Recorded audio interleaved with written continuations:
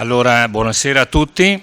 Possiamo iniziare questo consiglio comunale del 9 maggio alle ore 20 e 24. Saluto i consiglieri, gli assessori, il pubblico presente che ci vede da casa e saluto anche il sindaco di Tarzo Gianangelo Boff e il sindaco di Revine Lago Michela Coan, che poi inviteremo. La parola al segretario per l'appello. Buonasera, Bassetto Paolo, Botteon Adriano, Canelos Graziano, Da Gian Antonio, assente, Darsie Caterina, De Bastiani Alessandro, assente, De Valier Fabio, Dus Marco, assente giustificato, Fasan Bruno, Fiorin Fiorenza, Maset Giuseppe, Posocco Gianluca, Sant'Antonio Paolo, Saracino Matteo, Sonego Elisa, Tocchet Silvano, Presente. Tonon Roberto, 3 assenti, 14. Allora, 14 presenti, 3 assenti. Scrutatori, Darcier, Posocco e Botteon. Darcier, Posocco, Botteon.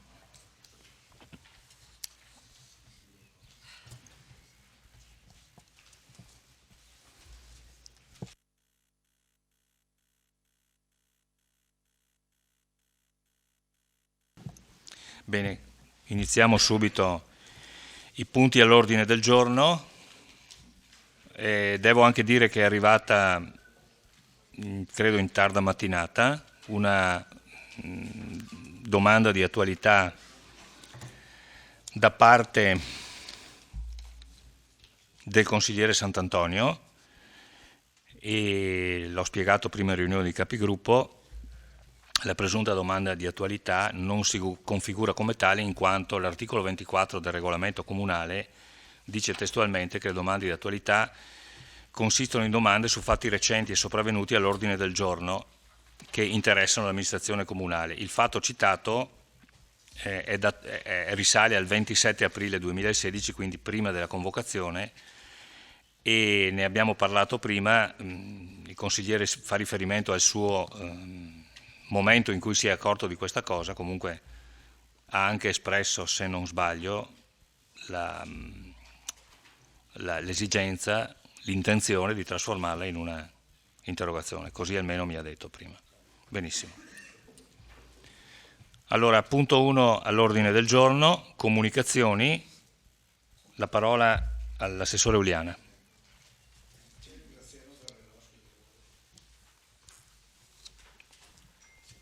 Vogliamo dare la parola un attimo?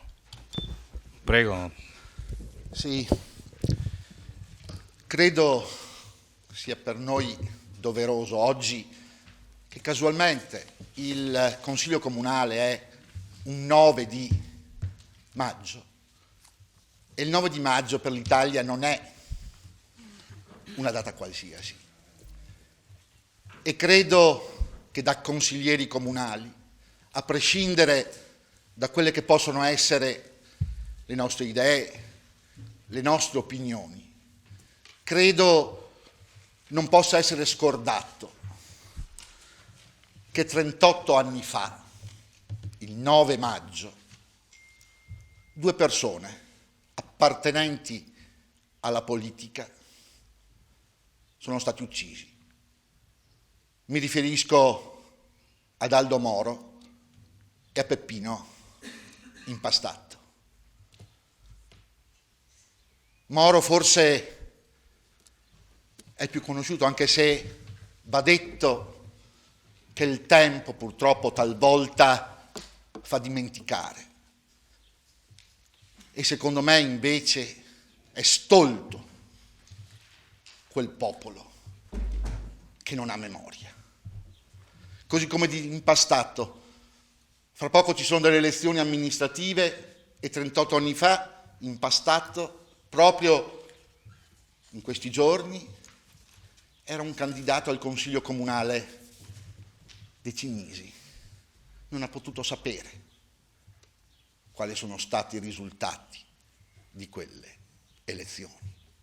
La barbarie ha fatto sì che quel suo impegno civile fra i banchi di un consiglio comunale non possa esserci stato.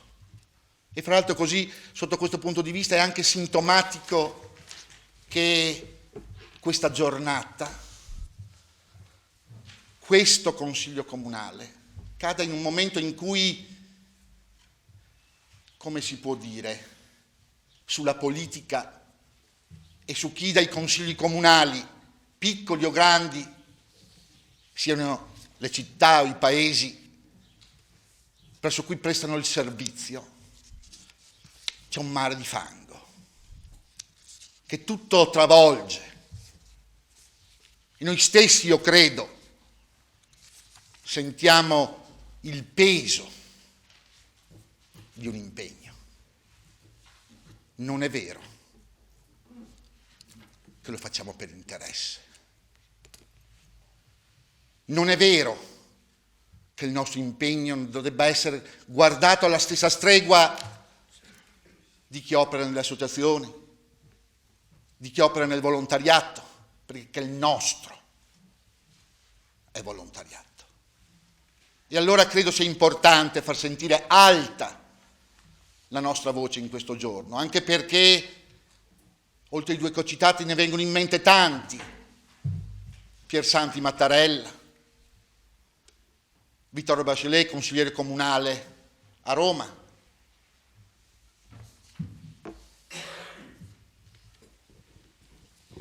Cappuccio, consigliere comunale di Ottaviano, Angelo Vassallo, consigliere e poi sindaco di Pollica, tutti politici, tutti che avevano questa passione come noi dietro questi banchi. E allora dobbiamo dire forte e chiaro che noi siamo qui al servizio della collettività.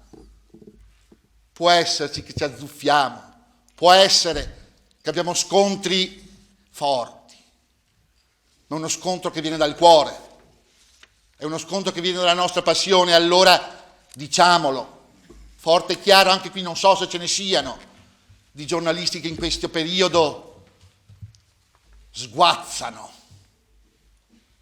nell'antipolitica.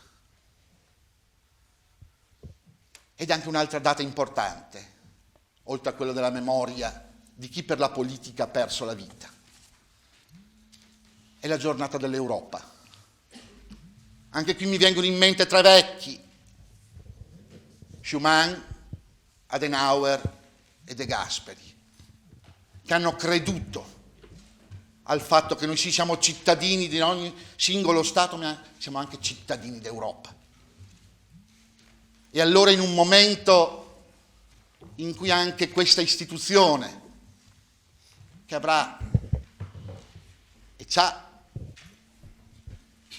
delle pecche, ha commesso degli errori, ma questo ci deve ancor di più farci combattivi affinché non si butti il bambino con l'acqua sporca. Io credo che quei tre grandi vecchi ai nostri giovani abbiano dato un sogno, quello di essere cittadini europei, quello di avere la libertà di movimento delle persone, dei capitali e dei beni all'interno della nostra cara vecchia Europa. E allora credo, e scusatemi questo sfogo, questo intervento, ma o la politica è passione o non è, o l'amministrazione, l'amministrare ha dietro di sé non la tecnocrazia ma la passione delle idee, altrimenti non è. Allora sì, non serviamo. Ma contro questo io credo che noi tutti, bianchi, rossi, celesti, rosa pallidi, che siamo attorno a questi scanni, dobbiamo portare alto l'idea che fare politica è la forma più esigente di carità. Mi sembrerà strano, eppure dovrebbe essere così. e credo fino a prova contraria che ciascuno di noi sia così. Mi scuso ancora e se queste mie parole vi hanno fatto così un po' pensare, far girare nei meandri dei nostri cervelli e della nostra mente e del nostro cuore l'idea che al di là delle divisioni ci unisce la passione per la nostra città, la passione per il nostro Stato, la passione per la nostra Europa, solo il solo fatto di essere magari riuscito a fare un po' pensare, credo mi gratifichi del fatto di aver interrotto l'inizio, o anzi essermi preceduto rispetto ai punti all'ordine del giorno. Grazie signor Presidente, grazie signori consiglieri.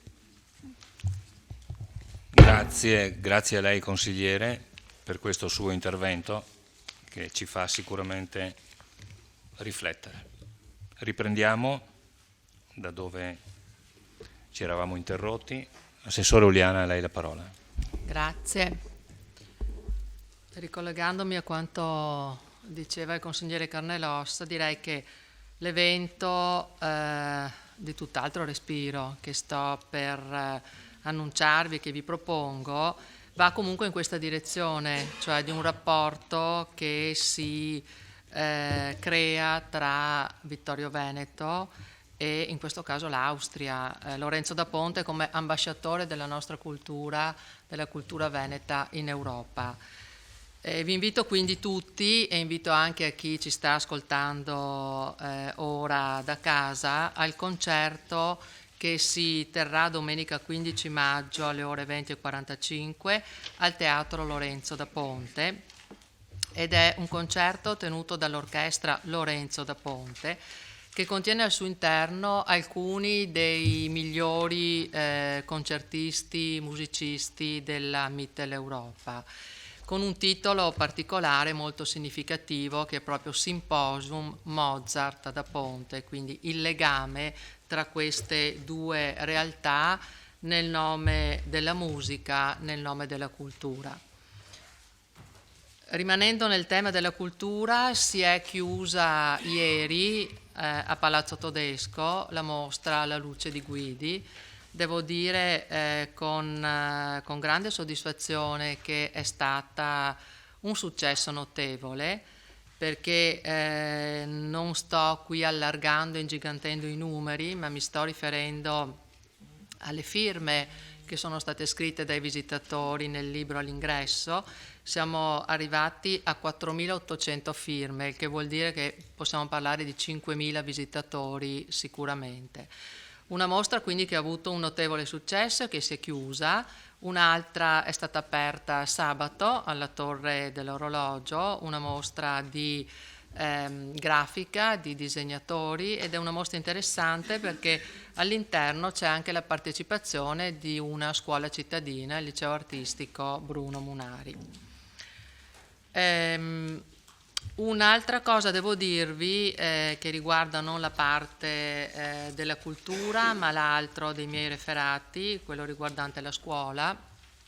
Come avrete avuto modo di leggere dalla stampa locale, abbiamo avuto la conferma, e anche di questo ne siamo molto soddisfatti, che la scuola di infanzia di San Giacomo di Veglia avrà la terza sezione statale. Quindi quello che io vi avevo già detto rispondendo a un'interpellanza, mi pare, una domanda che mi era stata fatta su come andavano le cose, e dicevo, vi avevo detto che era un percorso estremamente difficile quello nel riuscire ad ottenere questa sezione. Bene, il risultato è arrivato con un decreto della dottoressa dirigente Barbara Sardella, che decreta appunto il funzionamento nell'anno scolastico 2016-17 presso la scuola dell'infanzia San Giacomo numero 3 sezioni. Quindi credo che i genitori di San Giacomo e anche comunque i genitori che avevano preiscritto i bambini in quella scuola possono stare tranquilli che partirà da settembre la terza sezione. Ovviamente noi siamo consapevoli che questo significa un problema per i 3 dipendenti dell'IPAB, non ci dimentichiamo di loro, è un problema che abbiamo a cuore e che vedremo sicuramente di risolvere nel migliore dei modi. Grazie. Grazie Assessore. Assessore Turchetto, prego. Sì, grazie. Allora, buonasera a tutti. Allora, do una comunicazione che riguarda l'esito dell'asta delle alienazioni, quella al di sotto, quella che riguardava i beni comunali di importo inferiore ai 100.000 euro, e abbiamo avuto 4 offerte relative a 3 lotti, e quindi 3 lotti che riguardavano 3 delle 4 autorimesse di via Carducci, per cui appunto è stata aggiudicata la vendita di questi 3 lotti per un importo complessivo di oltre 70.000 euro.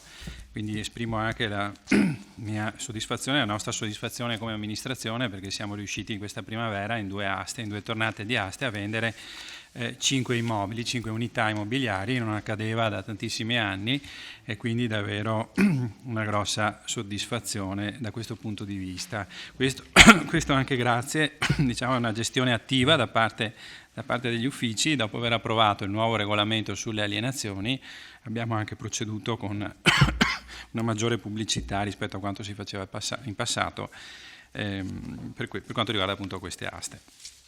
Ecco, un'altra comunicazione riguarda l'aggiudicazione dell'appalto dei lavori che si chiamano Davidora Vittorio Veneto, lavori che riguardano il restauro di alcuni monumenti della Grande Guerra, dislocati in 17 comuni, e lavori appunto per i quali il Comune di Vittorio Veneto fa da stazione appaltante, fa da comune capofila e da stazione appaltante appunto.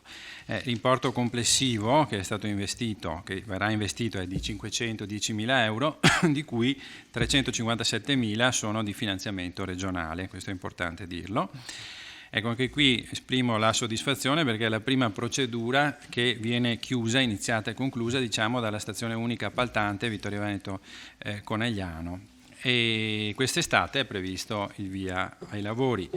Altra comunicazione riguarda l'avvio in data odierna appunto dei lavori della nuova caserma dei Vigili del Fuoco, e il fine lavori contrattuale è previsto per i primi giorni di dicembre prossimo venturo, quindi entro l'anno dovrebbero concludersi i lavori. Grazie.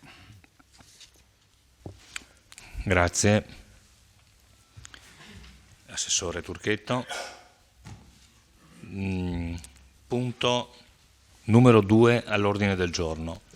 Convenzione tra i comuni di Vittorio Veneto, Tarzo e Revine Lago per lo svolgimento associato delle funzioni di polizia locale. Approvazione. La parola al Sindaco per un breve Grazie, buonasera. Intanto invito i 2 colleghi sindaci, Michela Coan, sindaco di Revine Lago, e Gianangelo Boffa, sindaco di Tarzo, per la presentazione che facciamo questa sera della convenzione che vede insieme i 3 comuni nell'ottica che peraltro era già cominciata con la precedente amministrazione, della messa in comune di alcuni servizi comunali. Era cominciato un sistema unico di gestione della polizia locale fra il comune di Vittorio Veneto e quello di Tarzo, poi ampliata anche con i servizi sociali e la condizione giovanile. Per quanto riguarda lo svolgimento associato delle funzioni di polizia locale, si unisce anche il comune di Revine Lago. Per una veloce presentazione darei la parola, in quanto attiene al suo referato, all'assessore, al vice sindaco Turchetto, dopo un saluto dei colleghi sindaci. Grazie al sindaco, agli assessori, in particolar modo all'assessore Turchetto che ci ha seguito più da vicino in questa vicenda. Saluto tutti i consiglieri, con grande soddisfazione che sono qui presente questa sera per questo, diciamo, quello che consideriamo un successo, per questa convenzione sulla polizia locale a 3. Come saprete, noi abbiamo tentato in tutti i modi di diciamo, riuscire a in proprio in qualche modo a risolvere questo servizio, ma purtroppo avendo solo 18 ore a disposizione per la spesa del personale, visti i vincoli vigenti su questo aspetto qui, purtroppo i vari avvisi che abbiamo fatto sono andati deserti.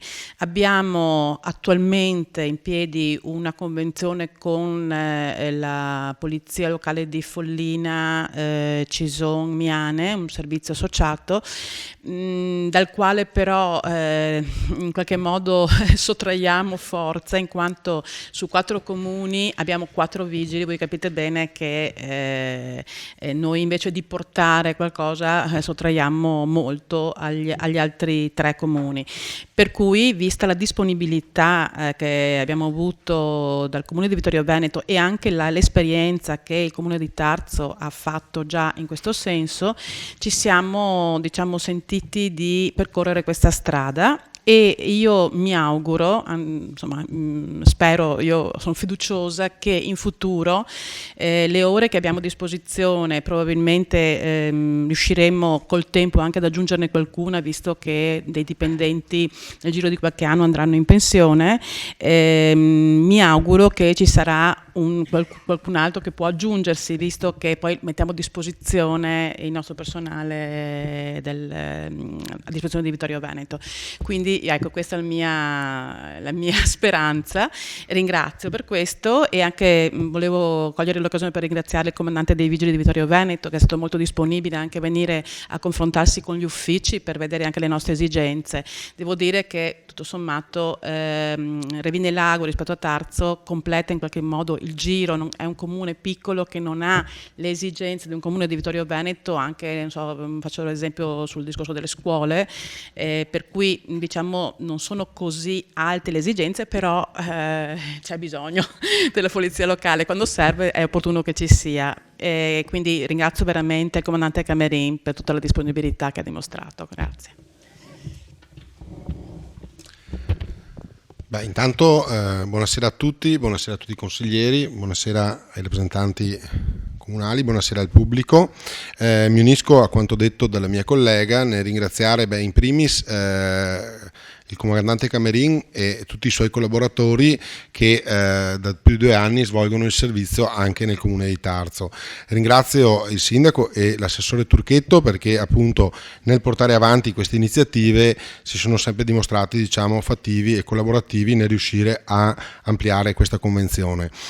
Per spiegare un attimino vorrei allacciarmi a quanto detto dall'avvocato Carnellos, dicendo che a volte per fare le cose dobbiamo avere l'idea è la politica e molte volte i tecnicismi, soprattutto con tutti i lacciuoli tecnici che i nostri comuni hanno in termini di spesa del personale, di possibilità di assumere eccetera eccetera, a volte ci legano un po' le mani, ma se la volontà, la politica, cioè la volontà di fare, di andare in una direzione è tale per cui fra virgolette a volte con i giusti collaboratori si riescono anche a superare quelli che poi sono gli scogli tecnici. Fare un servizio associato vuol dire mettere insieme, vuol dire svestirsi un po' del personalismo, del campanile e mettere a fattore comune. Mettere a fattore comune vuol dire mettere a fattore comune quello che si ha e non vuol dire che poi quello che si riesce a mettere a disposizione possa anche crescere. È successo nel nostro caso, noi abbiamo fatto la convenzione con il comune di Vittorio Veneto che prevedeva la messa a disposizione della gente che avevamo a 24 ore con un contributo economico. A un certo punto ci siamo resi conto che all'interno della nostra spesa del personale potevano essere aumentate le ore di quella gente e l'abbiamo fatto a prescindere che la convenzione dicesse un qualcosa di diverso. Perché? Perché se la cosa è una unica e è di tutti, più riusciamo a dare, più riusciamo a mettere in questa cosa, e migliore sarà il servizio per tutti, a prescindere da quale sia il comune, perché ovviamente gli agenti sono su tutto il territorio e quando c'è un'esigenza ne beneficia tutto il territorio.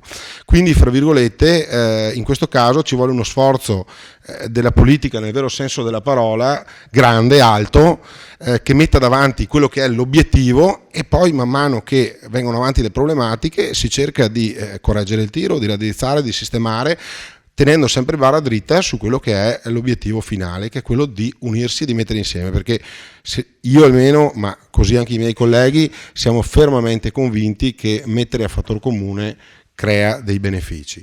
È un percorso, ci vuole tempo, ci vuole fatica, ci vuole impegno, le cose vanno fatte, modificate, corrette, riaggiustate, sistemate, eccetera, ma è uno sforzo che nel tempo paga sicuramente.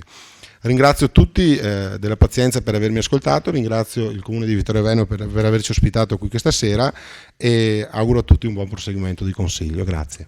Io vi ringrazio, però vi inviterei anche a rimanere fino alla fine con noi, fino all'approvazione del punto all'ordine del giorno, e do la parola al sindaco Turchetto, il vice sindaco Turchetto. Ho aumentato di grazie Presidente.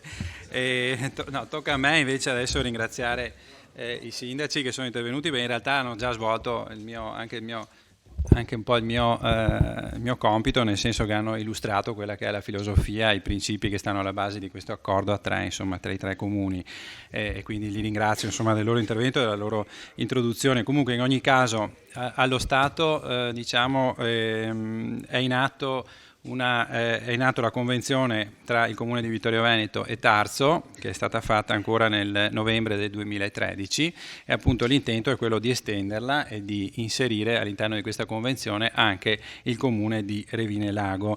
Il territorio del Comune di Revine Lago noi lo consideriamo complementare a quello di Tarso e di Vittorio Veneto. Infatti, se anche ipotizziamo di guardare, insomma, la carta geografica, dal punto di vista geografico vediamo che Vittorio Veneto occupa i quadranti nord-est e sud-est, il Comune di Tarso sostanzialmente il quadrante sud-ovest, e manca il quadrante nord-ovest, che è appunto quello del Comune di Revine Lago, e quindi, come è intuitivo un po' per tutti, insomma, si può capire che questa aggiunta territoriale non fa altro che completare un territorio che diventa così più compatto, più organico e più facile anche da controllare e da amministrare da questo punto di vista, secondo appunto questo servizio. I vantaggi quindi sono una migliore organizzazione territoriale del servizio sicuramente, un miglior controllo del territorio in un'ottica appunto di area non solo urbana ma anche di area più vasta, ovviamente. Il miglioramento, e già qua si può vedere dei rapporti tra le varie amministrazioni che sicuramente lavorando assieme trovano dei punti di contatto e dei punti di miglioramento dei loro rapporti, ed anche la possibilità di attingere a maggiori finanziamenti in ambito regionale. Infatti esistono dei bandi regionali nel campo della sicurezza che finanziano maggiormente quei comuni che si associano tra di loro, che hanno bacini demografici quindi associati più grandi, più vasti, e in questo caso appunto sono previsti anche dei maggiori punteggi, quindi dei maggiori finanziamenti. Ecco, niente, io concludo così, ringraziando appunto i tre sindaci, secondo me questa, soprattutto per la loro lungimiranza, diciamo, i tre sindaci ma anche le tre amministrazioni e questo Consiglio Comunale, che mi auguro vada appunto ad approvare questa nuova convenzione, per la lungimiranza che hanno saputo dimostrare in questo caso, ma non solo in questo caso ovviamente. Grazie. Grazie Assessore. È aperto il dibattito, se ci sono interventi o richieste di chiarimento. Se non ci sono, allora nell'ordine, consigliere Carnelos, si è prenotato per primo, prego. Nel ping pong con Fasan.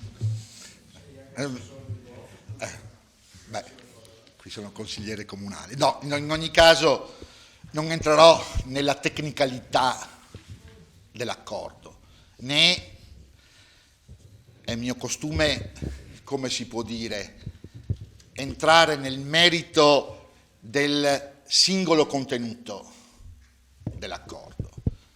Questo mi fido dell'amministrazione, mi fido dei tecnici che hanno elaborato l'accordo, consapevole che sicuramente, probabilmente ci sarà qualcosa da aggiustare, probabilmente non sarà l'ottimo, ma come sapete non è mio costume pensare alle soluzioni facili, alle soluzioni che risolvono tutti i problemi, alle soluzioni che portano alla perfezione. La perfezione non è di questo mondo, né sono uno di quelli che magari di fronte a una difficoltà dice il classico Nein, è facile.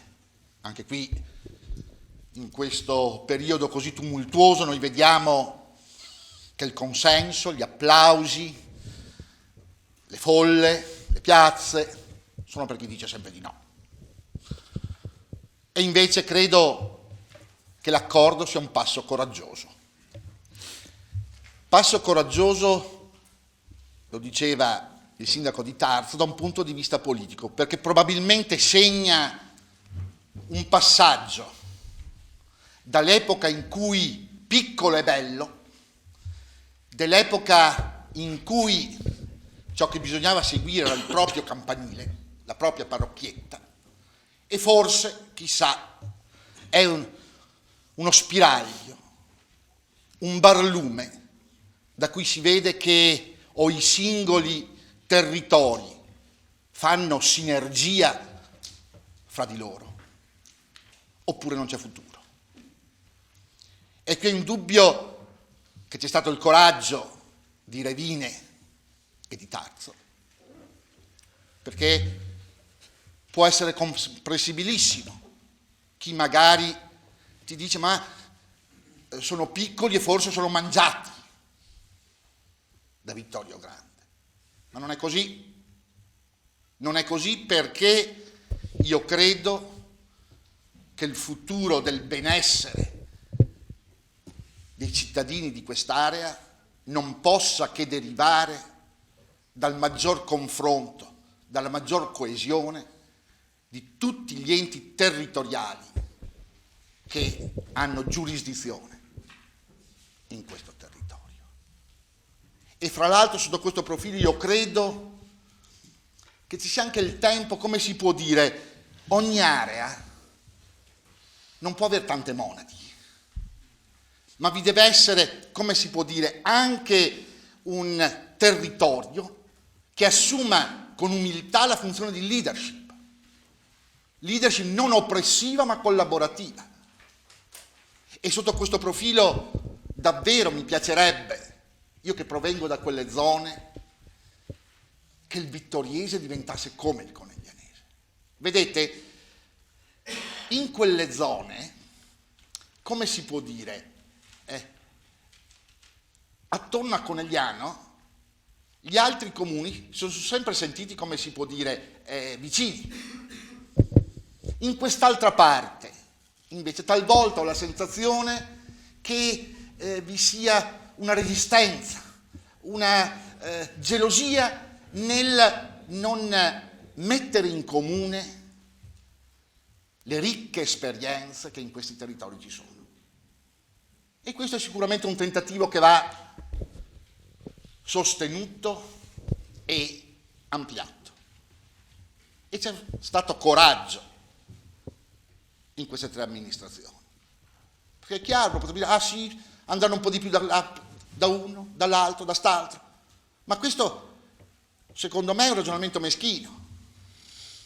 Perché comunque, fra l'altro, provate a pensare quante volte si è cavalcata la sicurezza, e oggi io credo che se si mettono insieme le forze, probabilmente si persegue questa tanto agognata sicurezza. Non è l'ottimo, per carità, non saranno risolti tutti i problemi, come magari qualcuno potrà dire, se si faceva così e quella 100 volte meglio, sempre così. Ma da qualcosa bisogna cominciare. E sotto questo aspetto non può essere visto con favore la collaborazione che c'è stata fra le amministrazioni. Consentitemi un'ultima considerazione. Io credo che il tempo degli steccati sia finito. Il tempo in cui ciascun ente locale pensava di essere autosufficiente e di essere comunque più bravo degli altri, sia finito.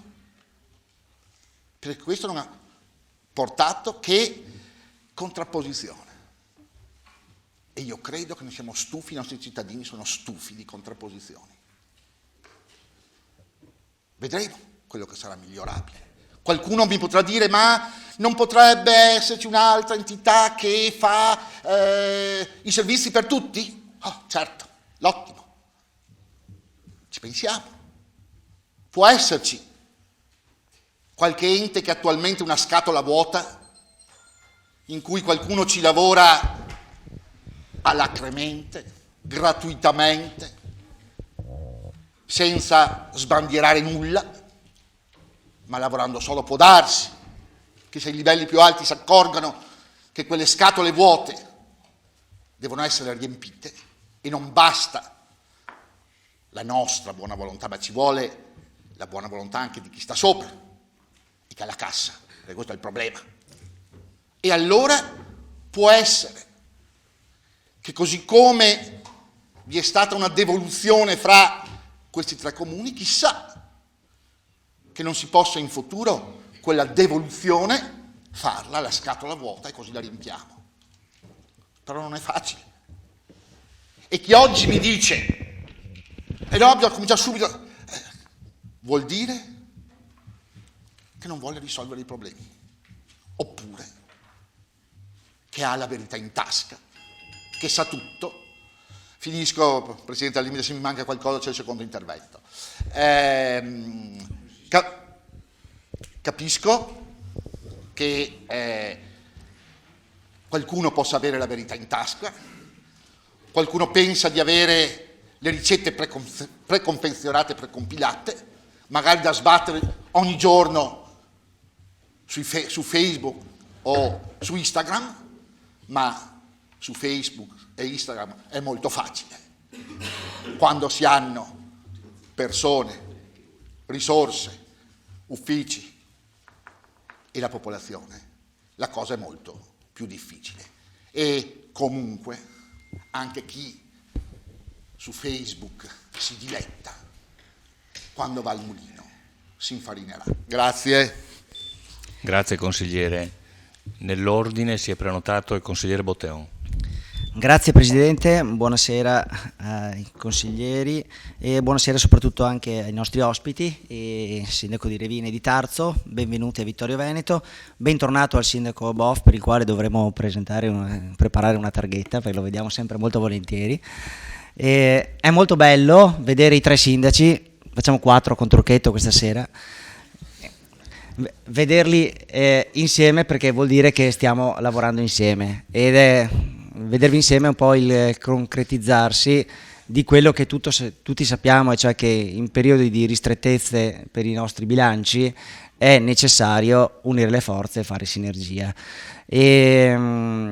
Sicuramente questo comporta difficoltà, come è stato detto, quindi come saprà bene penso il comandante Camerin e come sapranno tutti i vigili coinvolti in questa unione, però alla media e lunga distanza sicuramente c'è da guadagnare per il servizio, e mi è piaciuto che è stata la parola più usata nei vostri interventi, quindi l'obiettivo è quello di migliorare il servizio, quindi migliorare la sicurezza per i nostri cittadini. Spero in futuro di vedere questo gruppo di sindaci allargato, perché il vittoriese è composto da altri comuni importanti e spero che si capisca che se cresce Revine cresce Vittorio Veneto, se cresce Tarzo cresce Vittorio Veneto, se cresce Vittorio Veneto crescono anche Tarzo, Revine e Lago. E allo stesso modo spero che anche altri comuni del Vittoriese, Fregona, Sarmede, Cappellamaggiore, possano rientrare in una squadra di comuni per promuovere tutto il territorio. Grazie. Grazie consigliere. Nell'ordine il consigliere Fasan. Ringrazio Presidente. Allora, prima di tutto un saluto ai sindaci Juan e Boff che ci hanno raggiunto in questa aula consigliare, e volevo ricordare che Boff è anche presidente dell'Unione Montana e abbiamo qui quasi tutta la giunta, visto che Carnelos e il sindaco di Revine ne fanno parte. Lo ricordo perché la vecchia comunità montana, che posso dire qui rappresentata anche da Boff, perché in una fase di trapasso, ha preso il finanziamento di 500.000 euro che prima aveva accennato il vice sindaco Turchetto, che probabilmente si è ricordato di ricordare questa cosa non da poco, visto le ristrettezze che affliggono tutti i comuni. Io purtroppo dopo tanto incesso sono in minoranza, devo fare la mia parte.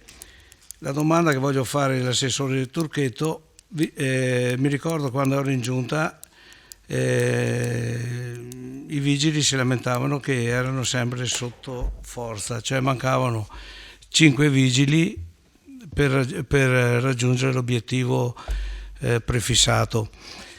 Adesso si aggiungono 2 nuovi comuni. La domanda è: come faremo a fare il servizio anche per la città di Vittorio Veneto? Se non succede niente e c'è da pensare che non servono questi 5 vigili in più. È una domanda. La domanda è: riusciremo ad assumere qualche vigile in più oppure andremo avanti con quel numero attuale? Grazie. Grazie consigliere. Consigliere Posocco. Grazie, saluto anch'io i sindaci di Tarso e Revine, grazie e benvenuti. Qua parliamo appunto, sì, sono d'accordo su quello che andiamo a fare, senz'altro. Volevo far notare che diciamo un periodo di ristrettezze, credo che i nostri cittadini le tasse le continuano a pagare e le tasse che pagavano continuano a pagarle.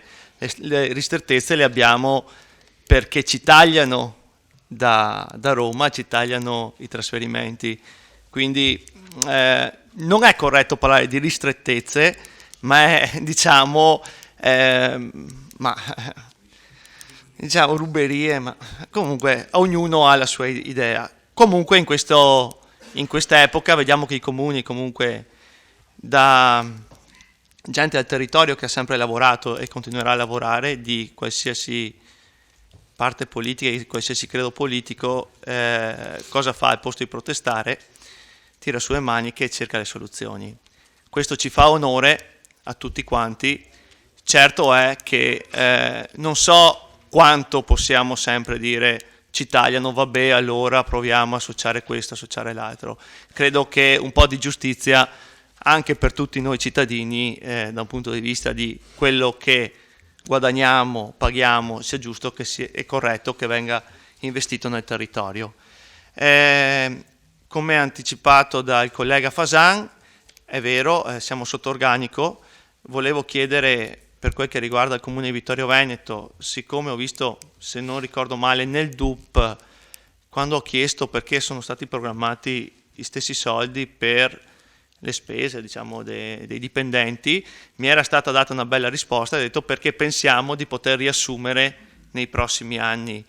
E volevo chiedere se in quest'ottica è confermata questa risposta, se abbiamo le notizie, se le amministrazioni possono veramente cominciare a riassumere, perché è vero che la gente che va in pensione è sempre di più e non è possibile sostituire tutti. Grazie. Grazie consigliere. La parola al consigliere Maset. Prego. Grazie Presidente. Buonasera a tutti. Saluto anch'io i sindaci ospiti. Niente, è chiaro che sulla bontà e sulla necessità di avere uno strumento di aggregazione efficiente e quindi poi sia un ritorno efficace verso i cittadini, non c'è nulla da obiettare. Consigliere Carnelos, lei fa sempre un'omelia, ma chiaro, dà degli spunti anche interessanti. Chissà perché, no? Chissà perché la buona volontà la esprimono, la mettono in pratica sempre gli enti più piccoli. No, chissà perché. Lei si auspica che anche ai piani alti a Roma, no, e dintorni possa avvenire qualcosa di diverso, ma mai avverrà, mai, perché continuano a mantenersi gli stessi privilegi. E lei lo sa bene come lo so io, solo che io lo dico e lei invece, mentendo, non lo ammette, non lo dice che ci sono gli sprechi e che li mantengono. Tant'è che io l'ho ricordato ancora qualche tempo fa, nei consigli comunali hanno ridotto i consiglieri comunali, no? Quindi hanno ridotto, per dire, a Vittorio Veneto, hanno ridotto da 20 a 16 i consiglieri comunali che non costavano nulla. Lei giustamente prima diceva il ruolo di un consigliere comunale è un atto di volontariato, è vero, collega Carnellos? Allora perché hanno tagliato l'atto di volontariato e non tagliano e non hanno tagliato i loro privilegi? Perché? Bella domanda, vero? Che non avrà mai una risposta. Guardi che nelle funzioni religiose l'omelia è una sola, però insomma ne ha facoltà di rispondere. Poi, no, veramente dico che lei mi dà l'input per delle riflessioni, ma dice che è finito il tempo degli steccati, ma come? In tutta Europa in queste ore stanno erigendo steccati? Non me lo può dire che è finito, vorremmo fosse finito, ma non lo è, assolutamente. Questo era quasi tra parentesi. Per andare nello specifico di questo atto, ecco due cose che volevo, due dettagli tecnici. Nell'articolo 13, al terzo comma, mi ha incuriosito il secondo capoverso dove dice che l'atto di scioglimento contiene la disciplina delle fasi e degli adempimenti connessi, tra cui la destinazione dei beni, delle attrezzature e delle strutture eventualmente messe in comune. Ecco, volevo, se possibile, intanto questo atto di scioglimento, se era così possibile avere delle delucidazioni su questa disciplina. Poi un'altra cosa, anzi anche ma credo sicuramente vi siete accorti che a pagina 6, anche se non è segnata quel numero, nel comune di Vittorio Veneto il nostro sindaco non è pro tempore ma è però tempore, quindi è solo una piccola correzione da fare.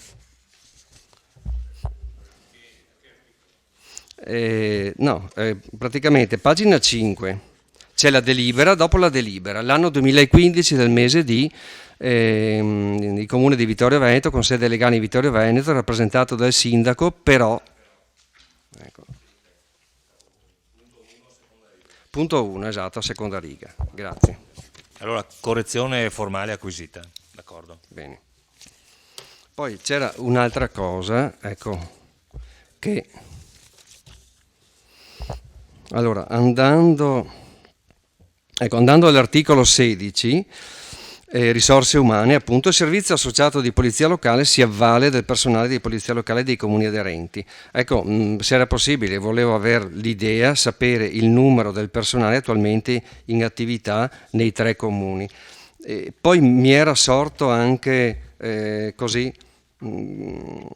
mi era venuto in mente di fare questa domanda: se in futuro, ecco, ci fosse la possibilità, la necessità di fare delle nuove assunzioni, quindi avere del personale in più rispetto all'organico di convenzione, come andremo a distribuire, non so, viene assunta una persona, che criteri si adottano per gestire poi e tra l'altro poi gestire eventualmente in caso di in futuro in caso di scioglimento di questo partenariato.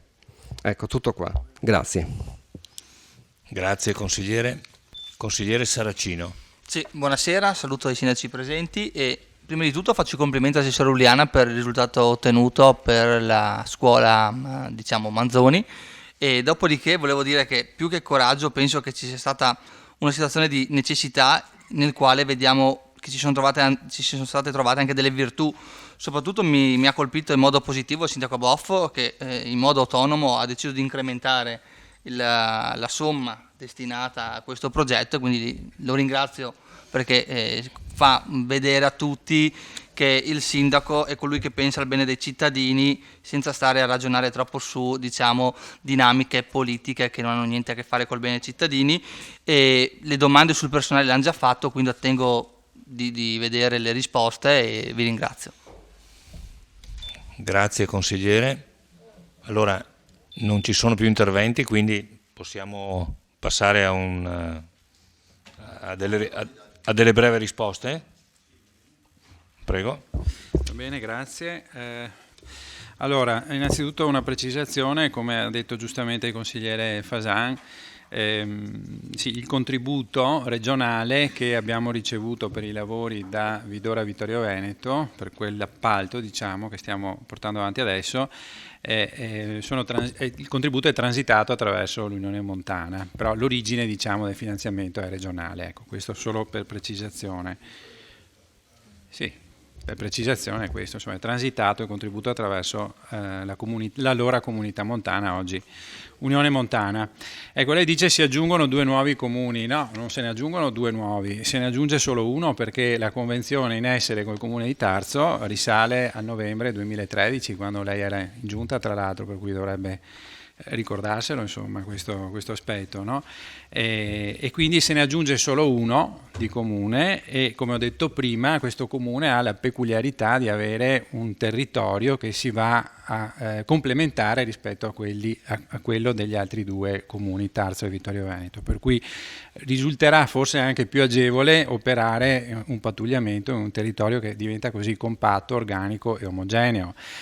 Andare a Tarso da nord di Vittorio Veneto si passa per Revine, e lo stesso per procedere da Tarso a Vittorio Veneto a Serravalle, diciamo, si passa lo stesso per il territorio comunale di Revine. Quindi viene naturale e normale, diciamo, inserire appunto questo territorio nell'ambito di quello che è il pattugliamento del territorio stesso, per cui diciamo che è stato stimato, la cosa è stata valutata con gli uffici, con il comandante Camerin e con i vigili, perché questa operazione è stata spiegata anche a loro, ovviamente, alla nostra polizia locale, e assieme a loro abbiamo concordato anche questo percorso, queste modalità operative che vanno appunto ad essere complementari tra di loro, come abbiamo detto. I comuni comunque, i comuni Tarso e Revine concorrono con quello di Vittorio Veneto, conferiscono le loro risorse che hanno per quanto riguarda la polizia locale. Il comune di Revine monetizza queste risorse, il comune di Tarso invece in parte conferisce delle risorse economiche e in parte mette a disposizione l'agente, il proprio agente che ha a disposizione. Ecco. Quindi complessivamente oggi il comando assomma a 17 unità, di cui 16 addetti alla polizia locale e un amministrativo. È ovvio che complessivamente siamo sotto organico, è una questione, sì, questo lo sappiamo benissimo, però per le ragioni che ho detto prima diciamo che si ritiene che i vantaggi superino gli svantaggi. Ecco, per cui in futuro, come è stato detto anche in precedenza dall'intervento dei sindaci, se si apriranno delle finestre, delle possibilità, anche con loro, assieme a loro, andremo a vedere quale comune potrà assumere e conferire quindi le proprie risorse e incrementare il complesso delle risorse umane che vanno a svolgere questo servizio. Per quanto riguarda poi le altre questioni tecniche relative alla clausola di recesso, è una clausola che c'è in tutte le convenzioni, è obbligatoria per legge, perché sennò non è valida la convenzione, quindi non c'è nulla di strano, insomma, è prevista in quanto obbligatoria. Non vedo sinceramente che cosa ci sia da spiegare, nel senso che sì, se si dovesse sciogliere questa unione di servizi, ciascuno dei comuni si riprenderà i beni che ha conferito, insomma, ecco, tutto qui, niente di strano. E per quanto riguarda invece le risorse umane, credo di aver già risposto, insomma. Ecco. Grazie. Grazie Assessore. Apriamo il secondo giro. Se ci sono osservazioni, altrimenti ecco, Carnelós, consigliere Carnelós, ha 5 minuti. Sì, gli interventi dei colleghi meritano una seppur breve replica.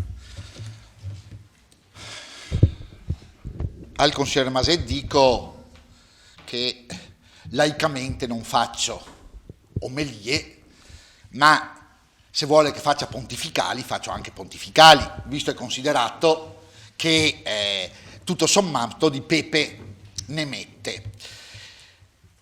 Le dico, ha citato la vituperata Roma, le dirò, vedrà, ha avuto talmente un'attrazione fatale che adesso ci sono anche le liste di Noi per Salvini, e allora probabilmente diventerà salvifica anche Roma, vedremo. Vedo che ci sono le folgorazioni, probabilmente quella che un tempo era solo ladrona, adesso probabilmente o ci si va per imparare, mi auguro di no, o ci si va perché, come si può dire, votum non olet, evidentemente, quindi anche quelli di Roma ladrona vanno bene. Al collega Posocco, anche lui gli piace, come si può dire, navigare, come si può dire, su messaggi molto seguiti. E vorrei ricordare che il taglio della politica, il taglio dei consiglieri, ha avuto come origine il partito di Fazzoletti Verdi, che se si ricorda all'inizio, quando fra l'altro anche da noi era oceanico, ora pian pianino c'è stato qualche altro demagogo più demagogo di quello, che adesso usando lo stesso sistema per un po', speriamo non sia un ventennio, ne avremo a che fare. Se si ricorda, diceva, erano proprio quelli che dicevano i consiglieri comunali, gli assessori provinciali e poi i deputati, i senatori. Guarda caso, il comune di Vittorio Veneto perde 4 consiglieri, il Senato ne perderà da 315 a 100. Non va bene, so già che non va bene, non voglio ovviamente entrare nella logica, anche perché effettivamente sono vecchio, avevo i capelli bianchi, avevo i calzoncini corti quando ho cominciato a fare politica. L'ho detto ieri in una riunione, ho cominciato e poi come il gioco dell'oca ricomincia da capo, e quindi ricomincio da capo a fare il consigliere comunale felicissimo. E allora le ricordo che quell'antipolitica sul taglio del personale politico ha avuto quella origine e questa è la soluzione. Adesso vedo che anche lei di quelle roghi iniziari è un po' pentito, ben venga. Io cristianamente credo sempre alle conversioni e credo alle folgorazioni sulla via di Damasco, ben venga, e aspetto, oppure più laicamente, finisco un attimo, più laicamente, se si vuol pensare al cinese sulla riva del fiume, pian pianino poi passano i cadaveri di quelli che dicevano una volta una cosa e invece poi ci ripensano. Finisco perché il Presidente, in maniera puntualissima, mi richiama all'ordine. Finisco dicendo che intanto sulle tasse le rammento che il Comune di Vittorio Veneto, abbiamo approvato il bilancio l'altra volta, l'ho già detto e lo ribadisco, non ha aumentato alcunché. La spending review mi pare sia stata una questione sollevata da tutti. Terzo, citato, non mi ricordo chi, l'Europa, le ricordo che sotto questo aspetto va detto che vediamo cosa succede, è stato Masetti, con gli steccati. Io non so se lei apprezzi, spero di no, ma a dir la verità stavolta non sono io che parla, ma preferisco agganciarmi a quello che dice Papa Francesco o Obama, piuttosto a quello che dice il cancelliere dell'Austria, che abbiamo visto, che oggi ci ha lasciato le penne. Quindi quella è la strada e non certo quella degli steccati. Grazie. Consigliere Masetta, a lei la parola, grazie. Consigliere Carnelos. Sì, grazie Presidente. No, ma proprio velocemente, a 30 secondi, ma l'amico e collega Carnelos, insomma, come ho detto prima, così mi istiga in quel modo, no? Perché a onor del vero volevo dirle che il ragionamento sulla diminuzione dei consiglieri l'avevo fatta io, anche quella, in quel contesto. Ma è chiaro che sarà partita, come dice lei, però attualmente no, a capo del governo c'è il vostro segretario, quindi a capo del governo con i numeri, tra l'altro, con i numeri ben forti, in una specie di roccaforte, aveva tutta così, avrebbe avuto la forza per fare qualsiasi movimento in tal senso. Quindi lei capisce, ma lo capisce bene, lo so che lei lo capisce, che se non lo ha voluto fare evidentemente qualche problema ci sarà, qualche problema a non farlo, voglio dire. Ecco, tutto qua, ma veramente avevo piacere di rispondere, no, in tal senso. Grazie. Grazie consigliere. Consigliere De Valier. Sì, buonasera a tutti e ringrazio gli ospiti per il lavoro che hanno posto in questa convenzione e ringrazio chiaramente la Giunta e in primis il Vice Sindaco e volevo ringraziare in questo momento anche l'assessore Iliana per il mio quartiere San Giacomo, quindi per la scuola statale, per questa terza sezione che era ben richiesta e lo sforzo è stato intenso, ma la ringrazio per tutto quello che ha portato. Volevo solo dire due parole sulla convenzione in questa sera perché ritengo molto utile questa convenzione tra tre comuni vicini che porterà sicuramente delle economie di massa critica, sicuramente, ma anche e soprattutto lo sviluppo di integrazioni e competenze diverse. Perché penso che la polizia locale possa riuscire a specializzarsi in qualche peculiarità, per esempio mi vengono in mente l'ambito dell'ambiente e quindi dei vigneti e quindi la verifica puntuale delle regole e dei regolamenti in essere. Quindi avere una unione di più comuni e una possibilità di specializzazione magari di un singolo vigile in questo settore potrà essere sicuramente agevole e portare beneficio di servizio ai cittadini. Quindi ringrazio di nuovo per il lavoro fatto e per quanto ottenuto.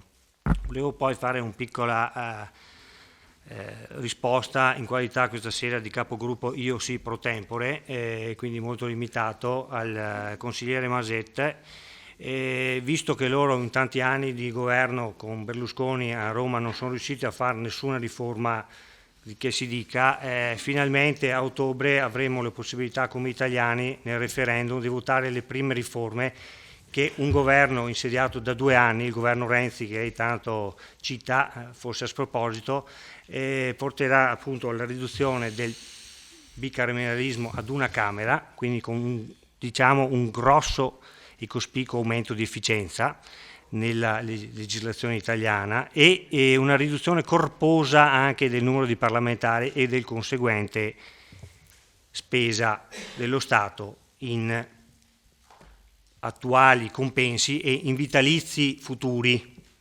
Grazie. Grazie consigliere. Consigliere Fasan, sì, a lei la parola. Voglio riferirmi alla risposta che mi ha dato l'assessore Turchetto. Quando ero assessore, che ero in giunta, avevo esternato le stesse perplessità che c'erano troppi pochi vigili per le funzioni che avevano e mi ricordo quando era entrato Tarso, sì, mi ricordo che era entrato Tarso, ho fatto le stesse domande. Adesso si è aggiunto un nuovo comune, lei permette che le faccia anche lei questa domanda? Scusi, se c'era una necessità 3 anni fa, adesso è aumentata. Poi, visto che tutti quanti fanno riferimento alle comunicazioni, posso fare una domanda sulle comunicazioni? Che, va bene. Ho sentito che sono state vendute 3 parcheggi all'Agribella, mi sembra, no? Ho sbagliato? Ho capito bene? Chiedo scusa, però stiamo parlando della convenzione con Tarso, quindi non credo che sia il caso di andare fuori tema, e anche perché ci sono i sindaci e ci sono altre prenotazioni. Lei mi chiude? Consigliere, la invito a stare in tema, cioè a rispettare il regolamento, niente di più. Sì, rispetto al regolamento e chiedo come mai che sono stati acquisiti 75.000 euro per 3 parcheggi sotterranei, quando che in Piazza Meschio 40 parcheggi valgono 40.000. Dov'è tutta questa differenza fra i parcheggi Agribella e l'altro? Solo così, visto che c'è la comunicazione, che farò dopo. Allora, consigliere Posocco, tocca a lei, prego, nell'ordine. Volevo un attimo solo, siccome non mi è stato risposto oppure non lo sapete così, visto che mi sembra che nel DUP era prevista la stessa spesa per i dipendenti comunali, volevo capire se questo è stato fatto, perché si prevedono assunzioni a breve, solo per avere questa risposta. E poi approfitto, come ha fatto il consigliere De Valier, di fare i complimenti all'assessore Uliana per la statalizzazione, la terza statalizzazione della sezione, che risolve un problema. È stato un percorso iniziato dall'assessore Caldart, che finalmente adesso trova la sua conclusione. Grazie. Grazie consigliere. Consigliere Saracino. Sì, visto che ci sono qua i sindaci di Revine e Tarso, magari faccio un invito di riuscire a fare un regolamento congiunto di polizia rurale, visto che il nostro non c'è ancora, e sul gioco d'azzardo magari si potrebbe fare un regolamento insieme per far vedere anche una forza a livello di regolamento sull'ambiente e sui cittadini. Ma noi non abbiamo ancora il regolamento rurale. E dopo sul discorso del referendum che diceva il buon De Valier, non è proprio vero che si vanno a battere i costi della politica in questo referendum, e anche il bicameralismo non è che venga eliminato, giusto per correttezza di informazione. Grazie. Grazie consigliere. Allora, se vedo che sono finite le prenotazioni, se ci sono dichiarazioni di voto, altrimenti metto... Prego, sì, chiedo solo scusa. una risposta al consigliere Posocco. Allora, intanto abbiamo spostato un dipendente dall'ufficio tecnico, e quindi la risposta serve credo anche al consigliere Fasan, alla polizia locale. E quindi... no. E poi c'è l'idea, come lei si è accorto anche nel DUP, solo che vincoli di bilancio per ora ci impediscono nuove assunzioni. Speriamo di poterla fare in uno dei prossimi bilanci. Grazie. Grazie, vedo che ci sono 2 dichiarazioni di voto. Consigliere Fasan. Sicuramente il voto della Lega Nord sarà a favore di questo punto all'ordine del giorno. Grazie. Consigliere De Valier. Anche la maggioranza col PD chiaramente a favore. Grazie. Consigliere Sant'Antonio. Forza Italia vede positivamente questa iniziativa, quindi il nostro voto sarà a favore, e specialmente in iniziative di questo tipo è auspicabile che vengano anche estese ad altri tipi di servizi, soprattutto nel momento in cui Vittorio Veneto diventa baricentrica rispetto all'area territoriale del mandamento. Grazie consigliere. Consigliere Saracino. Sì, anche il gruppo che rappresento qua voterà favorevolmente, soprattutto dopo quanto ha detto il sindaco Boff sul praticamente quando ha portato l'aumento di capitale. Grazie. Grazie. Consigliere Maset. Grazie. Come ho detto prima, insomma, anche noi, anche il gruppo Tony Darè, sindaco, crede sulla bontà di questa convenzione e sulla positiva ricaduta poi sui cittadini, quindi il nostro voto sarà sicuramente favorevole. Grazie consigliere.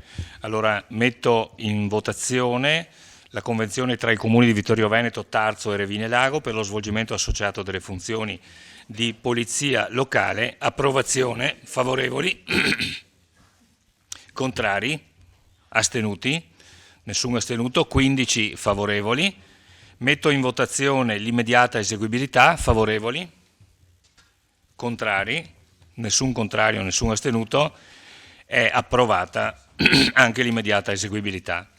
Prima di salutare i sindaci, volevo ricordare che non è l'unica iniziativa che Revine sta facendo insieme con Vittorio, perché c'è un'iniziativa culturale che è partita e che si concluderà il 22 ottobre, un'iniziativa che riguarda la commemorazione di un personaggio revinese. Ci sono cicli di conferenze, c'è una mostra che sarà alla Torre dell'Orologio dal 18 maggio fino alla fine del mese, e poi ci sono eventi organizzati assieme dal Comune di Revine e di Vittorio Veneto. Grazie ancora e buonasera. E l'ufficio espropri? Altre attività? L'ufficio espropri. Bene.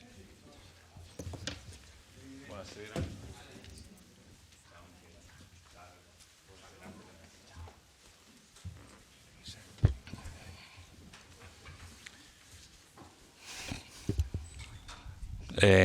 Consigliere Masetti, si è prenotato? No. Allora, possiamo passare al punto numero 3 all'ordine del giorno, deliberazione di Giunta Comunale numero 77 del 27 aprile 2016, esercizio finanziario 2016, prelevamento dal Fondo di Riserva Ordinario, comunicazione. Passo subito la parola all'assessore Napol, prego. Buonasera.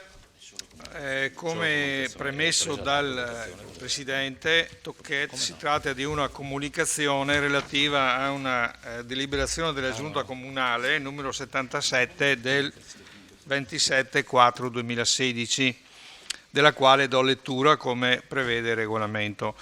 Premesso che con deliberazione del Consiglio Comunale numero 17 del 12/4/2016, dichiarata immediatamente eseguibile, è stato approvato il bilancio di previsione 2016-2018 e relativi allegati, che il piano esecutivo di gestione per l'esercizio 2016 è in corso di formazione.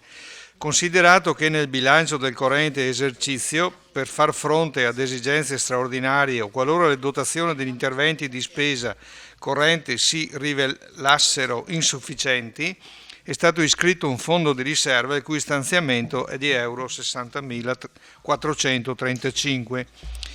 L'iscrizione ed i prelevamenti dal detto fondo sono disciplinati rispettivamente dagli articoli 166 e 167 del decreto legislativo 18/8/2000 numero 267. L'articolo 166,2 bis del decreto legislativo 267/2000, il TUEL, prevede che la metà della quota minima prevista dai commi 1 e 2 ter è riservata alla copertura di eventuali spese non prevedibili, la cui mancata effettuazione comporta danni certi all'amministrazione. Accertato pertanto che la data odierna, tenuto conto del limite di cui sopra, è disponibile un importo del fondo pari ad euro 30.217,50. Vista la nota del 26 aprile 2016 pervenuta all'ufficio ragioneria, con la quale il dirigente del servizio affari generali comunica la necessità di integrare i capitoli di spesa per garantire la copertura finanziaria di urgenti incarichi legali e per l'affidamento del servizio per le riprese televisive delle sedute consiliari. Ritenuto pertanto necessario, al fine di sostenere le spese sopraindicate, incrementare gli interventi capitoli di spesa del bilancio 2016 attingendo dal fondo di riserva, come di seguito esposto e come risulta dall'allegato A, che costituisce parte integrante e sostanziale del presente atto. Quindi abbiamo il capitolo 200 con descrizione spese per consulenze, liti, arbitraggi eccetera per euro 8.000. Capitolo 5.748 spese per servizi unità operativa affari istituzionali per euro 2.000. Visto l'articolo 7 del regolamento di contabilità che disciplina i prelievi dal fondo di riserva, visti gli allegati pareri di regolarità tecnica e contabile resi rispettivamente dal responsabile del servizio finanziario, ai sensi dell'articolo 49 del decreto legislativo 267/2000, testo unico enti locali, con voti favorevoli unanimi resi nei modi di legge, delibera di disporre per le motivazioni di cui sopra il prelevamento di euro 10.000 del fondo di riserva ordinario del bilancio di previsione dell'esercizio 2016 che dopo la suddetta operazione presenta la seguente situazione contabile. Previsione attuale euro 60.435, prelevamento di cui è presente atto euro 10.000, disponibilità residua euro 50.435. 2. Di destinare l'importo prelevato dal fondo di riserva ordinario all'integrazione degli interventi capitoli del bilancio di previsione dell'esercizio 2016 come indicato nell'allegato A, che costituisce parte integrante e sostanziale del presente atto. 3. Di apportare le conseguenti modifiche alle dotazioni finanziarie del bilancio di previsione 2016 e del PEG 2016 in corso di formazione. 4. Di comunicare la presente deliberazione al Consiglio Comunale ai sensi dell'articolo 166,2 del decreto legislativo numero 267/2000. 5. Di dare atto che la presente deliberazione è soggetta a comunicazione ai capigruppo consigliari, quindi con separata unanime votazione palesemente espressa delibera di dichiarare il presente atto, stante l'urgenza di garantire continuità dei servizi sopracitati, immediatamente eseguibili ai sensi dell'articolo 134,4 del decreto legislativo numero 267/2000, testo unico enti locali. Grazie. Grazie Assessore. Come avete visto si tratta di una comunicazione, quindi il Consiglio Comunale prende atto, non c'è votazione, quindi è una presa d'atto, direi di sì, direi di sì, molto breve, la invito a essere.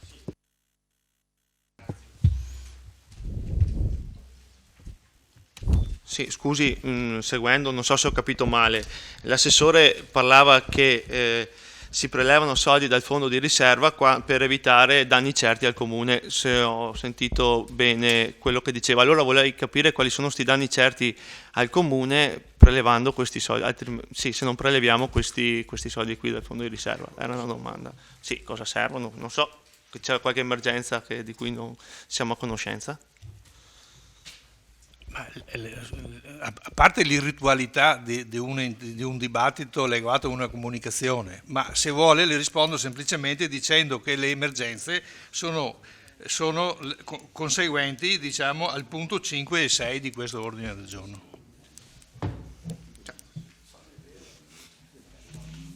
Allora posso chiedere dopo?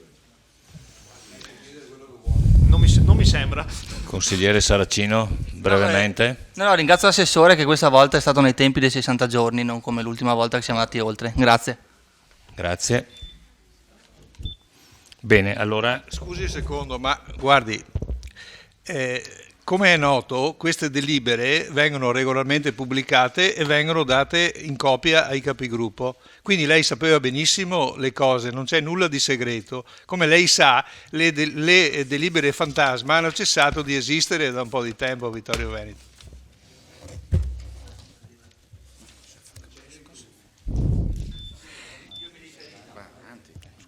Allora, chiudiamo questo punto numero 3. Era una comunicazione e il Consiglio Comunale prende atto, non c'è nessuna votazione, questo è l'impianto della delibera. Quindi passiamo al punto numero 4 all'ordine del giorno. Scusate un attimo, eccolo qua. Convalida convocazione sessione consigliare del 30 novembre 2015 e atti conseguenti, in particolare deliberazioni consigliari dal numero 41 al numero 48 del 30 novembre 2015. La parola all'assessore De Nardi per illustrare l'impianto della delibera. Prego. Buonasera a tutti. L'atto che è sottoposto in questo momento all'approvazione del Consiglio Comunale origina dalla vicenda nota, presumo, pressoché a tutti, relativa all'eccezione formulata dal consigliere Fasan a mezzo del delegato consigliere Posocco in ordine alla regolarità della notifica al consigliere Fasan stesso della convocazione del Consiglio Comunale svoltosi il 30 di novembre del 2015. In base alla quale il consigliere Fasan asseriva di non essere stato informato ritualmente della convocazione del Consiglio Comunale stesso. In seguito alla decisione del Presidente del Consiglio Comunale di procedere comunque allo svolgimento della seduta consigliare, ritenendo egli che la consegna dell'atto di convocazione al consigliere Fasan abbia rispettato i requisiti di forma richiesti, il consigliere Fasan ha proposto ricorso presso il Tribunale Amministrativo Regionale del Veneto chiedendo l'annullamento o l'accertamento della nullità della seduta del Consiglio Comunale e di tutti gli atti nella stessa approvati. Premesso che è opinione di questa amministrazione che vi siano dubbi in ordine alla fondatezza dei rilievi mossi dal consigliere Fasan, tanto che è già stata deliberata la costituzione in giudizio in relazione appunto al ricorso da lui presentato avanti il Tribunale Amministrativo Regionale del Veneto. E posto che comunque non essendovi in questo momento alcun provvedimento di sospensione o comunque cautelare che infici la validità degli atti approvati in seno a quel Consiglio Comunale, gli stessi sono al momento comunque validi, ma vi è uno stato di incertezza che permarrà fino a quando non vi sarà una sentenza definitiva sulla vicenda. Proprio perché sarebbe contrario a nostro avviso rispetto ai canoni dell'efficacia e dell'efficienza dell'azione amministrativa far permanere l'incertezza in ordine alla sopravvivenza o meno di questi atti, incertezza che comunque anche dal punto di vista temporale non è quantificabile in maniera precisa, in quanto non è per noi possibile sapere i tempi nei quali il ricorso al TAR verrà preso in esame e deciso. È sottoposto a questo Consiglio Comunale la delibera di convalida relativa a tutta una serie di atti, a partire dalla convocazione del Consiglio Comunale emessa dal Presidente Tocquet e le successive delibere in esso approvate, in particolare dalla numero 41 del 2015 alla numero 48 del 2015. Potrà sicuramente il segretario comunale poi spiegarvi con maggiore competenza tecnica rispetto a me quali sono le opinioni della giurisprudenza in relazione sia alla possibilità di procedere alla convalida di un atto che sia sottoposto al vaglio della magistratura, sia in ordine agli effetti che per la giurisprudenza anche del Consiglio di Stato, per quanto riguarda appunto la convalida, si esplicano con efficacia retroattiva, quindi a partire dall'atto convalidato e non dall'atto di convalida. Ovviamente ai fini della soccombenza nel giudizio, come vi dicevo, non viene fatta la convalida ritenendo l'atto viziato, ma in via meramente precauzionale. Penso che non ci sia altro. Grazie Assessore Denardi. Consigliere Fasan, a lei la parola. La ringrazio Presidente, come sempre. Allora, le certezze dell'assessore Denardi non sono le mie certezze, altrimenti non avrei affatto il ricorso al TAR. Allora leggo due righe proprio che ho scritto in previsione del mio intervento. Nel corso del Consiglio del 30/11/2015 il Presidente Tocchetti informava il Consiglio dell'eccezione formale da me sollevata in ordine alla regolarità della notifica dell'atto di convocazione del Consiglio, con la mia richiesta di fissazione della nuova seduta che avesse i crismi della regolarità e della legittimità stabilita dal regolamento comunale. Ecco, dopo quasi 6 mesi, non quindi con la dovuta celerità che avrebbe dovuto essere necessaria per un fatto di tale gravità, solo ora l'amministrazione cerca di sanare un errore che potrebbe inficiare tutto il percorso amministrativo futuro e pregresso al 30/11/2016 fino a portarlo allo stesso commissariamento. La prima cosa che questa sera mi sento di dire ai consiglieri è che evidentemente la Regione sta dalla mia parte. Se così non fosse, ora l'amministrazione non farebbe una clamorosa retromarcia dopo che per mesi, con un'arroganza pari alla propria impreparazione, mi aveva accusato di aver perpetrato chissà quali misfatti, non ultimo di essere un disertore del Consiglio e un traditore del mandato datomi dagli elettori. Al consigliere Dus, che non credo che abbia fatto il servizio militare, altrimenti non confonderebbe la diserzione con una ritirata strategica in difesa delle proprie posizioni, rispondo che non mi era possibile rimanere per non legittimare con la mia presenza qualcosa di illecito, mentre il consigliere Botteon, che indica le minoranze come traditrici del proprio mandato, mi dispiace, voglio ricordare che chi ha tradito e tradisce con una regolarità sconcertante il proprio mandato elettorale siete voi, che non siete stati in grado di mantenere nessuna promessa su cui avete fondato la vostra campagna elettorale, da Piazza Meschio in 100 giorni al traforo di Sant'Augusta, dove avete tradito la fiducia in voi risposta da 1500 elettori di partecipare. Avete avuto anche la protervia di mandare a casa l'assessore Mognol, che da solo aveva vinto le elezioni per voi, quando ho cominciato a ricordarvi che i patti andavano rispettati.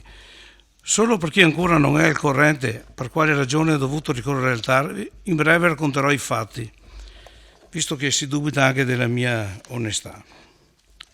Vedrò se ci sono i termini per la querela.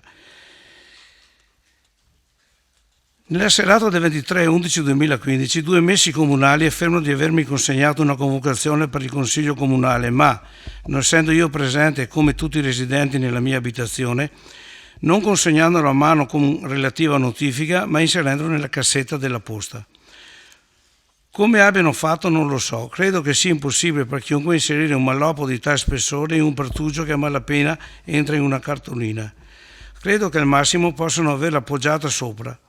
Questo alle 6 di sera in un'abitazione prospiciente la statale 51, dove di giorno era aperto un cantiere con una decina di operai.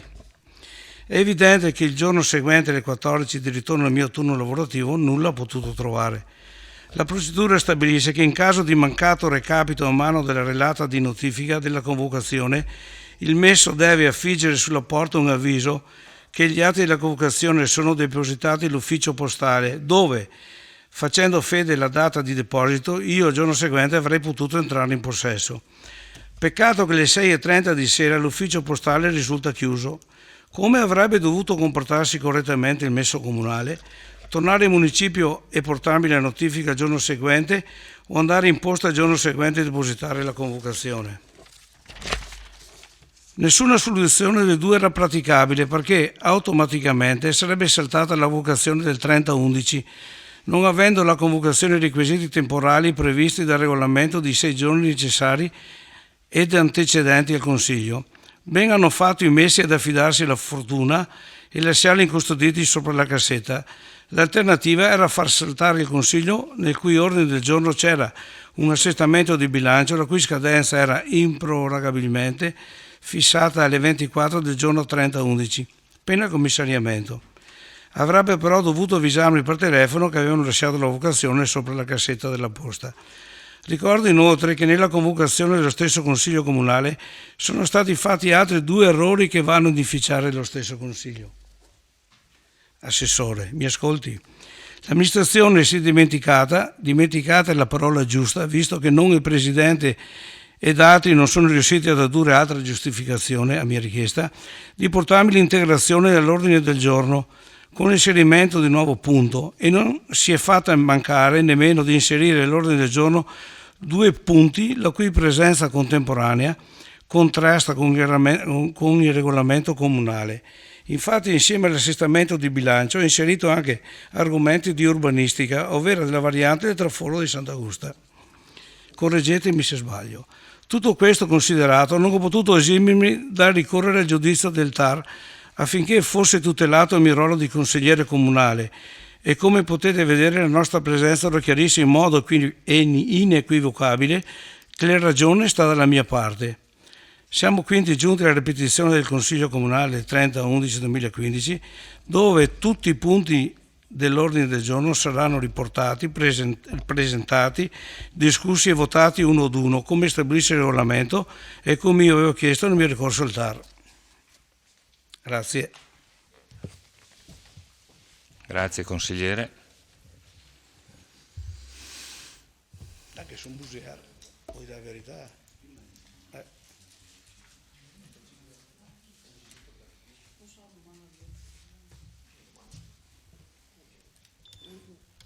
Consigliere Sant'Antonio, prego. Ecco, io volevo capire a questo punto, perché ho un po' di confusione, casomai il segretario che è il garante delle procedure amministrative ce lo può spiegare, come dobbiamo procedere, se alla trattazione punto per punto, come nel Consiglio Comunale, oppure un purpurì, un miscuglio in un unico punto, cioè, come dobbiamo procedere. Grazie. Consigliere De Valier, prego. Sì, volevo solo fare un piccolo accenno tecnico che ho trovato. Il regolamento per il funzionamento del Consiglio Comunale, con una formulazione simile all'articolo 125 del testo unico 145/1945, si esprime in termini di consegna e non di notifica a mani dell'interessato. E quindi parebbe non fondata, a mia previsione, la pretesa del consigliere comunale che l'avviso sia recapitato con le stesse procedure previste dalla legge per le notifiche, articolo 138, 139 e 140 del Codice di Procedura Civile. Sia la modalità non è espressamente contemplata, infatti nel nostro regolamento si parla di disposizione a mezzo avvisi, e in quel caso l'avviso, nel quale non sia effettuato via email, è per convocazione mediante consegna, e quindi non notifica, a mano al proprio domicilio, quindi non nelle mani dell'interessato ma a mano al domicilio. In questo caso sono intervenuti i messi comunali, come sappiamo. Ci sono molti comuni che prevedono espressamente che sia proprio il messo comunale che a mano consegna a domicilio, non all'interessato ma al domicilio.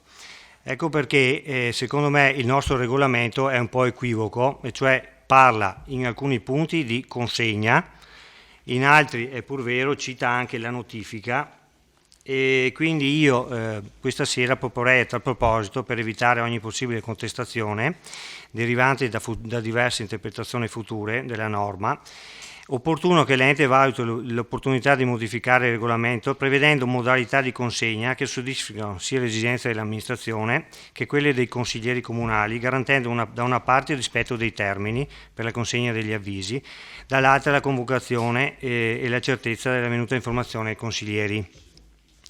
Comunque ritengo valido quanto fatto e sono fin da ora propenso a votare la convalida, proprio per togliere dallo stato di incertezza l'ente e soprattutto tutti gli effetti conseguenti al bilancio che abbiamo votato nella volta precedente. Grazie.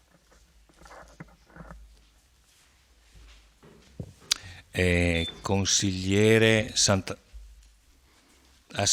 chiedo scusa. Consigliere Saracino. Sì, ringrazio per l'intervento De Valier. Mi chiedo se stasera sostituisce anche il consigliere Dussi in Consiglio Comunale, visto che lui è il responsabile della prima commissione, che è da più di 1 anno e mezzo che stiamo aspettando di rifare il regolamento.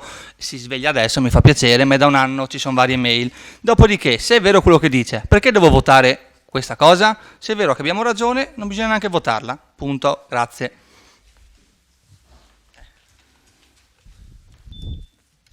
Consigliere Maset. Prego. Grazie Presidente.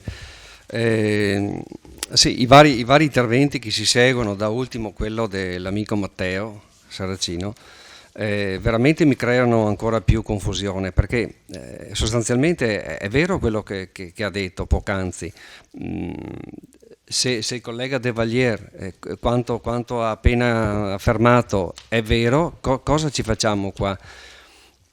Ma io credo che, non lo so, ma mi sembra veramente dubbio che uno possa portare documenti di tal portata e lasciarli sul palo dell'orto sopra da qualche parte, basta che sia all'interno della proprietà, sulla siepe, viva Dio, cioè è una cosa che ha quasi dell'incredibile.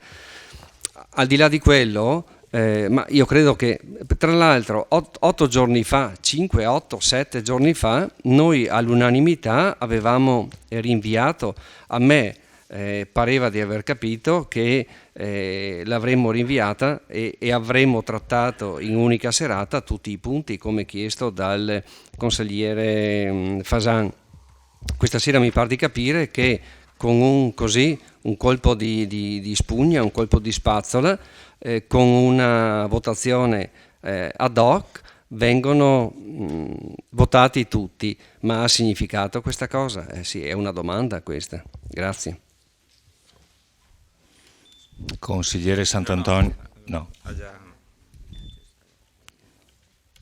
Consigliere Posocco. Sì, Presidente, visto che mancano i revisori dei conti, visto che mancano i dirigenti comunali, non credo che sia vostra intenzione discutere tutti i punti. Erano punti importanti. Io personalmente avevo sentito il consigliere Fasan in questi giorni, cose interessanti da dire ne avrebbe veramente. Io vorrei un attimo fare un po' d'ordine su questa questione che è delicata. 2 cose che non mi sono piaciute. Innanzitutto l'accusa subito ai messi comunali, fatta in questi corridoi nei giorni seguenti. I messi comunali che fuori orario di lavoro alla sera dell'ultimo giorno utile devono partire e andare a fare una consegna e non si sa se trovano la persona oppure no. Quindi lo scaricare la colpa sui messi per me è stata fastidiosa. Un errore veniale dei messi, signor Presidente, mi permetta, non è un errore veniale. Il suo è stato un errore grave, secondo me. Le spiego perché. Perché è stato invitato subito a sospendere il Consiglio, a rifarlo. Un mese dopo è stato invitato ancora da questi banchi della minoranza in autotutela di rifare il Consiglio. Caparbiamente siete andati avanti per la vostra strada e adesso ci proponete questa soluzione che non mi sembra democratica. Ripeto, ci mettiamo qua una sera, rifacciamo i punti punto per punto, sentiamo quello che ha da dire il consigliere Fasan e discutiamo tutti insieme. Altrimenti io potrei pensare che la maggioranza possa in seguito farsi i consigli comunali senza avvisare le minoranze, votarseli e poi presentare delibere simili per la convocazione degli atti. Ratifica a fine anno. Cioè uno potrebbe pensare anche questo, capisce? Quindi con tutta la buona volontà e così, io le chiedo cortesemente ancora, visto che abbiamo parlato una settimana fa di questo e mi sembra, non so se ho capito bene, che avevamo concordato un certo tipo di percorso, arrivato a questo punto non si risolve niente. Il problema c'è, il consigliere Fasan non ha potuto dire la sua in punti che secondo me sono importanti e quindi bisogna dare l'opportunità, perché in democrazia è questo, al consigliere Fasan di esprimersi in tutti i punti con i dirigenti che sono qui, che ci fanno rivedere le 3 uscite, le 3 proposte per il traforo, riparliamo delle aree demaniali, riparliamo di bilancio, Molto interessante il discorso dell'Enel, che lo vorrei ritrattare subito qui e su cui Fasan avrebbe tanto da dire. Facciamo questo per cortesia.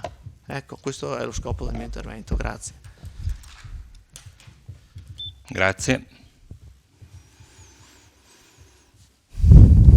Consigliere Botteon, prego. Grazie Presidente. Allora, intervengo anche perché sono stato citato dal consigliere Fasan, ma molto brevemente. Allora, consigliere Fasan, io la prego, lei continui la sua azione giudiziaria, ovviamente, e vedremo quale sarà l'esito della sua azione giudiziaria. Però quello che vi prego a tutti i consiglieri della minoranza è di badare un po' alla sostanza, perché è vero, forse è vero che non è gli arrivata, forse è vero che c'è stata una, non dico un'irregolarità, ma c'è stata una non conformità con quelle, però la sostanza qual è? È che l'ha saputo il giorno dopo, e se voleva aveva il tempo, o quanti, non so quanti, 2, 3, però il tempo di intervenire l'aveva, ha voluto, si è impuntato, ha preso la palla al balzo per fare questa azione giudiziaria, ma basta, cioè vada avanti con l'azione giudiziaria, vedremo, seguiremo quello che deciderà il giudice, ma però non possiamo per questa cosa privare il Consiglio Comunale del dibattito. Cioè l'ultimo Consiglio Comunale, quello sul rendiconto 2015, non c'eravate, eravamo da soli a parlare del bilancio e lì non c'erano molte cose da dire del bilancio 2015 sul rendiconto. E badiamo alla sostanza, parliamo dei problemi, delle idee per la città, parliamo di politica. Prima si parlava di politica e poi va bene, forse avete ragione, vedremo cosa deciderà il giudice, ma torniamo a parlare di politica. Grazie. Grazie consigliere.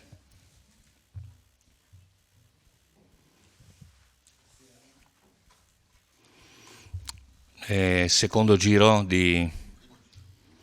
primo giro, però allora Sant'Antonio la faccio attendere un attimo. Consigliere Carnelos.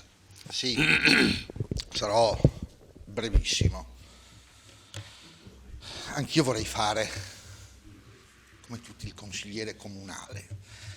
Su questo punto mi pare che siamo tutti azzeccagarbugli e anche l'opposizione vuole fare l'azzeccagarbugli. Eppure mi pare che l'assessore sia stata chiarissima. Questo è un atto che, ove occorrer possa, noi adottiamo, che è la convalida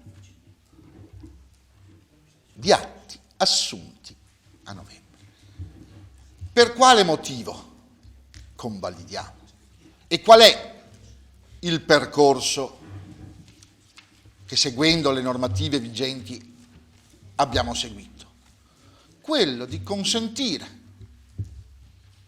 al consigliere Fasan di essere presente nella denegata e contestata ipotesi in cui non dovesse essere stata valida la convocazione del novembre. E pregherei di non usare la parola illecito, ma la parola illegittimo. Una cosa è l'illegittimità, una cosa è l'illecità. E un provvedimento amministrativo, fino a quando non viene annullato o in autotutela o in sede giurisdizionale, gode della presunzione di legittimità. Gode della presunzione di legittimità. Questo per tutti gli atti amministrativi. Vale per le delibere del novembre 2015, vale per le delibere del Cesana, vale per le delibere della provincia, ma viva Dio, quando può sorgere il dubbio che sia illegittimo, e ripeto, non illecito, illegittimo, significa quando un provvedimento possa aver seguito un iter non completamente conforme alla normativa. Atto illecito sia quando un atto volontariamente, dolosamente reca danno. Allora, e fra l'altro sotto un certo profilo mi sento un po' colpevole, perché ricordo bene come effettivamente l'altra volta non sia stata presa in considerazione questi punti che pur c'erano, proprio per garantire il massimo possibile la situazione coante. Ed è vero, il consigliere Fasani in questo frangente, in sede di convalida di quei punti, ha avuto la notifica della convocazione i giorni previsti dal regolamento, nella modalità più garantista possibile, e quindi eccoci qua. Dice il consigliere Saracino, ma perché lo facciamo? Perché può esserci il dubbio. Beh, la convalida è fatta per questo, Lei è un dipendente pubblico e sa benissimo come negli atti amministrativi, quando può sorgere il dubbio che qualcosa non si sia osservato, ripeto, c'è l'istituto della convalida. E la convalida serve per questo, sapete? Per quale motivo in diritto amministrativo esiste la convalida? Se c'è qualcosa da convalidare, convalidiamo. Certo è, e questo non lo dicono, perché, anzi, gli è scappato forse con, come si può dire, come dal cervello, dal sen fuggito, il collega Fasan, ed è l'ultima cosa che dico, ha detto lui stesso che il 30 di novembre il Consiglio non poteva essere rinviato ad altra data, perché ha detto lui stesso che il termine del 30 era perentorio. Quindi oggi convalidiamo, il consigliere Fasan ha avuto, c'erano tutti gli atti all'ordine del giorno, così come c'erano a novembre, e ci sono nell'eventualità che, come dice Fasan, all'epoca lui non avesse avuto conoscenza. Oggi ne ha conoscenza, siamo qua tutto orecchi all'esplicitamento da parte del consigliere Fasan di quelli che sono i suoi diritti di consigliere. Grazie. Grazie consigliere. Qui ci sono, quindi passiamo al vedo delle prenotazioni. De Bastiani, consigliere. Allora, la Barbara Denardi, prego, assessore.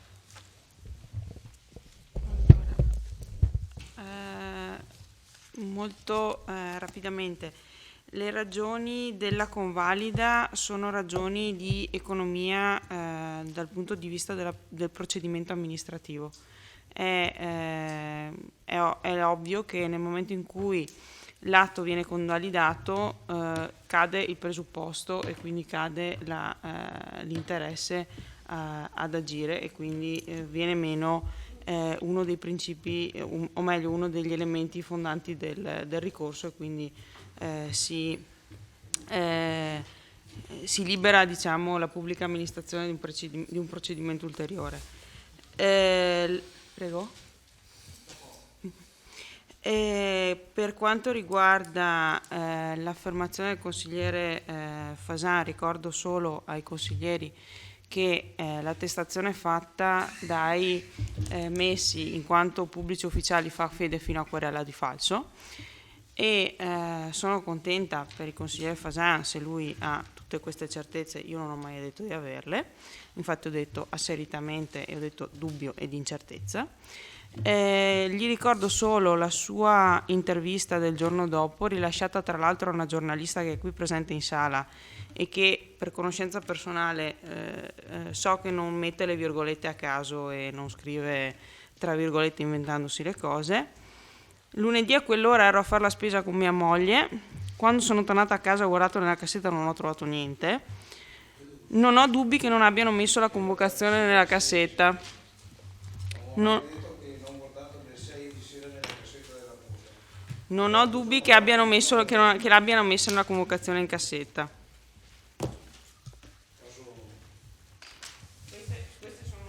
Io leggo quello che c'è scritto sul giornale.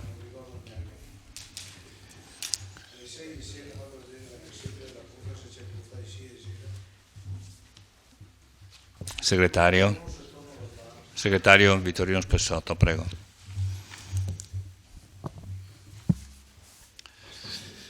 Volevo ricamare alcuni concetti. Il Consiglio Comunale, e distraggo proprio anche da una sentenza citata nel testo della delibera, della proposta di delibera agli atti. Il Consiglio Comunale conserva la disponibilità a porre in essere provvedimenti aventi la finalità di eliminare eventuali irregolarità e o illegittimità riscontrate in pregressi provvedimenti, cioè i precedenti provvedimenti come nel nostro caso, dello stesso consesso, cioè di questa Assemblea. Primo. Secondo, attenzione agli istituti giuridici. Ringrazio il consigliere nonché avvocato Carnelos per alcune precisazioni tecniche. L'istituto della convalida è diverso dalla rinnovazione dell'atto viziato. Qui non stiamo rinnovando l'atto viziato, non stiamo rifacendo il Consiglio del 30. Qui stiamo facendo una convalida. La convalida, in altre parole, può essere considerata una sanatoria amministrativa. Ed è anche diverso da una successiva integrazione di un atto originariamente incompleto. Leggo testualmente da una delle sentenze citate, per un caso analogo, cioè convocazione presunta irrituale del Consiglio Comunale. Si ricorda poi che in caso di convalida, come nella fattispecie in esame, tutti gli effetti giuridici, a differenza della rinnovazione, quella che citavo prima e quella che è stata chiesta da alcuni consiglieri in questo consesso, o dell'integrazione, si imputa invece all'atto convalidato. Quindi, qual era l'intendimento del legislatore? Il legislatore si è reso conto, soprattutto nel 2005, modificando ulteriormente la legge 241 negli articoli citati, che trovate citati nella delibera, si è chiaramente indirizzato a favore di un diverso approccio a queste problematiche. La tradizione amministrativa italiana era una tradizione molto legata al formalismo. Si è reso conto che andava riaggiustato il tiro e si è orientato, ha adottato l'asse portante dell'azione amministrativa non più verso il procedimento, ma verso il provvedimento, cercando di guardare più alla sostanza che ai formalismi. È una scelta del legislatore nel 2005, in base all'esperienza maturata e all'eccessivo onere per la comunità del contenzioso per aspetti formali. Condivisibili o meno, io vi sto dicendo il percorso giuridico delle scelte, non sto dicendo sono d'accordo o meno, chiaro? Quindi, qual era l'obiettivo del legislatore, sempre cito della sentenza,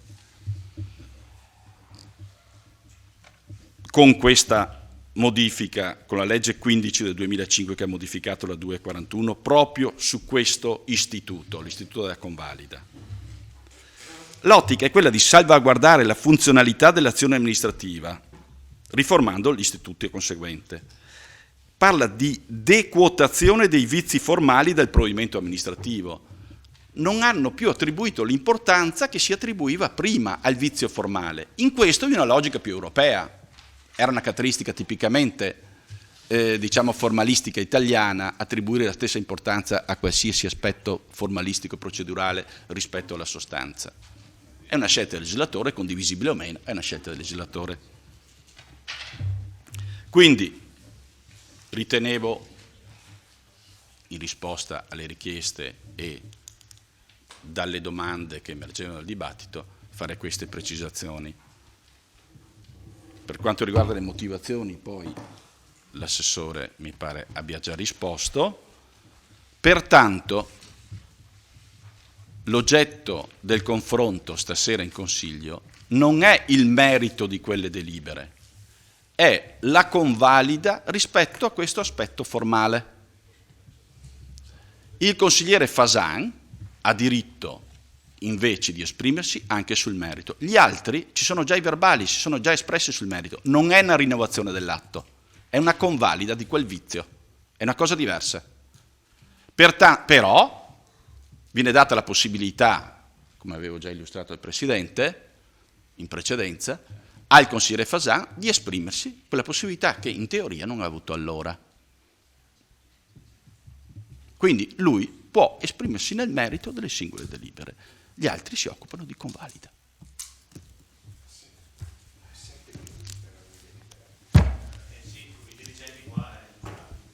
Grazie.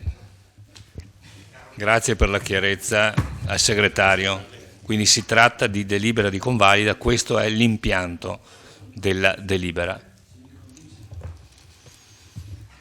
Considererei chiuso il primo giro di consultazioni e quindi io andrei nell'ordine con le prenotazioni, se non ci sono altre richieste di chiarimento tecnico.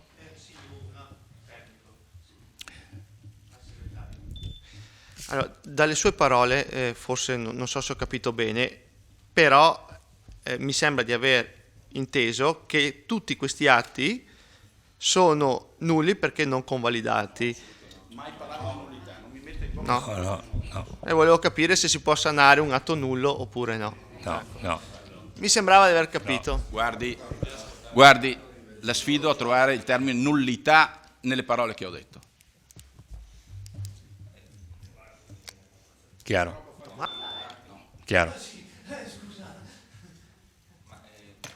Nullità è un altro concetto, è uno stravolgimento rispetto a quello che ho detto. Credo di vedere la sua prenotazione. Ma se il consigliere Fasan può esprimersi e io a quel tempo, in base a una dichiarazione di Fasan, avessi cambiato la mia opinione, cioè come faccio a... Anche noi stessi, alla luce di quello che sentiamo, convalidare e convincersi della buona ragione, deciderà. Allora andiamo con ordine. Consigliere Fasan, è sua la prenotazione in ordine. Sì. Allora, al consigliere Butteon dico che casi come i miei ce ne sono a decine e a centinaia e hanno tutti avuto un percorso che io ho già indicato e che voi non volete seguire. Vabbè, non più tardi di qualche mese fa in Comunità Montana, per il ritardo di una convocazione, qui c'è Carnelos che mi è testimone, è stato rinviato il Consiglio Comunale e il Consiglio della Comunità Montana perché un consigliere eccepiva di essere stato convocato nei termini. Non si capisce perché è così difficile fare le cose facili anche in Comune di Vittorio Veneto. Mi ero preparato qui, siccome sono prudente e conosco come agite, mi ero preparato mezza paginetta, ma mi avete un po' spiazzato dicendomi che posso intervenire solo io e non gli altri consiglieri. Però vi prego, ascoltatemi quello che dirò. Pregiatissimo signor Presidente, mi permetto di ricordare che il Consiglio della volta scorsa è stato rinviato all'unanimità su mia istanza proprio perché tutti noi abbiamo condiviso che non era possibile rifare il Consiglio del 30 novembre scorso, cui io per colpa vostra non ho potuto partecipare se non ridiscutendo e rivotando integralmente ciascun punto all'ordine del giorno del 30 novembre. Ora, a distanza di appena pochi giorni, mi ritrovo fra le mani la nuova convocazione, identica a quella del Consiglio rinviato. Non posso pertanto che prendere nuovamente atto dell'ennesima violazione dei miei diritti di consigliere.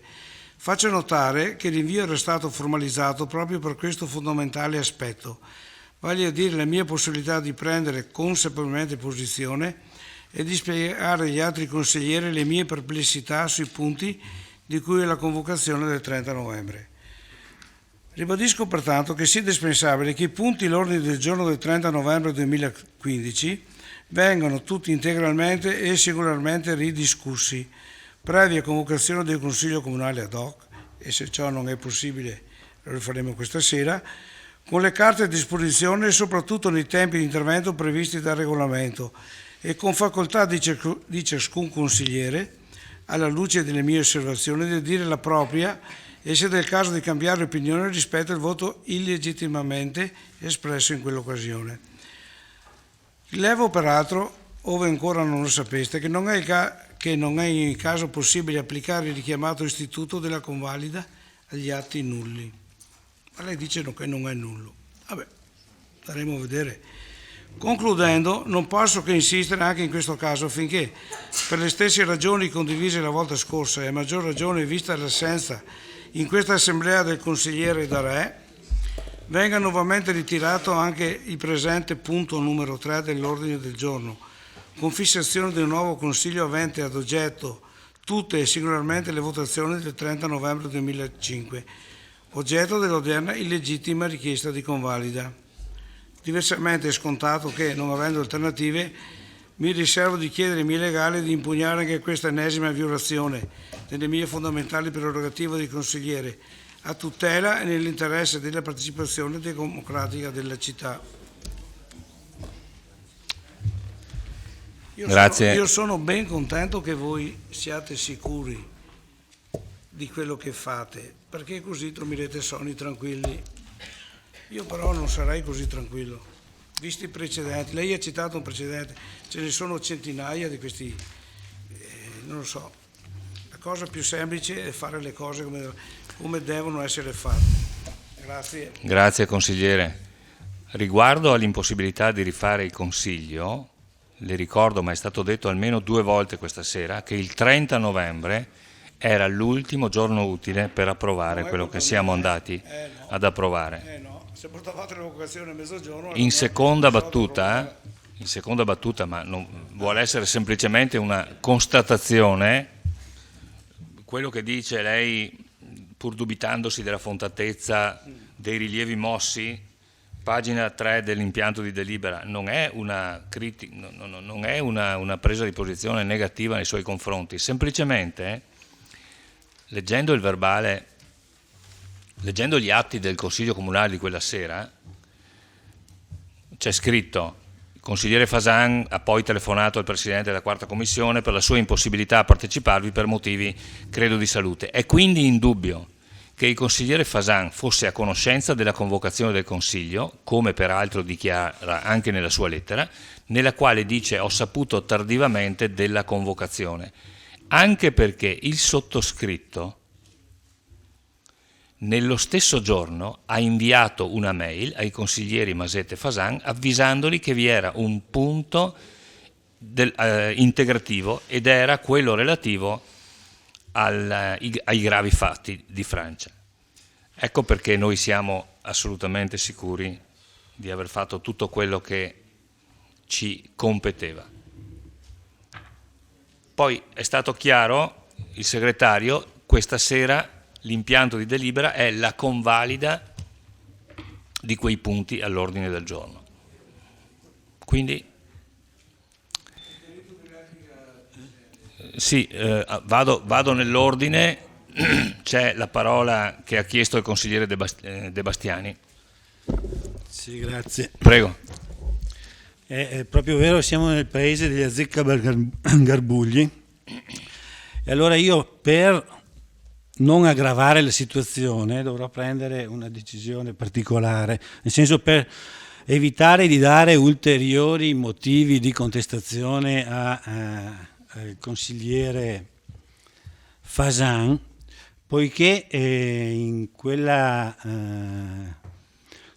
riunione di Consiglio Comunale ero presente e ho votato a 4 punti ed ero assente in altri 4, e per non appunto ingarbugliare la faccenda mi asterrò dal voto, perché non ritengo opportuno convalidare un voto al quale non ho partecipato e forse non è neanche legittimo.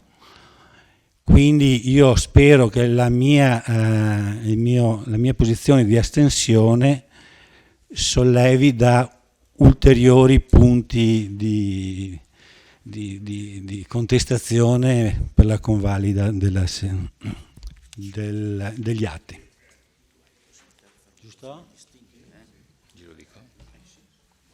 Allora, a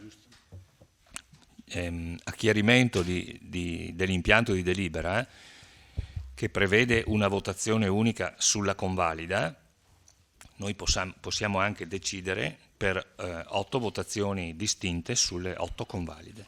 Non c'è nessun problema dal punto di vista procedurale. Questo l'avevo già fatto presente credo, se non ricordo male, in riunione di capigruppo la volta scorsa. Però andiamo, dunque, allora io vedo ancora una prenotazione di Posocco, Fasan e poi Posocco. Vabbè. Fasan può parlare, Posocco è il secondo intervento, ha fatto una domanda prima, ha fatto solo una domanda. Prego. No.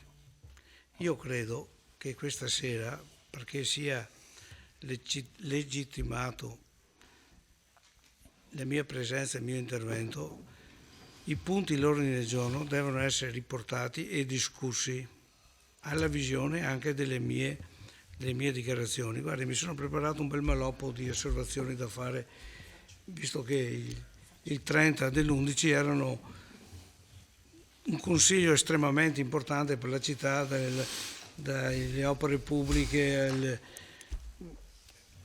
al traforo di Sant'Augusta, un sacco di cose che potrebbero cambiare anche la nostra città. Io dico che fra tutte le discussioni che abbiamo fatto non è ben chiaro come deve essere notificata. No, lui può parlare quanto vuole. La notifica, come mi deve essere portata a casa, perché questo io ho scelto, che mi sia portata a casa come è sempre stato fatto negli ultimi 15 anni, anche quando eravate voi in opposizione, no? Ecco, sta di fatto che da quando io ho eccepito la mia convocazione è stata modificata la relata di notifica. Cosa vuol dire questo? Che prima era stata fatta così, ma la volevamo sebbene e non sicuramente in un modo formale, no? E se ricordo bene, sì, ma se qualcuno mi ascolta, perché dovrebbe anche rispondermi, vabbè,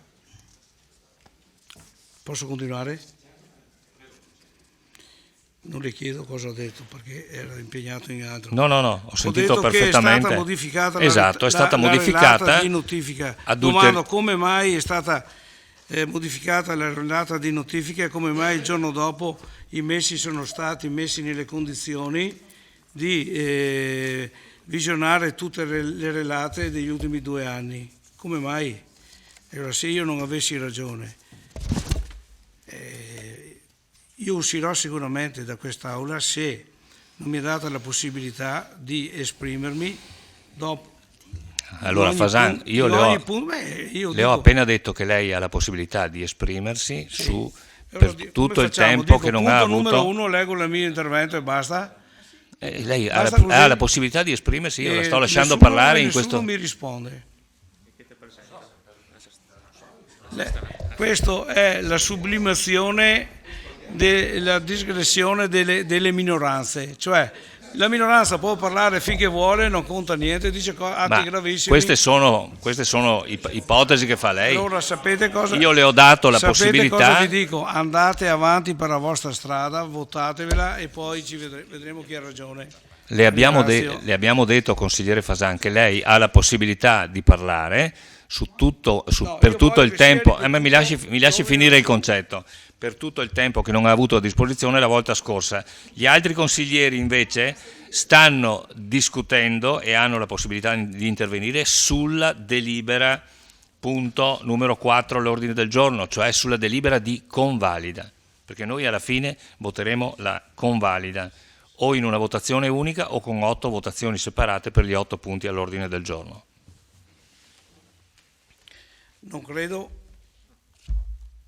Non credo che sia sufficiente che io possa esprimermi senza aprire un dibattito in cui c'è una presentazione, io posso esprimermi e qualcuno dovrà dirmi se ho ragione o no. Tutto il resto io credo che sia solamente una presa per i fondelli della minoranza, come purtroppo avete fatto in tutti questi anni. La ringrazio, io chiudo qui. Va bene, questa è una sua illazione comunque. Vabbè.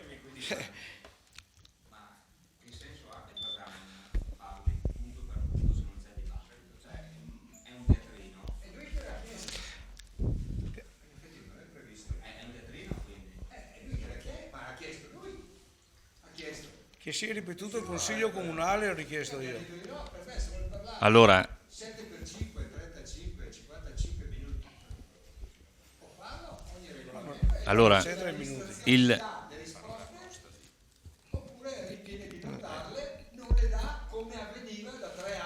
vedo che Costa è un esperto di diritto consiliare.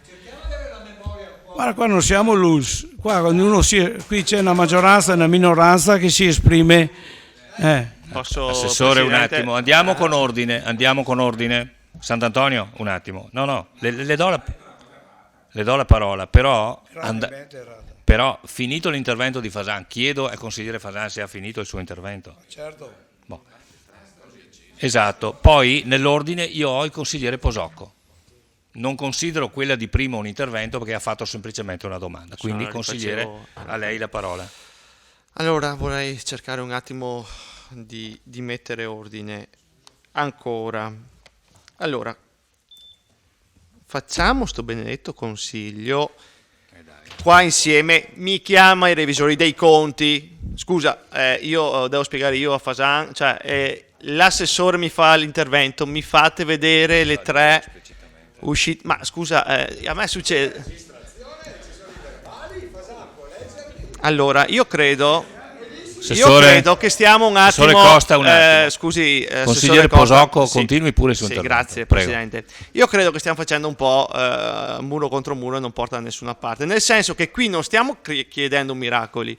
L'assessore Fasan chiede di rifare il consigliere Fasan, futuro assessore magari, e chiede di rifare il consiglio comunale. Non è che vi dica, avendo in mano tutti i documenti per potersi esprimere. Questo sta chiedendo. Qua non è, collega Botteo, non è torniamo a parlare di politica, qua non è che si voglia fare il muro contro il muro. Qua il consigliere Fasan dice, io non c'ero, è successo quello che è successo, datemi l'opportunità di esprimermi con tutti i documenti e i tecnici che mi spiegano quello che è. Sinceramente a me quello che ha detto sul bilancio, mi ha detto una cosa che se quella sera l'avessi saputo avrei magari detto la mia ancora di più, magari a voi vi interessa. Ecco. Vabbè, finiamola. Allora, silenzio. Consigliere Posocco, finisca pure il suo intervento. Sì, alla parola. Grazie, Presidente. Chiedo agli altri consiglieri voi rimanete a questo punto di rimanere in silenzio. Della vostra... A me sembrava una settimana fa che la situazione fosse stata diversa, che ci fosse stato quasi avevo pensato un punto di incontro dalle parole anche del collega Graziano Carnelos, avevo inteso questo e ecco mi dispiace probabilmente ho capito male quella sera, ma tocca andare avanti ognuno per la propria strada e vedremo. Grazie. Allora, questa amministrazione ha deciso di procedere in questo modo, ha deciso di procedere con la convalida, non c'è nient'altro da aggiungere. Consigliere Saracino, prego. Sì, no, mi ha colpito la parola del segretario comunale che dice che alla fine è una forma di sanatoria. Quindi io, visto che ho una coscienza e ritengo che fare questa farsa, soprattutto per i cittadini, non porti a niente, e soprattutto non voglio in qualche modo andare a votare questa sanatoria, me ne esco dall'aula dicendo che però queste cose non devono avvenire in un consiglio comunale come Vittorio Veneto, cioè ci stiamo scannando su delle cose tecniche. L'amministrazione con questa delibera secondo me si arrampica un po' sugli specchi dicendo forse non è valida, o è valida o non è valida. Ritengo che qua si sta giocando a palla rimbalzina, quindi io prendo e esco dall'aula perché è un spettacolo indegno per i cittadini. Grazie consigliere. Consigliere Sant'Antonio. Sì, volevo precisare una cosa all'assessore Costa, che Fasan non ha chiesto di fare il soliloquio, quindi di parlare da solo per 35 minuti, ha chiesto un dibattito punto per punto con un consiglio comunale, come doveva essere. Quindi sostanzialmente ritengo anch'io di dover uscire dall'aula, perché non mi prendo nessun tipo di responsabilità in questo senso, e quindi io quando ci sarà da votare uscirò. Consigliere Carnelos, sì, prego. Brevissimo flash. Il Consiglio è di convalida per dare la possibilità al consigliere Fasan di esprimere le proprie opinioni, le proprie analisi, ed è indubbio che siccome è una delibera di convalida, se mi convince che quelle cose che avrebbe detto in quel consiglio comunale mi avrebbero fatto cambiare idea, io non convalido, e così faranno tutti i consiglieri. E questo è per ripristinare le guarentigie di Fasan, perché noi le guarentigie le abbiamo avute tutti. Questo era lo scopo. Tenete presente che potrebbe dire delle cose talmente rilevanti che fanno cambiare opinione a 10, a 5, a 6, a 7 dei consiglieri comunali presenti. Tant'è vero che probabilmente il consigliere De Bastiani ha esposto correttamente la sua posizione. Credo che siccome non era presente per ovviamente ragioni diverse il Paolo, probabilmente anche il suo sarà un voto d'astensione, perché sicuramente non può convalidare delle determinazioni solo sulla base di quanto dirà il consigliere Fasan, o di quanto gli diranno, o gli possiamo dire noi, guarda che è successo così e così, dirà non c'era. Ma tutti gli altri c'eravamo, avevamo ricevuto i 5 giorni prima la convocazione, abbiamo detto le nostre su quei punti all'ordine del giorno, e ripeto, se dagli interventi del consigliere Fasan sugli specifici punti, giustamente e correttamente il Presidente ha detto, quel tempo che non hai avuto allora, te lo diamo integralmente in questo momento. Ha fatto il processo delle intenzioni il consigliere Fasan, ha detto, e se faccio delle domande l'amministrazione risponde in maniera dettagliata, precisa e puntuale, e risponderà anche se magari qualche domanda o qualche osservazione che farà Fasan fosse già stata fatta da qualche altro consigliere, magari appartenente allo stesso gruppo, che probabilmente ha l'idem sentire, e quindi probabilmente, forse, ma certo Fasan non lo può sapere perché non c'era, avrà già fatto. ma giustamente e correttamente, gli verrà risposto. E torno a dire, se ha nel cappello un coniglio di quelli per cui effettivamente viene fuori un'opinione diversa in me, perché io di scienza e coscienza l'altra volta ho votato in forza delle cose che ho sentito da tutti noi e ovviamente dai miei colleghi dell'opposizione, la stessa attenzione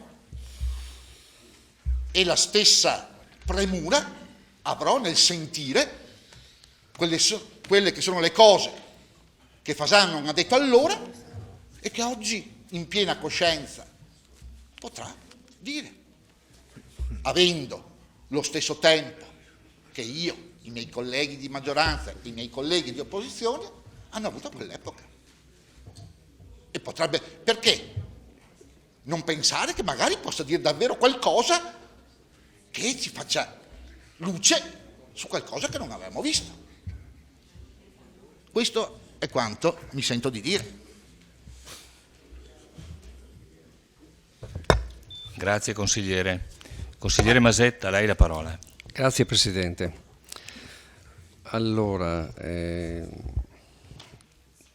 io volevo solo dire questo.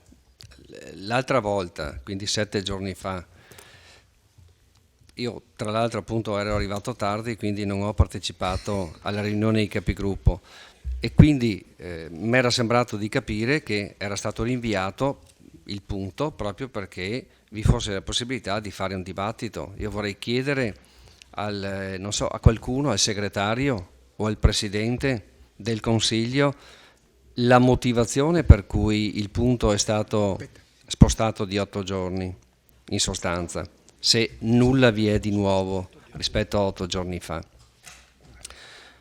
Ciò detto, non aggiungo altro, e è chiaro che anche il nostro gruppo non parteciperà al voto e quindi lasceremo questo consesso. Volevo anche chiedere, è proprio una questione di numeri, questa sera il consigliere De Bastiani si astiene perché per i motivi giusti che ha elencato. Il consigliere Bassetto è intervenuto dopo, quindi non ha facoltà e diritto, no? Di intervenire. Io credo che le delibere... No, cioè, come può votare senza aver... Cioè, incoscientemente, mi si passi il termine, lui può votare così. Ma l'oggetto è la convalida? L'oggetto è la convalida. Comunque, dopo c'è una prenotazione del consigliere Bassetto, quindi si arrangerà lui a motivare. Prego, continui pure. Sì, no, perché dicevo, non ci sono i numeri per approvare queste delibere, secondo me. Ecco, era una domanda questa. Grazie. Grazie consigliere.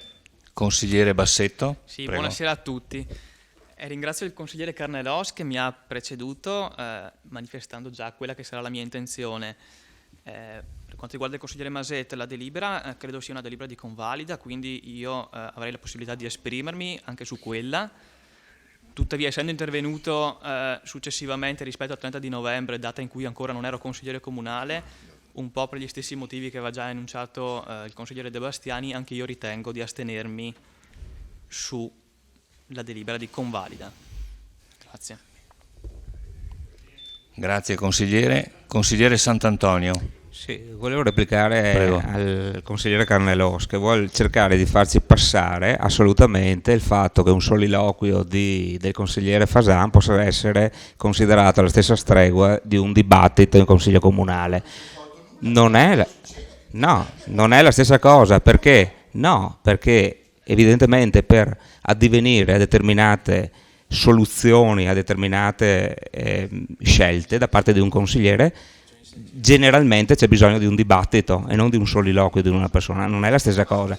Ecco, detto questo, no, visto che il consigliere Botteon dice badiamo alla sostanza, non riesco proprio a capire voi che siete democratici, no, e vi chiamate democratici, perché non volete dare la possibilità al consigliere Fasan di ripetere il consiglio comunale punto per punto. badiamo alla sostanza delle cose. Mi scusi, non voglio interrompere, ma è stato appena precisato che intenzione di questa amministrazione è questo tipo di impostazione di delibera. La convalida è consentita dalla legge, è stato spiegato molto bene dal segretario prima. Quindi a questo punto non vedo più... No. Ah sì, e infatti non vedendo più prenotazioni la parola all'assessore Costa, prego. Sì, grazie intanto. Io volevo fare un paio di considerazioni, no? A parte la richiesta di qualcuno di dire ma io voglio rifare il consiglio, voglio di qua i dirigenti, voglio sentire, voglio le slide, voglio tutto, si può facilmente rispondere e replicare che esiste tutta la trascrizione del dibattito, esiste tutta la registrazione, quindi con slide, interventi e così via, prima cosa. Può quindi uno chiedere di integrare con la sua posizione, per mezz'ora, un'ora, quello che ritiene opportuno. Secondo, ma vuole fare un dibattito, ma il dibattito, consigliere Sant'Antonio, il dibattito si fa in 2 o più. Può darsi che non ci sia nessuno disposto a rifare un dibattito, quindi non diamo per scontato. Terza cosa, noi stiamo parlando di convalida di atti amministrativi. Quindi si cerca l'istituto della convalida è proprio finalizzato a sanare quelle imperfezioni che l'atto aveva, perché qua purtroppo si parla di nullità costantemente da parte della minoranza senza sapere di che cosa si sta parlando, di cavoli o di capre? Ecco, sono dei concetti fondamentali che uno deve un po' sapere, perché nullità vuol dire inesistenza, vuol dire che non c'è l'atto, che non c'è l'autorità, non c'è niente. Non c'è una causa, non c'è un oggetto, non c'è niente. Cioè, effettivamente qua si fanno confusioni pazzesche, e questo è tipico di certa minoranza, è quella che ha governato gli ultimi 15 anni, dove si fa di ogni erba un fascio. Ecco, i leghisti fanno proprio dei fasci, fascio-leghisti, fanno dei fasci di tutte le norme. E non capiscono e vanno avanti imperterriti. Va bene, andate a Roma, conquistate Roma, è morta là. E la convalida è un'altra cosa, quindi non è la nullità. Poi l'ultima riflessione che mi viene proprio di buonsenso, tutti quanti ci scervelliamo qua a trovare soluzioni oppure a sparare contro le soluzioni degli altri, ma io ritengo che c'è un principio fondamentale per cui non si può andare contro natura, contro il tempo. Quel consiglio comunale non può in nessun caso essere riproposto, perché ognuno ha avuto in quei momenti delle emozioni, delle intuizioni o delle osservazioni che magari non avrà la settimana prossima, ancorché dovessimo farlo. Il tempo non può essere portato indietro e trasformiamo questi principi in pratica. Allora io dovrei dimettermi. Sbaglio? Senz'altro. Ero seduto al posto di Paolo. Allora mettiamo ai voti le dimissioni di Costa, io le presento, voi le accogliete e io torno Paolo esce. Va bene? Oppure no, rimaniamo così, è chiaro che sarà un altro consiglio, non è più quello del 30. Cioè, andare contro la natura e contro il tempo, la logica del tempo, non è possibile. Non siamo Asterix o nel mondo o nell'universo delle fantasie dei ragazzi che hanno gli eroi, i supereroi e così via. Questa è la considerazione più naturale, che ogni evento ha la sua vita, ha i suoi momenti, punto e a capo, ed è irripetibile. Punto, grazie, buonasera. Allora, a questo punto do spazio alle dichiarazioni di voto. Consigliere Fasano non è presente in aula. Consigliere De Valier. Scusi, chiedo scusa. Prego. No. Sì, grazie. Consigliere Botteon, chiedo scusa. No, un breve intervento, siccome sono stato chiamato in causa ancora una volta dal consigliere Sant'Antonio. Io, sull'essere democratici, io sono convinto che Botteon Adriano, ma Caterina D'Arcy, chiunque di noi anche da minoranza, se avesse ricevuto un atto il giorno dopo, si sarebbe arrabbiato probabilmente col Presidente del Consiglio, col Segretario, ma avrebbe partecipato al dibattito. E questo è essere democratici. Fare sto casino per un giorno di ritardo per me è indegno. Consigliere De Valier, prego. Sì, il Partito Democratico vota chiaramente a favore della convalida perché abbiamo dato una seconda anche opportunità di espressione e riteniamo l'atto comunque valido di per sé, l'atto in origine, e cerchiamo con questa di guardare avanti e di lavorare per il futuro e non guardando il passato. Grazie. Grazie. Io devo dire che ho dato la possibilità al consigliere Fasan di parlare per tutto il tempo che riteneva opportuno, anche delibera per delibera, e quindi di dire la sua. E mi spiace che non abbia accolto l'invito, non resta solo che prenderne atto, e non avevo dato limiti di tempo. A questo punto io proporrei di passare alla votazione e proporrei anche, con la massima trasparenza, di votare separatamente le convalide. E in questo modo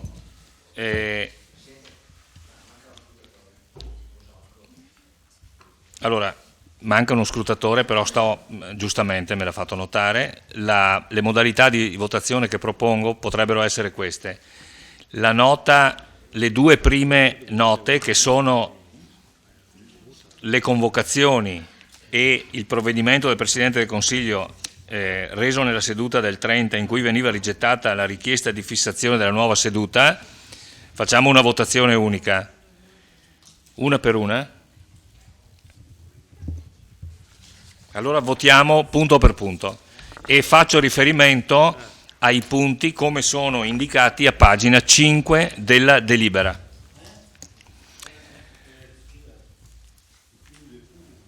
Infatti, io avevo intenzione di votare i primi due punti assieme all'ultimo, ma consigliere, lo sappiamo, ma era meglio s'abbondare quando è ficere. Quindi se lei è d'accordo, a questo punto votiamo, convalidiamo, e questo è il senso. Allora, metto in votazione la convalida, lo scrutatore, giustamente. Allora, Botteon, Darcier, De Valier, perfetto. Allora, metto in votazione la convalida, De Valier sostituisce Posocco.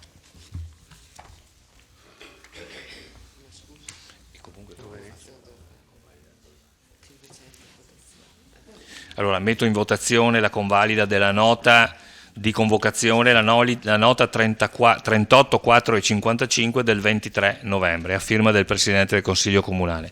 Favorevoli? Contrari? Astenuti? Allora,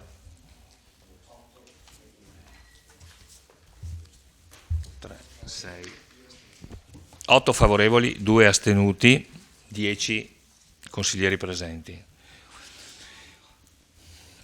Metto in votazione la nota protocollo 38.519, che è l'integrazione per i gravi fatti di Francia. Favorevoli? Contrari? Astenuti? 2 astenuti, 8 favorevoli. Convalida della deliberazione numero 41 del 30 novembre 2015. Metto in votazione. Favorevoli? Contrari? Astenuti? Medesimo risultato, De Bastiani e Bassetto. Metto in votazione la deliberazione numero 42 del 30/11. Favorevoli? Contrari? Metto in votazione la convalida della deliberazione numero 43. Allora, nella deliberazione 42, 8 favorevoli, contrari nessuno, astenuti? 2 astenuti, stesso risultato di prima. Deliberazione numero 43, convalida della deliberazione numero 43, favorevoli, contrari, Astenuti? Medesimo risultato. Convalida della deliberazione numero 44 del 30/11. Favorevoli? Contrari? Astenuti? 2 astenuti, 8 favorevoli. Metto in votazione la deliberazione convalida della deliberazione numero 45 del 30/11. Favorevoli? Contrari? Astenuti? Medesimo risultato. Convalida della deliberazione numero 46 del 30/11/2015. Favorevoli? Contrari? Astenuti? 10 favorevoli, 2 astenuti. Metto in votazione la convalida. 8 favorevoli, 2 presenti. 10 presenti, 8 favorevoli, 2 astenuti. Chiedo scusa. 10 consiglieri presenti, 8 favorevoli, 2 astenuti. Metto in votazione la convalida della deliberazione numero 46 del 30/11. Favorevoli? Contrari? Astenuti? Medesimo risultato, 8 favorevoli, 2 astenuti, nessun contrario. Metto in votazione la convalida della deliberazione numero 47 del 30/11/2015. Favorevoli? Contrari? Astenuti? 8 favorevoli, 2 astenuti, nessun contrario. Metto in votazione la convalida della deliberazione numero 48 del 30/11/2015. Favorevoli? Contrari? Astenuti? 2 astenuti, 8 favorevoli, nessun contrario. Metto in votazione la convalida del provvedimento del Presidente del Consiglio Comunale reso nella seduta del 30/11 con cui veniva rigettata la richiesta di fissazione di una nuova seduta. Favorevoli? Contrari? Astenuti? 8 favorevoli, 2 astenuti. E per ultimo metto in votazione, con votazione evidentemente unica, la immediata eseguibilità della delibera. Favorevoli? Contrari? Astenuti? 2 astenuti, 8 favorevoli, nessun contrario. Quindi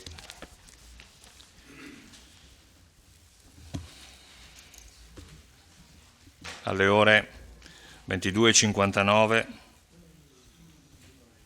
possiamo passare al punto numero 5 all'ordine del giorno.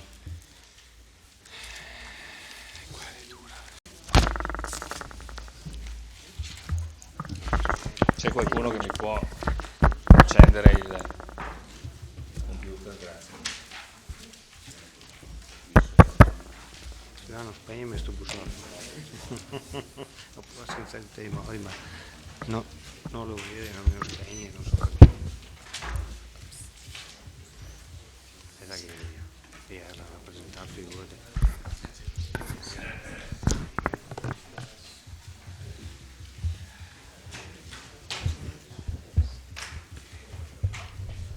Un attimo di pazienza.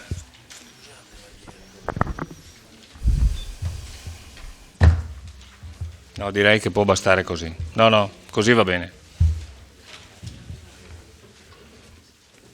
No, si ricorda che spegnevamo queste? Ok. Allora, prima di dare la parola al sindaco, semplicemente alcune diciamo così, slide per fissare quello che era il concetto di assistenza nel comune di Vittorio Veneto, allora Ceneda e Serravalle, la cui vocazione assistenziale nasce proprio a Meschio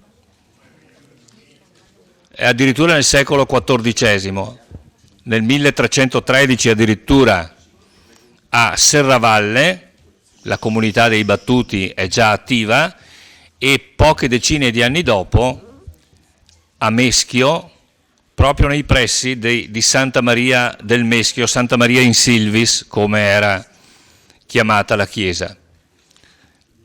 Nell'asilo ricovero prestavano la loro opera i cosiddetti battuti, che a Meschio formavano una scuola assai fiorente. La lapide che vedete è stata tolta dalla parete della ex casa di ricovero, è stata poi ritrovata nei magazzini dell'impresa Edilvi e dovrà anche essere restituita dall'impresa. È una specie, io la considero come una specie di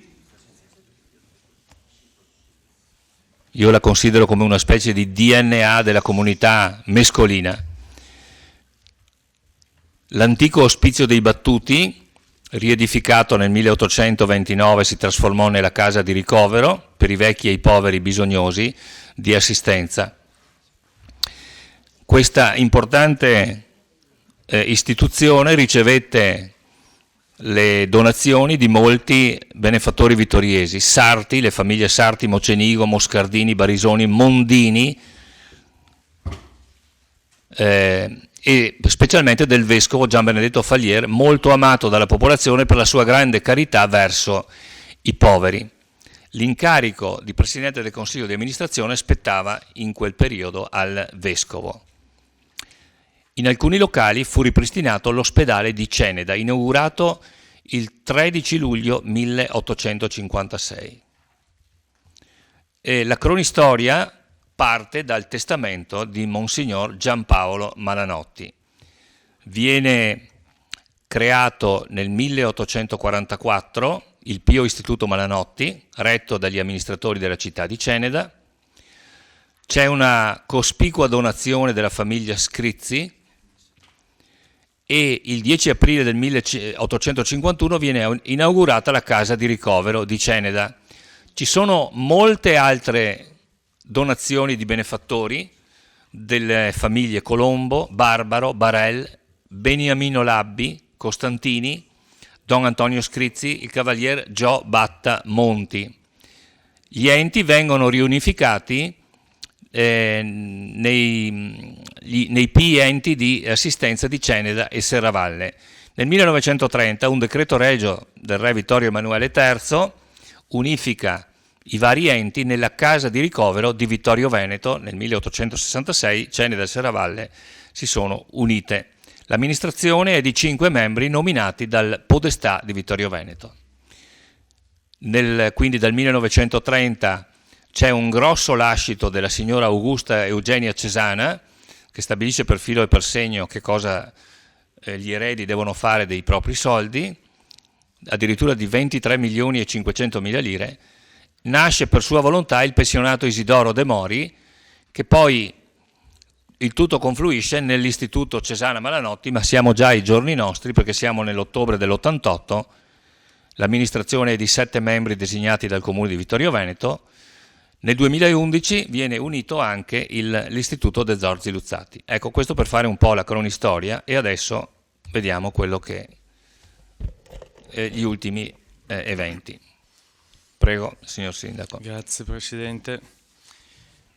In data 25 marzo l'Istituto Cesana Malanotti ha trasmesso la deliberazione numero 12 del giorno precedente, il 24 marzo, avente ad oggetto valutazione dell'evoluzione degli assetti istituzionali dell'ente, determinazioni conseguenti, con la quale il relativo Consiglio di amministrazione ha adottato un nuovo statuto.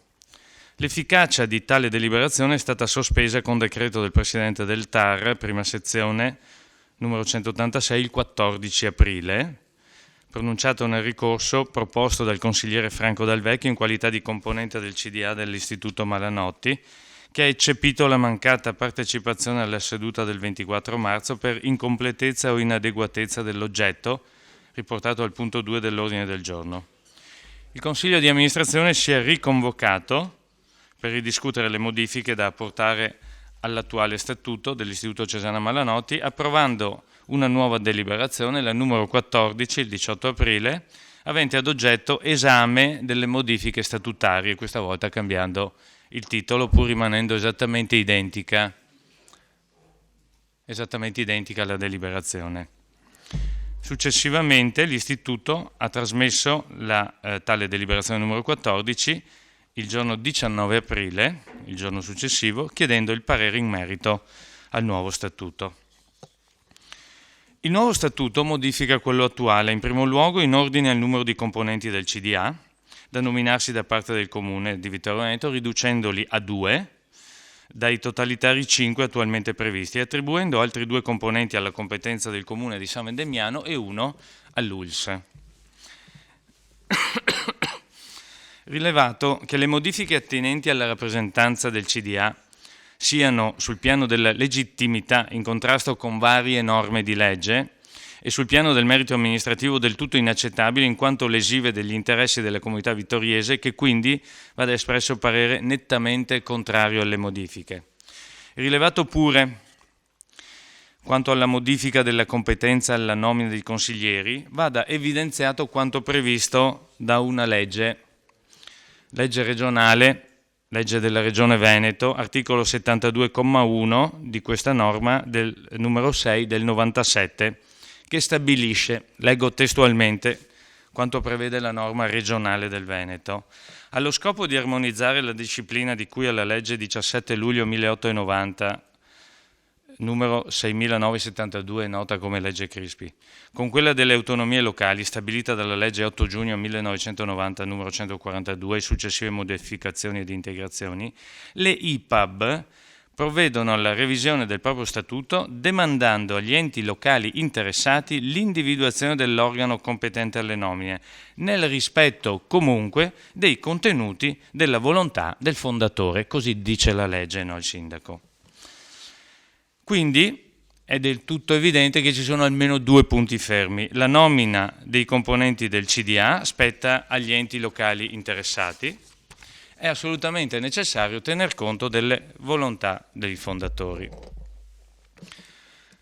Dalla predetta previsione deriva altresì che l'individuazione dell'ULSS competente per territorio come ente deputato alla nomina di uno dei consiglieri viola già di per sé la disposizione in parola. Perché? Perché l'ULSS non rientra tra gli enti locali agli effetti della 142 del 90. Ancora, deriva che qualunque attribuzione al Comune di San Vendemiano della competenza alla nomina di 2 componenti del CDA viola a sua volta la richiamata disposizione della legge, posto che la volontà dei fondatori non è né è stata in alcun modo presa in considerazione nella stesura del nuovo statuto, come risulta dalla motivazione della deliberazione 14, quella in oggetto, né in concreto è in nessun altro modo interpretabile come attributiva di qualsiasi rilevanza e ruolo a favore del Comune di San Vendemiano, che non viene mai citato.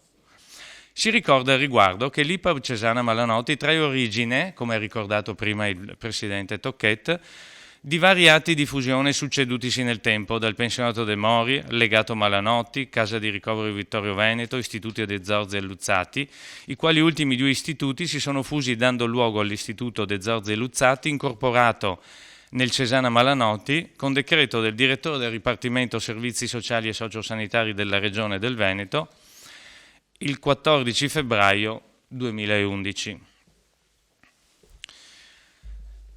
Nessuna analisi del percorso fondazionale è stata in alcun modo operata, per quanto chiaramente si evince dalle motivazioni della deliberazione 14, e ciò in violazione all'articolo 72 della legge regionale del Veneto prima citata. L'IPAB Cesana Malanotti è ed è sempre stata del resto strettamente e indissolubilmente legata, non solo per quanto riguarda le nomine, all'amministrazione comunale, ma anche in tutta la sua attività legata al territorio del nostro comune. Con riguardo al passato più recente, la nuova struttura realizzata dall'IPAB in via Carbonera di Vittorio Veneto, nella quale ricade la grandissima parte dell'attività dell'ente, oltre che ad essere la sede legale dell'ente, è esclusivamente il frutto di un'operazione urbanistica attuata dal solo Comune di Vittorio Veneto mediante il proprio PRG adottato nel 92 e approvato nel 95, con la quale variante si è disposta alla valorizzazione di un'ampia area a destinazione agricola di proprietà dell'istituto attraverso la trasformazione della medesima in area fabbricabile, proprio al fine di far conseguire ad un ente pubblico quale l'IPAB le risorse economiche necessarie per realizzare una nuova sede, sostitutiva di quella ormai del tutto inutilizzabile e a rischio inagibilità allora in essere.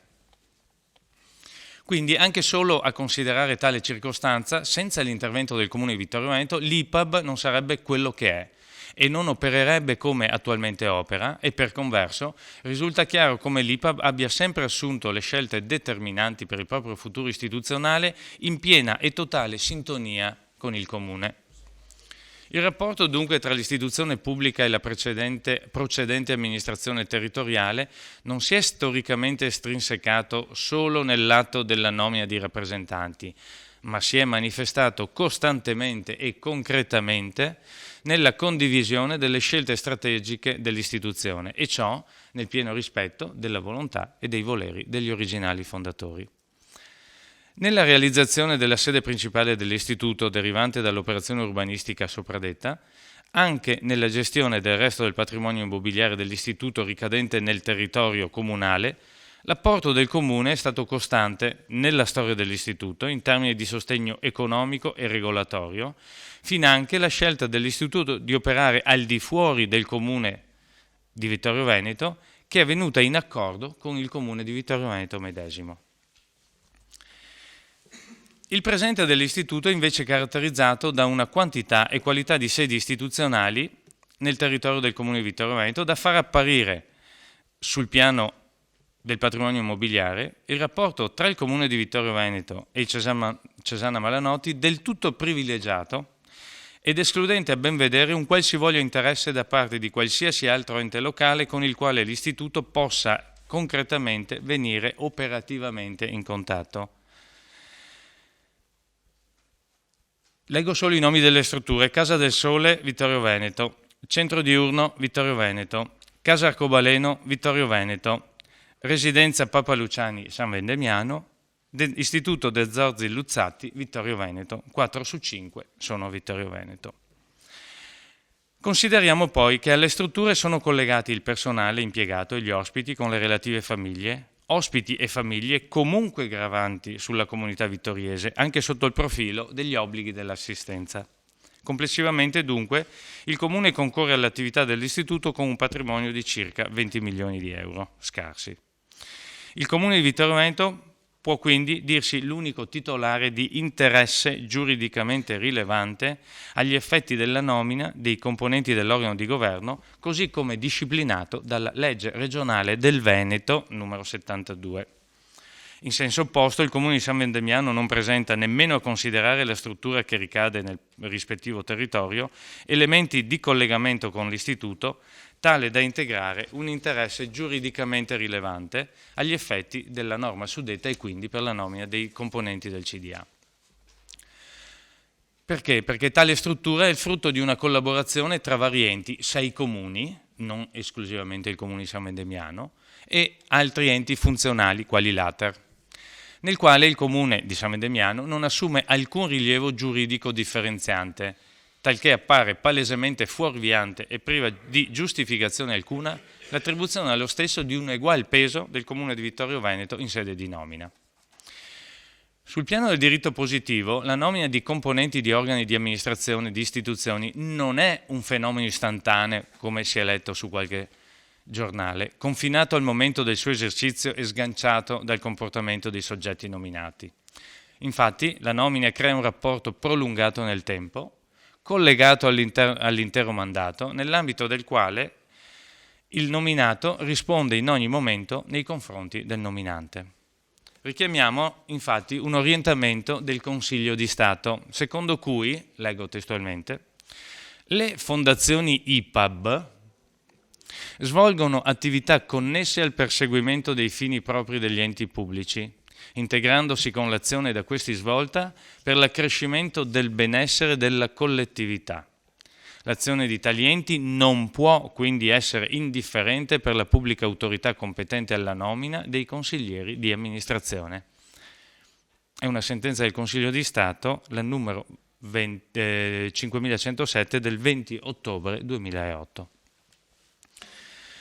Tale identico presupposto è anche rinvenibile nel rapporto tra Istituto e Comune di Vittorio Veneto, il quale è da sempre costantemente e prospetticamente interessato alla vita e all'attività dell'Istituto, avendo intrecciato con il medesimo importanti rapporti e assunto conseguenti decisioni tali da poter essere considerato l'unico vero interlocutore dell'IPAB, cui i consiglieri del medesimo devono rapportarsi ogni qualvolta siano in gioco scelte strategiche dell'Istituto.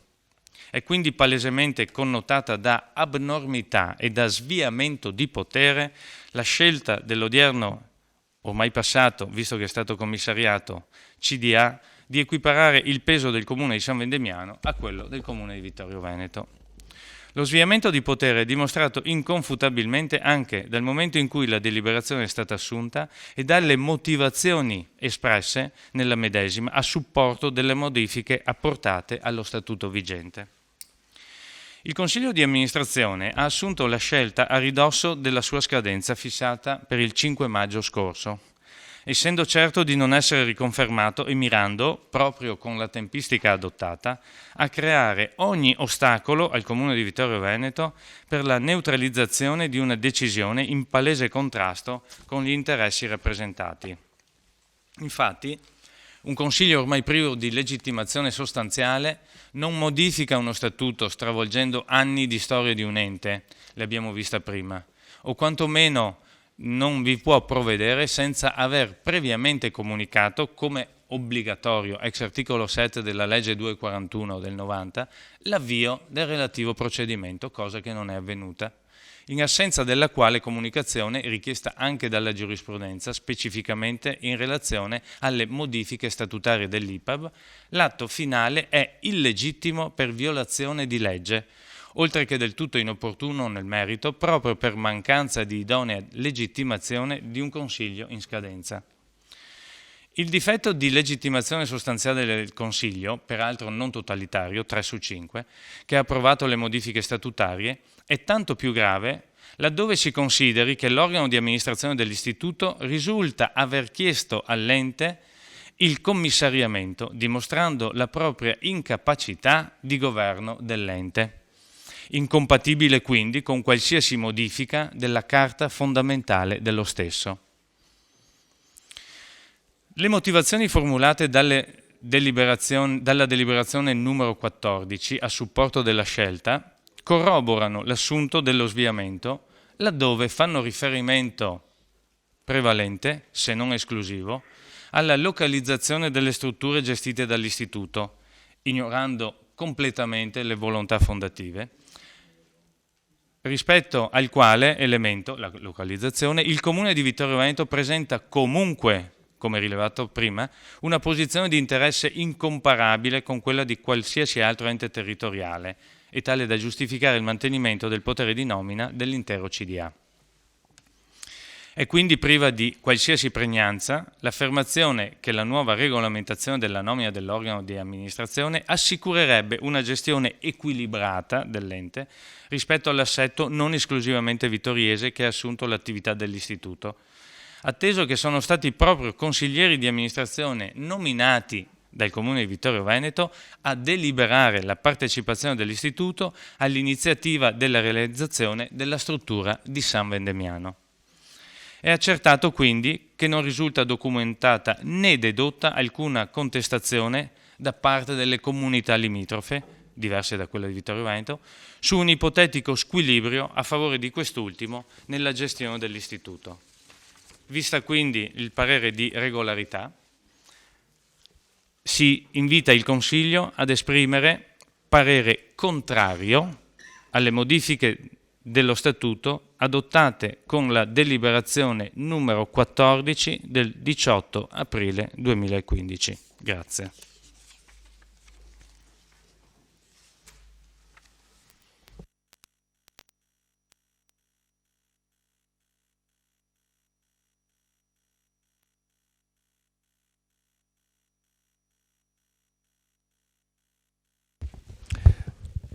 Allora, diamo apertura al dibattito.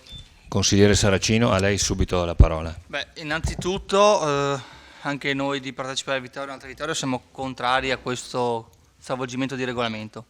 Lo troviamo un atto non corretto e quindi siamo palesemente contrari a questa decisione. Però vediamo in modo positivo l'arrivo di questo commissario, in modo tale che in modo oggettivo tiri fuori le problematiche. Lui si è dato un anno di tempo, quindi un anno è giusto anche aspettarlo. Se dopo vengono tirati fuori tutti gli scheletri che ci sono negli armadi, che sia di una forza politica o l'altra, quindi da questo punto di vista siamo, non dico contenti, ma è una scelta oggettivamente la più corretta al momento. Dopodiché la delibera a mio parere non mi piace, perché oltre a un parere chiede di dare mandato alla Giunta di procedere con azioni legali, cosa che vedo che è già stata fatta dalla Giunta. Il punto 2 online è pubblicato. Sì, dopo, è stata cambiata dall'ultima volta, c'era anche dopo del delibera di dare parere contrario al regolamento, e dopo c'era un altro punto di dare mandato, giusto? E dopodiché una cosa che personalmente, ma anche a tutti i gruppi che rappresento, non è piaciuta è stata la nomina del CDA da parte di questa amministrazione, che è stata fatta analogamente come altre amministrazioni senza tenere conto delle minoranze. Almeno personalmente le liste che rappresento non sono state sentite a riguardo. Grazie. Grazie consigliere.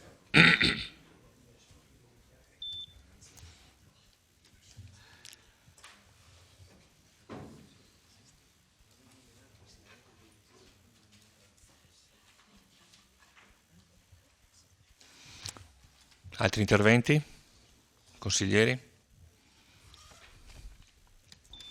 Consigliere Sant'Antonio? Volevo fare una domanda, appunto, come mai non sono state tenute conto le minoranze, come era stato promesso in diverse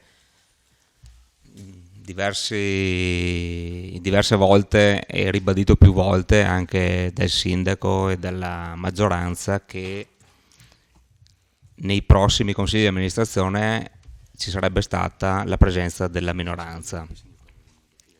Volevo un attimo sentire il sindaco e anche la maggioranza, come mai... Sì. Forse qualcuno le risponderà, però stiamo parlando delle modifiche allo statuto, a rigore. Consigliere ha finito, consigliere? Consigliere Sant'Antonio? Ok. Consigliere Posocco? Grazie, grazie per dare modo anche alle minoranze di discutere su un problema che riguarda il Cesana Malanotti. Io credo che dal 2014, l'anno in cui l'attuale amministrazione si è insediata, i rapporti tra questa amministrazione e il CDA Cesana sono andati molto deteriorandosi. Lo abbiamo visto tutti. Abbiamo notato tutti quanti gli attacchi veementi, quasi offensivi, giornalieri, che dai banchi della maggioranza si elevavano verso i membri del CDA del Cesana e in particolare verso la presidente Tiziana Botteon. Io non capivo una cosa, perché dal momento che questi attacchi venivano in un momento in cui il CDA aveva avviato, secondo me, un magnifico processo di regolarizzazione e trasparenza, che aveva coinvolto l'ex direttore Ciciliot con provvedimento di licenziamento che si era concluso con un accordo di conciliazione giudiziale. Dalla vicenda io ho tratto una mia personale conclusione, la vorrei condividere con voi e discuterne anche pacificamente se possibile. Quando prendo atto, l'altra volta il consigliere Carnelos diceva no, voi avete per 15 anni amministrato il Cesana, io le dico che non sono completamente d'accordo con lei. Io credo che il Cesana negli ultimi anni sia stato amministrato dalla Democrazia Cristiana. e le spiego perché. La Democrazia Cristiana, che era un grande partito, raccoglieva figure al suo interno, tantissime figure, buone, cattive, belli, brutti, non entro nel merito, e tra queste figure c'era il buon compagno democristiano Ciciliot, c'era l'attuale sindaco, magari c'era qualche consigliere comunale qua, anche qualche dirigente di questo comune, c'erano tante persone, anche il consigliere Fasan, quindi era un gran partito. Poi la Democrazia Cristiana si è sfaldata come partito, ma certamente i suoi uomini sono sopravvissuti e si sono posizionati su altre posizioni. Chi, come Ciciliot, è venuto in Lega, altri nella Margherita, alcuni nei DS e in altri partiti. La DC, appunto, questo grande partito, tra pregi e difetti, ma senz'altro quando governato negli anni e la meritocrazia non contava. Contavano di più le conoscenze. Per capirci, sappiamo tutti, o quasi, perché quando il sindaco usciva, quando si parlava del Cesana, il sindaco usciva perché era in palese conflitto di interessi. Sappiamo benissimo che nel 1992, quando l'attuale sindaco era un promettente consigliere col suocero sindaco, sua sorella veniva assunta al Cesana col profilo del funzionario, col voto della madre. Quindi secondo me quando si parla di Cesana l'unico modo per il sindaco di non essere in conflitto di interessi sono le dimissioni, l'unico sistema. Tornando al compagno democristiano Ciciliot, mi ha fatto pensare le dichiarazioni che aveva fatto sul quindicinale ai primi di maggio. Mi ha fatto riflettere e mi sono informato ancora meglio. Intanto ha detto delle cose, pur sapendo che nell'accordo conciliativo che aveva fatto aveva l'obbligo della massima riservatezza del patrimonio delle conoscenze. E poi allora io sono andato a informarmi su questa storia dell'ente. E su questa storia vorrei farvi capire perché secondo me il commissariamento è assolutamente necessario per fare chiarezza. Allora, abbiamo parlato dell'assunzione della dottoressa Tonon nel 1992, ma nel 1999 con Ciciliot presidente, consigliere, nel ricordarle, ma questo ha poca importanza, che sono passati 4 minuti, però lei sta andando fuori tema. Non sto andando fuori tema. Stiamo parlando della modifica allo statuto? Lo so, e no, c'è anche un pezzo dell'ultima delibera che non è stata citata, che mi risulta esserci. Vabbè, vediamo dove va. Vedo dove va a parare. Ok. Allora, decide di modificare la dotazione organica con la modifica del regolamento, creando un concorso pubblico interno con un unico concorrente. Tra l'altro hanno fatto anche pure la graduatoria. C'era un posto da vice segretario che era prima un funzionario, un D3, e diventa questo posto dirigenziale. Quindi un posto da vice segretario diventa dirigenziale e la figura del nuovo vice segretario, appunto della dottoressa Tonon, con il parere di competenza firmato dalla stessa dottoressa Tonon. Finita qui? No. Nel 2003, esattamente il 2 di agosto, in barba a tutte le regole del reclutamento dei dirigenti delle case di riposo, nel merito l'IPAB è classificata come prima A e il reclutamento diceva che bisognava fare un concorso pubblico e 5 anni di esperienza da dirigente nella pubblica amministrazione. Questo, con l'avallo del segretario direttore, in quel caso dottoressa Tonon, Ciciliot, il famoso compagno democristiano, si fa assumere segretario direttore. Vengo al punto. Si fa nominare segretario direttore. Credo che tutti i termini del commissariamento ci siano. Vedere nella delibera, se non leggo male, tra l'altro la Regione ha proprio risposto in merito a questo l'altro giorno, poco tempo fa, rispetto a questo punto, nella delibera vedere che il Consiglio dà mandato alla Giunta di assumere tutte le azioni necessarie per penso fare ricorso, mi corregga segretario se dico una castroneria, contro il commissariamento, sia un punto su cui il Consiglio, visto quello che è successo negli anni al Cesana, sia secondo me da emendare, tirar via, perché serve il commissariamento assolutamente, e vi invito dopo quello che vi ho detto, se volete ci sono tutte le carte che raccontano questo e sono a disposizione, di considerare di non votare questa parte della delibera. Vi ringrazio.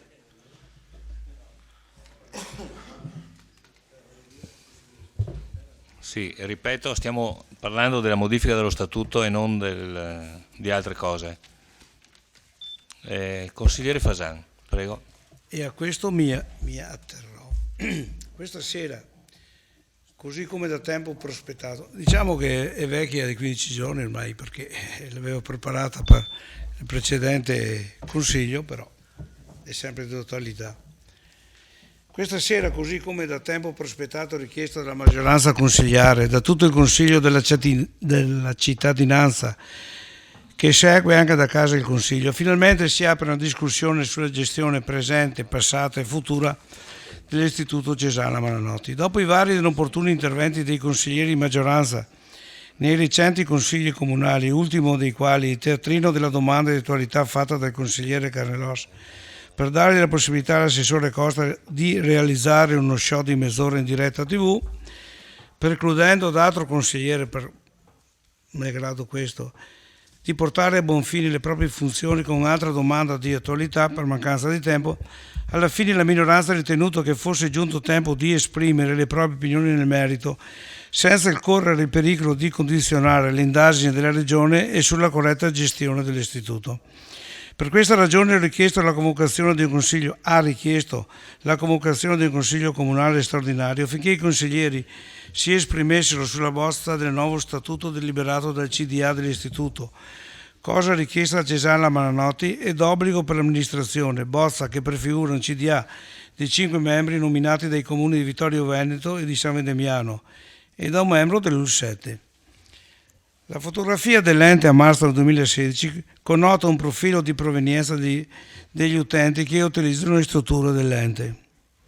Parliamo tanto di Vittorio Veneto, vediamo chi frequenta il Cesana Malanotti. Attualmente l'ente fornisce servizi mediamente a 297 utenti. Di questi circa 120 provengono del comune di Vittorio Veneto, una quota del 40%, coincidente con i 2 membri su 5 che si intende mettere in quota del comune di Vittorio Veneto. Il restante 60% proviene dai comuni San Vendemiano, Cappella Maggiore, Cison di Valmarino, Codognè, Colle Umberto, Conegliano, Cordignano, Farra di Soligo, Follina, Fregona, Gaierine, Godiga e Sant'Urbano, Mareno di Piave, Miane, Mogliano Veneto, Orsago, Pederoba, Revine Lago, Roncade e Sanfior, San Piero di Feletto, Santa Lucia di Piave, Sarmede, Susegana, Tarsto, Valdobbiadene e Vazzola. Territorio che ha come riferimento la URSS e non solo. Pertanto Vittorio Veneto abbiamo capito che ha solamente il 40%.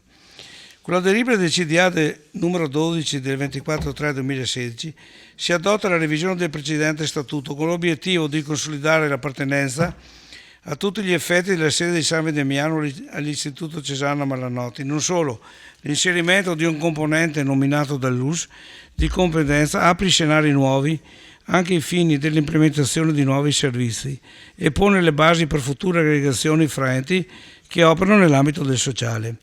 L'articolo 7, ora modificato, prevede i seguenti criteri di nomina del CDA. Il Consiglio di amministrazione è composto da 5 membri, compreso il Presidente, nominati. Numero 1 dal Direttore Generale dell'URSS competente, numero 2 dal Comune di Vittorio Veneto, numero 2 del Comune di San Vendemiano.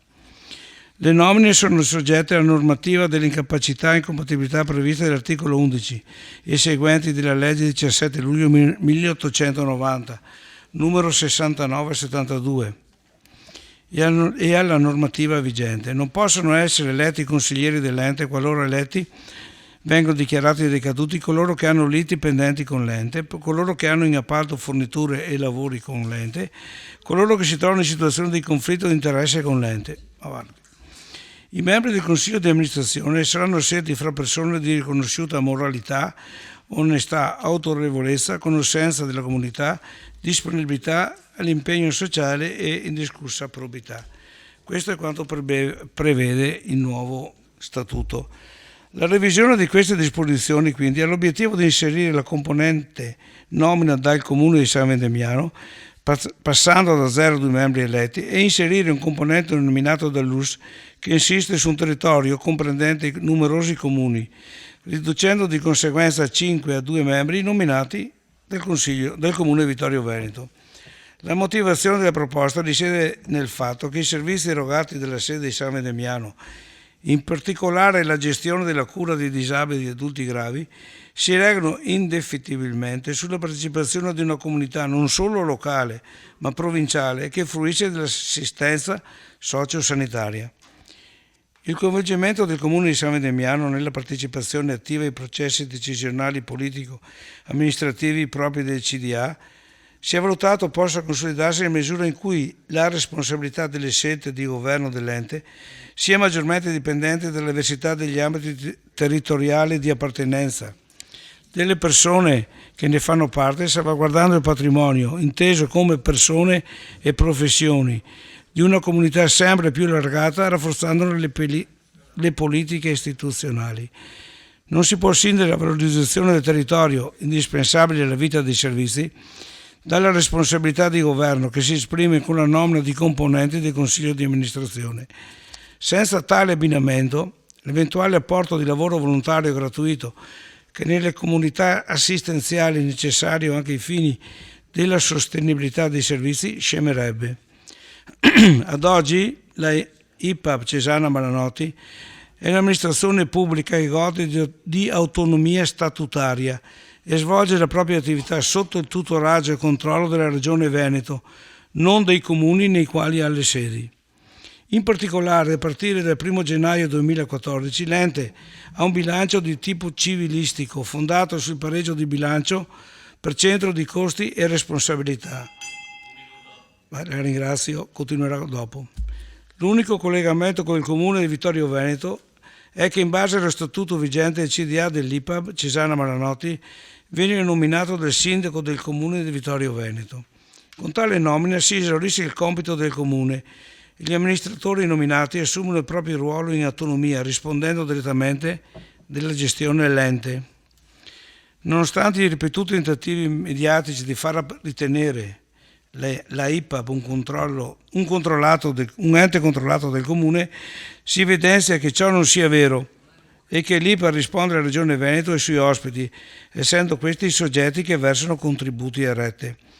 Nonostante si cerca di evocare un'idea di proprietà da parte dei vittoriesi e una sorta di controllo in capo al Comune di Vittorio, va rilevato che non è così. Un ente pubblico non ha proprietà, ma è un ente che deve garantire la regolazione dei servizi a precise categorie di soggetti nel rispetto dei principi dell'amministrazione pubblica. Diciamo che il mio tempo, i miei minuti non sono uguali ai cane e ossa. Vabbè, continuerò dopo. Rimessa mai finire neanche. Scusi, ha iniziato alle 23:33, sì, sono le 23:40. Sì, ma però 7 minuti sono 7. diciamo che gli interventi di Carnello sono più... Consigliere De Valier, a lei la parola. Sì, grazie. Questa sera ho sentito, no, non so neanche come chiamarle, vabbè, facciamo alle critiche del PD alla magnifica gestione dell'ente di questi ultimi anni. Così è stata definita da Posocco. Bene, se è stata magnifica, vediamo cosa dice la Giunta regionale veneta sulla magnificenza della... Sì.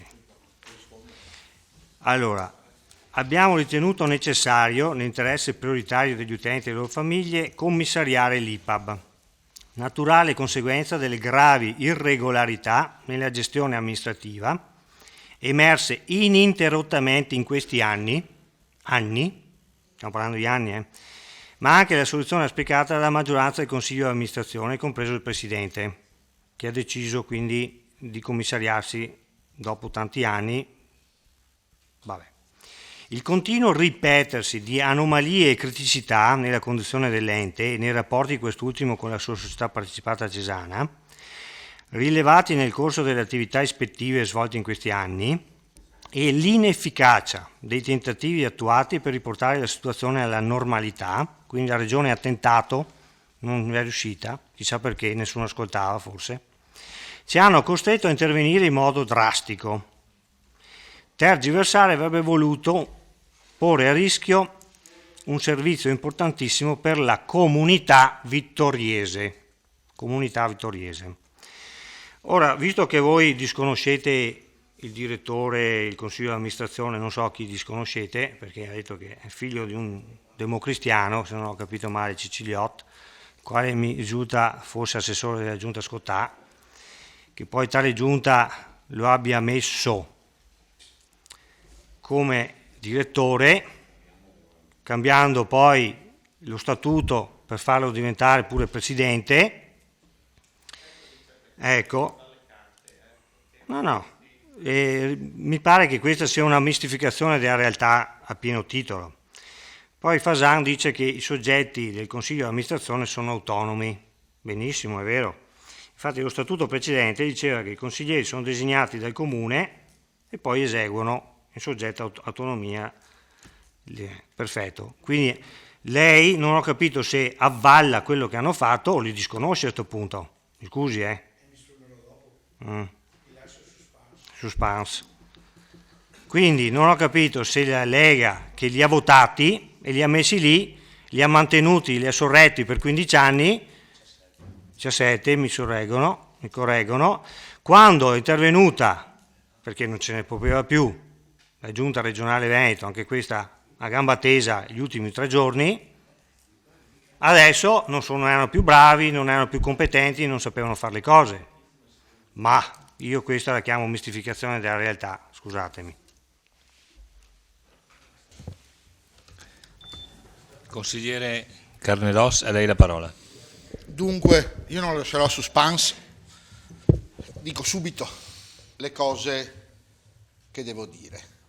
E sono tantissime, mi fermerà sicuramente il Presidente, perché è una soap opera, le vicende di 16 anni di amministrazione cesana, amministrazione targata DOC, sempre Lega. È davvero singolare lo stravolgimento effettuato dal mio giovane collega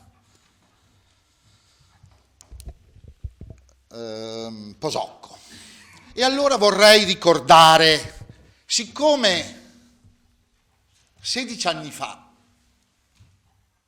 ero in quei banchi e ricordo benissimo che ora non lo so, il tanto vituperato Ciciliotto, con cui si fa una conciliazione in cui gli si danno euro sonanti, era nel 94, aveva 2 cariche, incompatibili naturalmente. Uno era consigliere comunale della Lega a Cappella ed era assessore della Giunta Scottà. 94, sì. 94.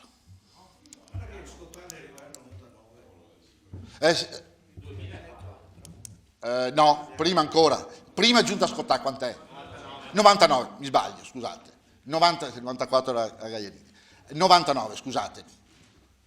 Era consigliere leghista del comune di Cappella e assessore leghista in comune di Vittorio Veneto.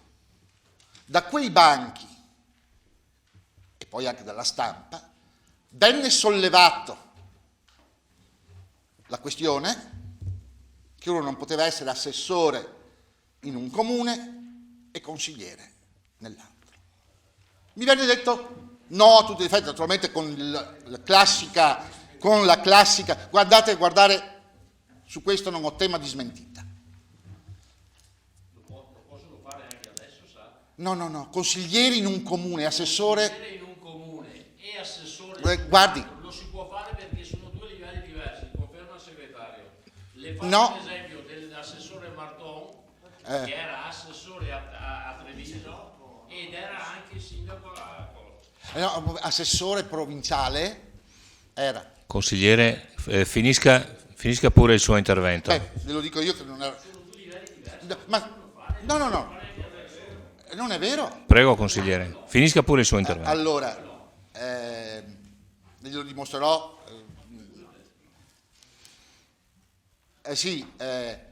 Era tutte e due le cose. Venne sollevata la questione e non venne presa in considerazione. Dopo qualche tempo, evidentemente, se ne accorsero e Ciciliò si dimise da consigliere leghista del comune di Cappella e rimase per un certo periodo assessore. Successivamente venne nominato dal sindaco pro tempore leghista dell'epoca membro del consiglio di amministrazione del Cesana con altri 4 membri, tutti di provenienza leghista. Da allora questo è stato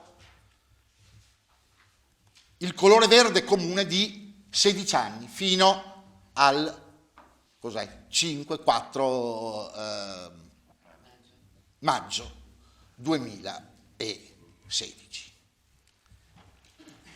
E non c'è mai stato nessun soggetto della minoranza, oggi che i consiglieri parlano tanto di controllo, di funzione di ausilio, non è mai stato preso in considerazione. Sa, su quello statuto che lei diceva, consigliere Posocco, se guarda indietro, lei troverà una interrogazione alla giunta regionale veneta fatta dall'allora consigliere regionale Costantini, in cui in maniera puntuale e precisa venivano indicate le manchevolezze, le stesse, almeno per quanto riguarda quello statuto, che lei ha criticato adesso, 16 anni dopo. È uguale l'attuale Consiglio d'amministrazione, 16 anni dopo quel regolamento modificato, su cui lei ha giustamente sollevato strali, la Regione se n'è bellamente fregata all'epoca. Tant'è vero che tutto è continuato tranquillamente in quel modo.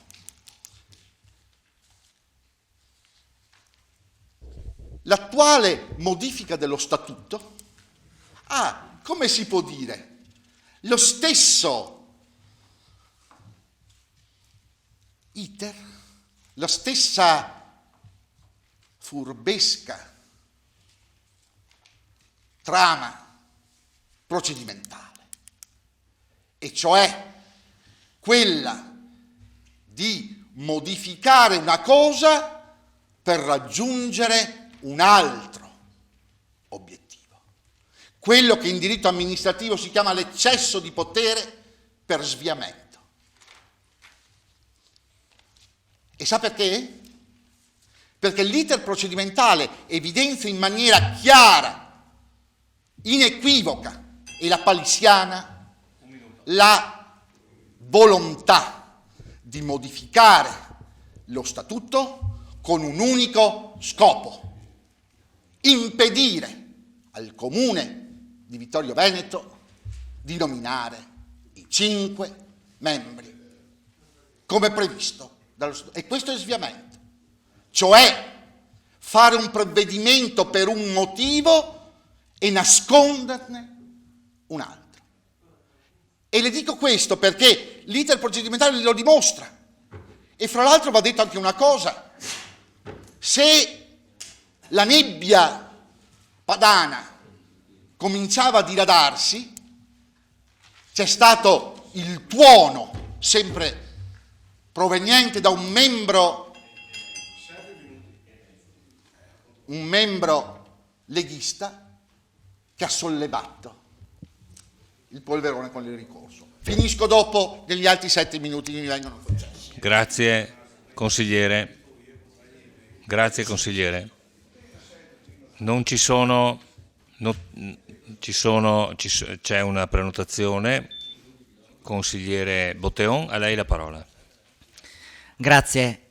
Allora, io sono consigliere da 7 anni, ormai un po' troppi, di questo comune e credo che in questi 7 anni, adesso vorrei chiamare a conferma il consigliere Costa, quante volte abbiamo chiesto l'intervento della regione al Cesana Malanotti? Penso 7 anni fa, 6 anni fa, 5 anni fa, 4 anni fa, 3 anni fa, almeno una volta all'anno dai banchi della minoranza abbiamo sollevato la questione Cesana Malanotti, segnalando quelle che per noi erano irregolarità, alcune delle quali piuttosto gravi.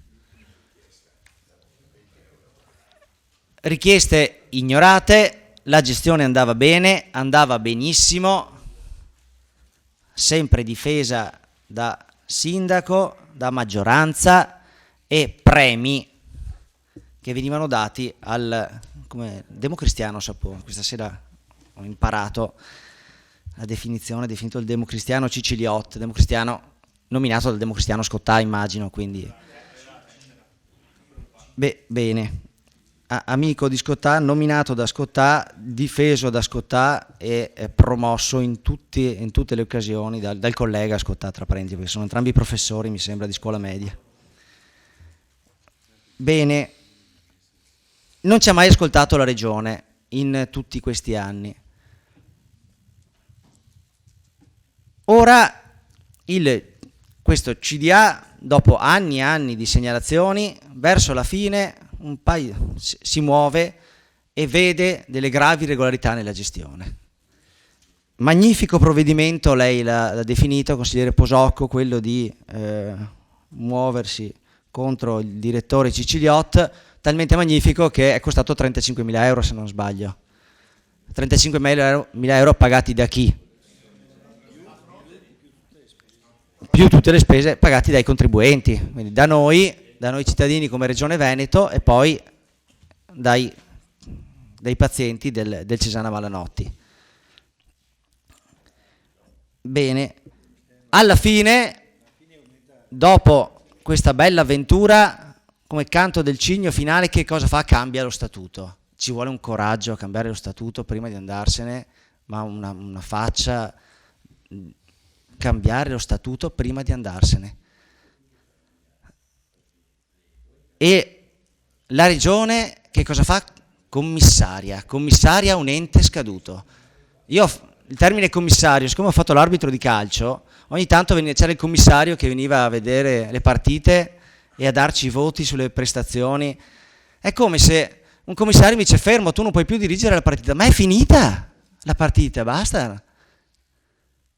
Come si fa a intervenire a commissariare un ente, un CDA che è scaduto? È una cosa che non sta né in cielo né in terra, sta cambiando la gestione e adesso interviene dopo 7 anni almeno, ma anche prima di me vi sono state, prima era minoranza, era il consigliere Napoli ad esempio, ricordo già ben da parecchi anni prima segnalazioni di gravi irregolarità nella gestione del Cesana Malanotti, tra cui avete citato prima il cambiamento del regolamento con allora l'ex assessore, allora presidente che diventa direttore, triplicando il suo stipendio, anche perché dobbiamo dirle le cose. Cioè, tu hai uno stipendio, sei un professore, diventi direttore di una casa di riposo, il tuo stipendio, le tue entrate cambiano di 2 o 3 volte. Penso che siano cose di una certa rilevanza, però allora difeso per le qualità, finché 2 anni fa gravi irregolarità ripetute negli anni. Ma se sono ripetute negli anni, perché ne siete intervenuti prima?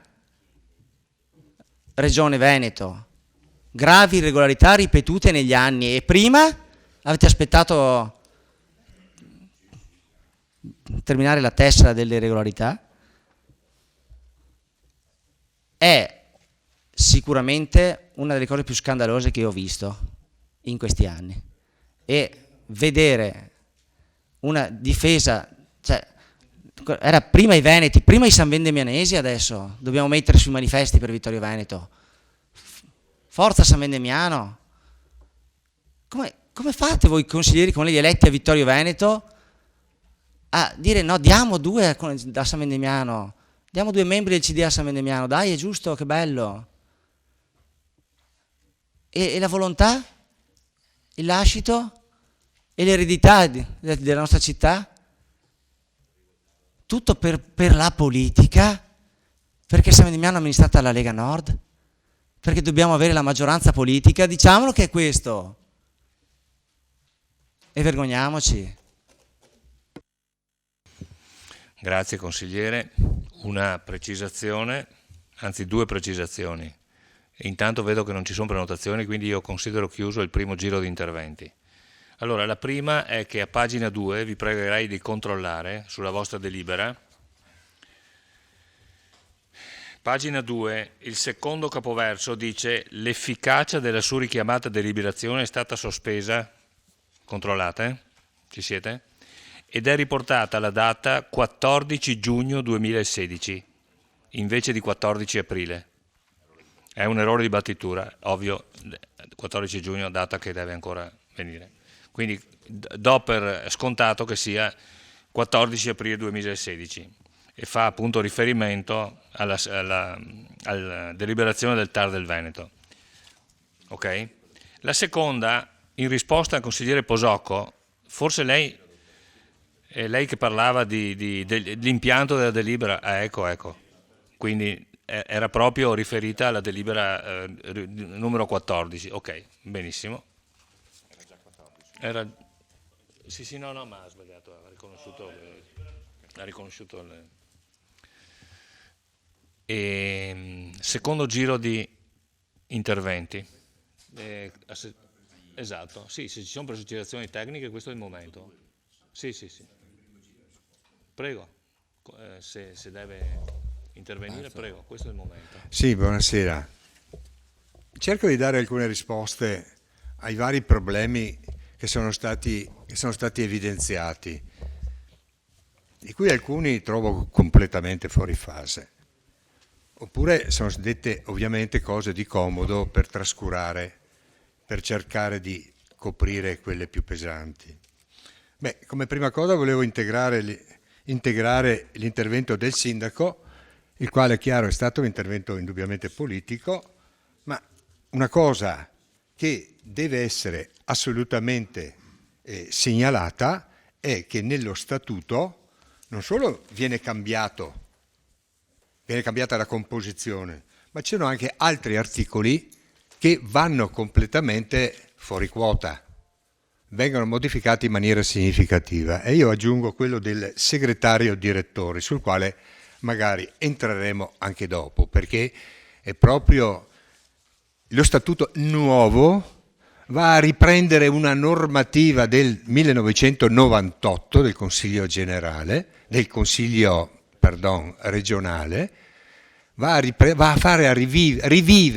fa rivivere quella norma che doveva avere un'efficacia limitata, stranamente.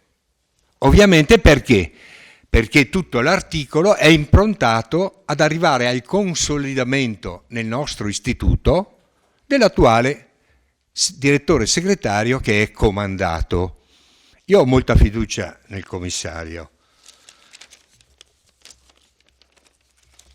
Prima cosa. Seconda cosa, il consigliere Posocco dice ma tutto andava bene sino al 2014, quando i rapporti poi si sono deteriorati, attacchi continui verso il CDA del Cesana, una lode sperticata al CDA per le scelte di trasparenza con l'eliminazione di Ciciliot, e poi si riparte dalla DC. causa di tutti i mali di questo mondo. Per cui con la DC contavano le conoscenze e non la meritocrazia. Ma io mi ricordo con po' cos'era la DC perché non ho 38 anni, ma ne ho parecchi di più. Però mi permetto solamente di ricordare velocemente le delibere che ho potuto leggere e citare. 2 agosto 2003, l'ho citata in quell'intervento che ha qualificato come uno show mediatico il consigliere Fasan. Probabilmente era distratto e non ha seguito gli argomenti, altrimenti certe cose non le avrebbe dette. Delibera numero 40, 2 agosto 2003, insediamento del Consiglio di amministrazione Cesana Malanotti, elezione del Presidente. Numero 2, delibera numero 41, approvazione del regolamento e nuova normativa sui concorsi, con i requisiti fatti ad personam. Delibera numero 42, 40, 41, 42, incarico, visto che c'è la domanda del dottor Ciciliot, e si dà l'incarico. Punto. Questo è il dato di fatto. Avevamo sentito prima che con la DC contavano solo la conoscenza e non la meritocrazia. Punto. Questa è la situazione. Ovviamente il segretario è diventato il dottor Ciciliot, il quale da presidente sino al giorno prima aveva preparato il regolamento ad personam e tutti erano d'accordo. Adesso mi sembra alquanto meschino dire ma chi era segretario in quella? Ma chi era segretario che verbalizzava?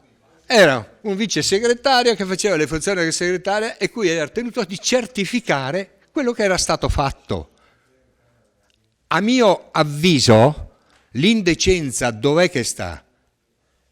Che per me il dottor Ciciliot, qua forse qualcuno si meraviglia, aveva i requisiti per ricoprire quel posto, ma erano i requisiti che non stavano né in cielo né in terra.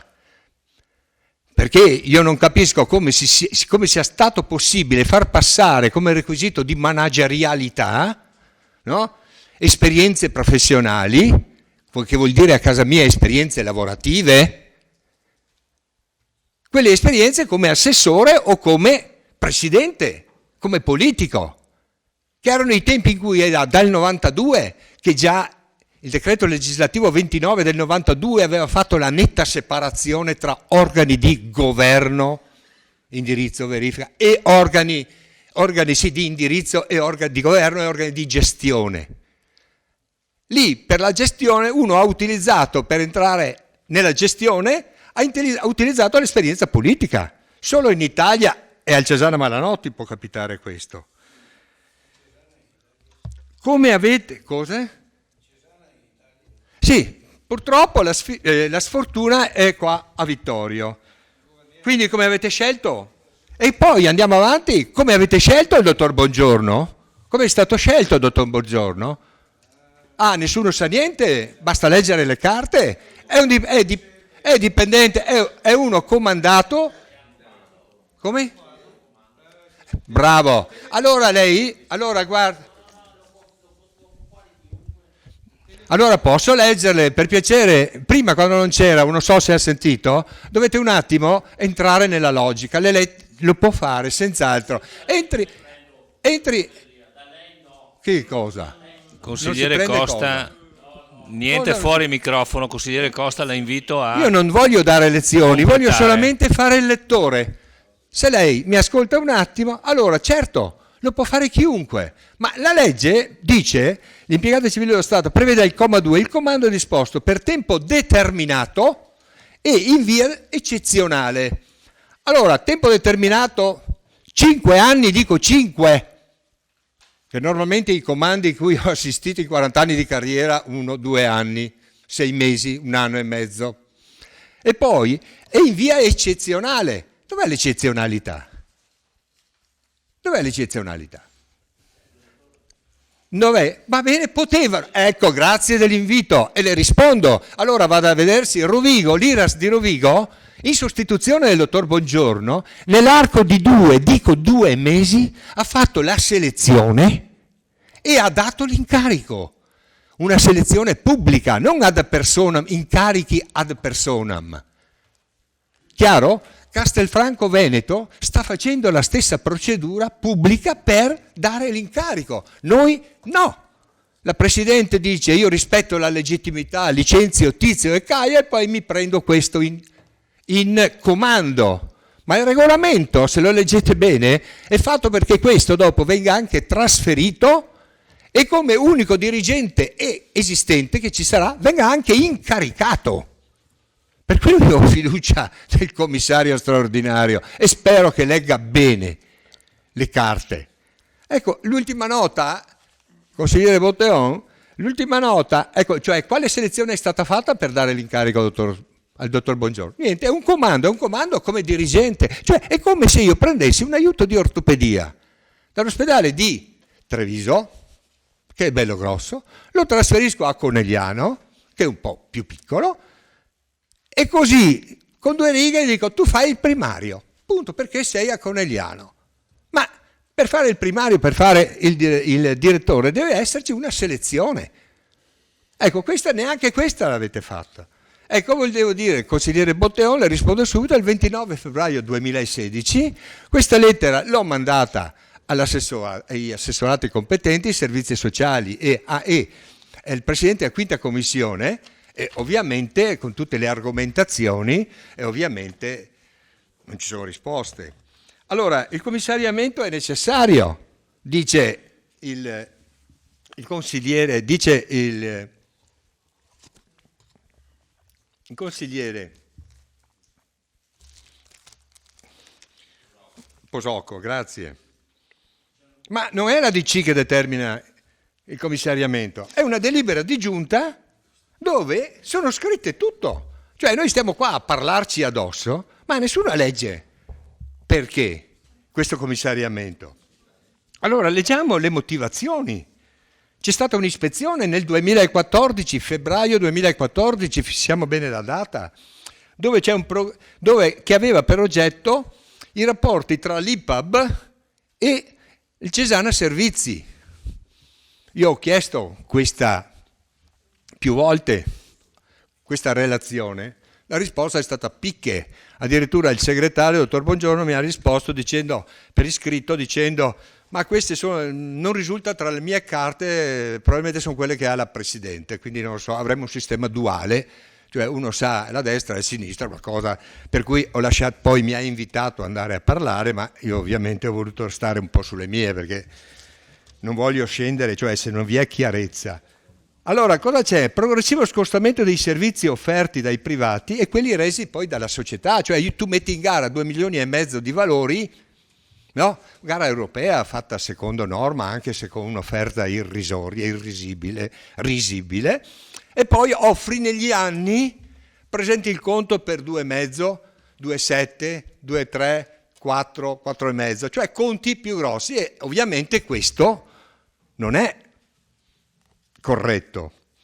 Poi sostituzione del personale, questo è scritto nel provvedimento, sostituzione del personale utilizzando la società Cesana Servizi, ovviamente per non applicare le norme sui concorsi, sulle assunzioni e probabilmente anche per risparmiare.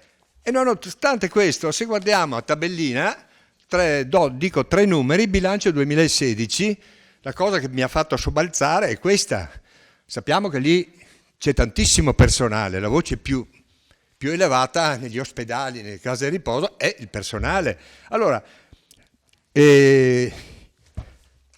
costi del personale 4 milioni e 2, costi per servizi 6 milioni e 350, cioè qua dentro c'è l'acquisto di tutte le prestazioni dalle cooperative varie e tutto quello che ci gira attorno, per cui effettivamente cos'è? C'è più flessibilità, c'è più la gente se va bene la cambi turni, fai tutto quello che vuoi, poi inutile, non voglio entrare su questo argomento. Comunque la previsione è di meno 550.000 euro per il 2016. Questo. L'altra cosa, L'altra situazione denunciata, scritta in delibera, l'impianto fotovoltaico l'ha fatto non l'IPAB, ma l'ha fatto il Cesana Servizi, adducendo la motivazione che c'era l'urgenza di fare. Ora io non so, io so che ho l'urgenza di prendere il sangue, comprare lastre, comprare guanti monouso o attrezzature urgenti per il pronto soccorso, l'ossigeno, ma che vi sia un'urgenza per fare l'impianto fotovoltaico, questo veramente solo Pinocchio può dirlo.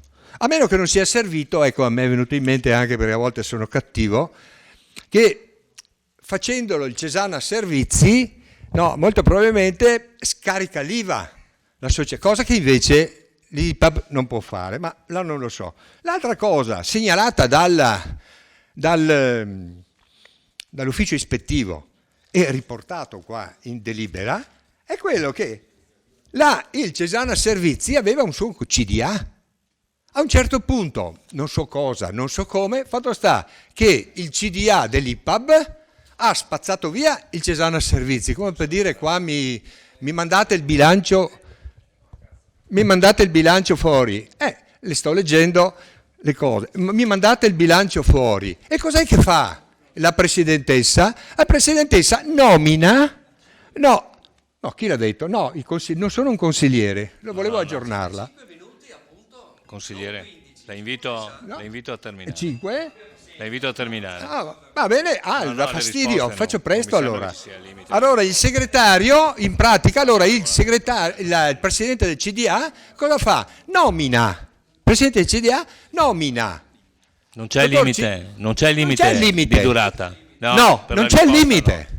Abbiamo già controllato. Io lo dico, legga l'articolo 32.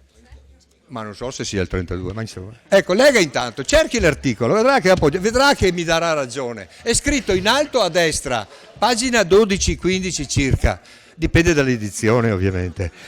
Per cui cosa fa il CDA? Oppure questa presidentessa che tanto si incavola con noi? Cos'è che fa il CDA? Elimina il CDA del Cesana Servizi e nomina chi amministratore unico? Nomina un certo dottor Ciciliot. Ma come può uno fare il controllore e il controllato? Queste cose non le dico io, le dice la delibera di giunta, perché nessuno l'ha letta, nessuno si chiede il perché. È chiaro che è interessante, è più interessante spostare l'obiettivo su altre cose, perché queste danno fastidio. Consigliere, ma chi è che ha numerato? Consigliere. No, io non sono consigliere. Assessore Costa, sono rimasto ancora a qualche mese fa. Assessore, la invito a terminare perché va bene, ha ragione il consigliere, le ritorno tutto il suo... No, il limite. No, chiudo io. Ha ragione, non è l'articolo 32, grazie. È l'articolo 51. Ecco, ho sbagliato di poco. Le ritorno il suo onore, è l'articolo 41. 51. Ha ragione lei. Va bene, faccio veloce. L'altro problema... è che poi, chiudo due cose, chiudo subito. È che l'altro problema è che il Cesana Servizi, che è una società collegata con, non fa altro che comprare. Consigliere Costa, un attimo solo, assessore chiudere. Costa, la invito a terminare. Ok? Allora, consigliere, darei a lei la parola, prego. Guardi, dovevo parlare prima, ma probabilmente non ho schiacciato, ma vede, con tutta questa confusione che si vede all'interno di questo Consiglio, mi scuso, io ho avuto un altro impegno e sono arrivato adesso, ma mi attengo a quello che ho visto. Penso che la Regione abbia fatto l'unica cosa che doveva fare, cioè quella di commissariare. Poi non abbiate paura, tanto poi il CDA lo nominate, avete tutto il tempo per farlo. Nominate chi volete, chi sui giornali pubblicamente si è espresso come presidente. Di solito è il Consiglio che elegge il presidente, qua il presidente era già eletto, vabbè, se vede, probabilmente c'è stata una pre-riunione, non è cosa che mi interessi, però tengo anche a dire che se la Regione è intervenuta, io parlo pensando come ho visto lavorare la Regione essendoci stato, ha fatto l'unica cosa che doveva fare, ha visto delle irregolarità, ha visto probabilmente soprattutto tanti e troppi articoli stampa che erano a danno dell'ente, e alla fine è intervenuta. Poi il CDA, loro ignominiamente passerà 6 mesi, ha detto forse 12 mesi, 6 mesi, è comunque un legislativo della regione, non è una parte politica, farà il suo compito da buon avvocato e porterà alla commissione tutti i dati che deve portare. Punto. Consigliere De Bastiani, prego. Ma va bene, qua non si sa da che parte iniziare, farò solo qualche commento. Lei è troppo modesto da gli articoli stampa. Dai, sappiamo chi è per gli articoli di stampa. Gli articoli di stampa vengono fuori se viene licenziato un direttore, non perché i consiglieri comunali commentano, perché vengono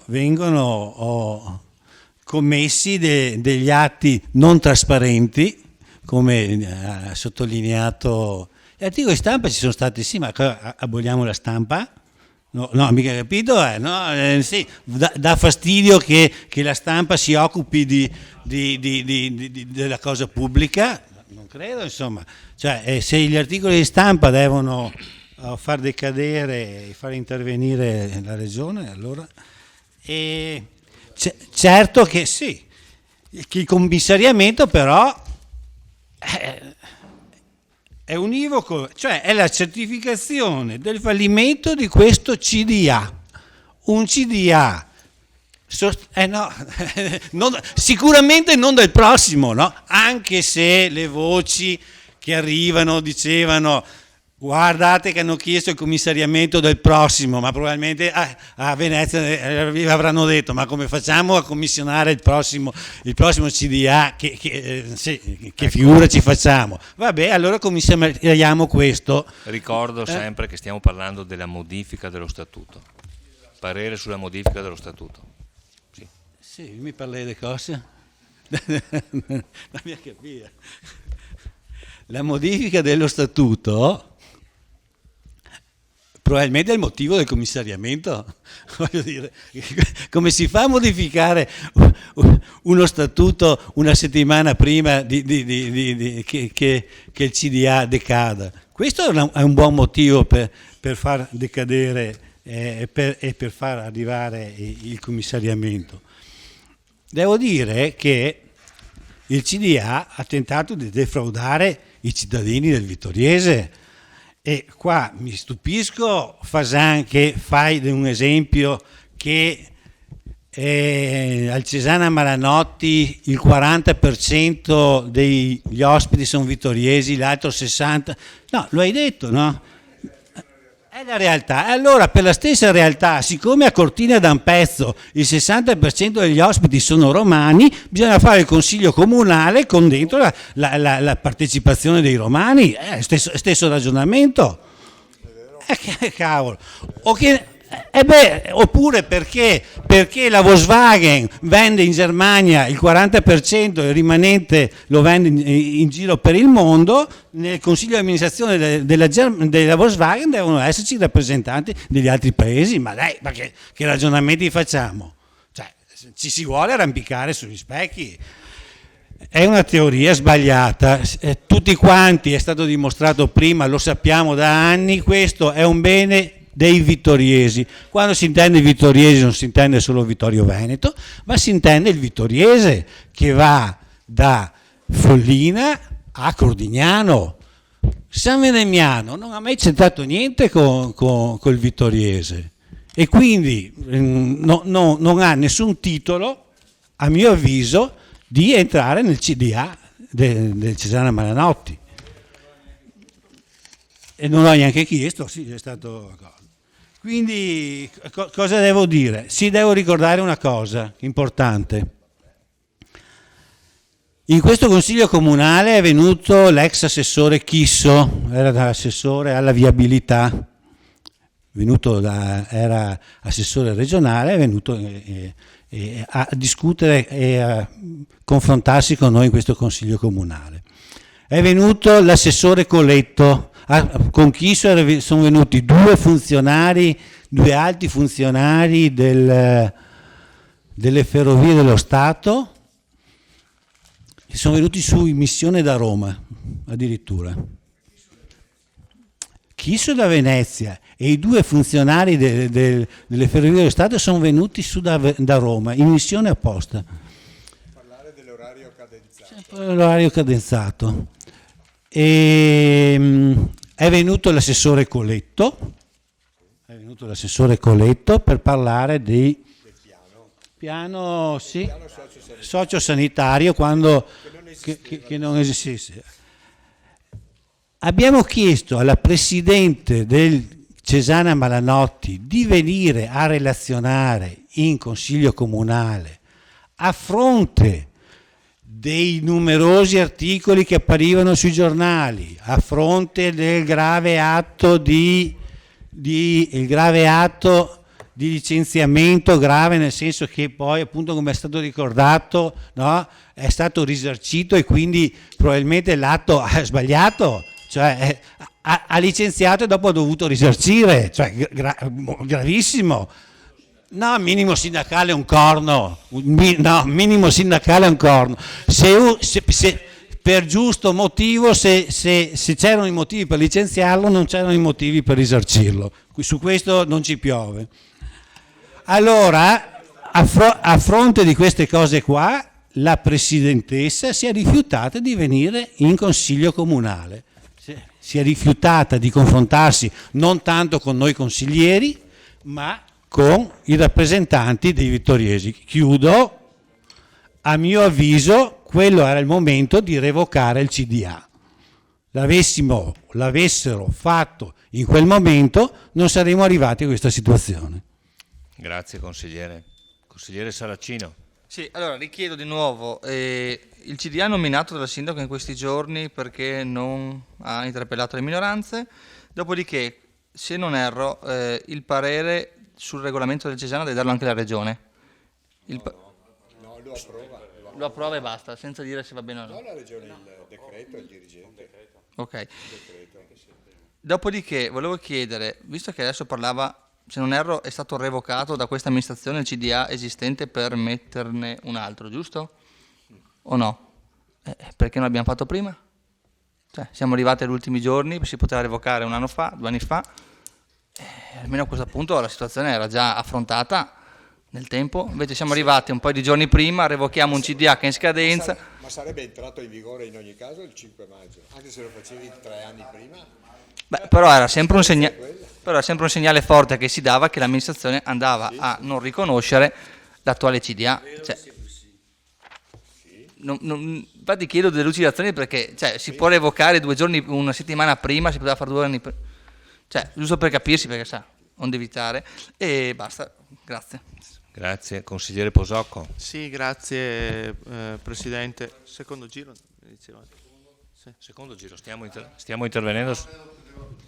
Sì, mi scuso per prima. No, siamo capiti. Okay. Siamo capiti. Allora, volevo un attimo rispondere al collega Botteon sul discorso di quello che ha detto il compenso esorbitante a Ciciliotti. Ma anche qui stiamo parlando della modifica dello statuto e va bene che scusi, è bello discutere. È una risposta, penso possa essere anche interessato a una risposta. Poi,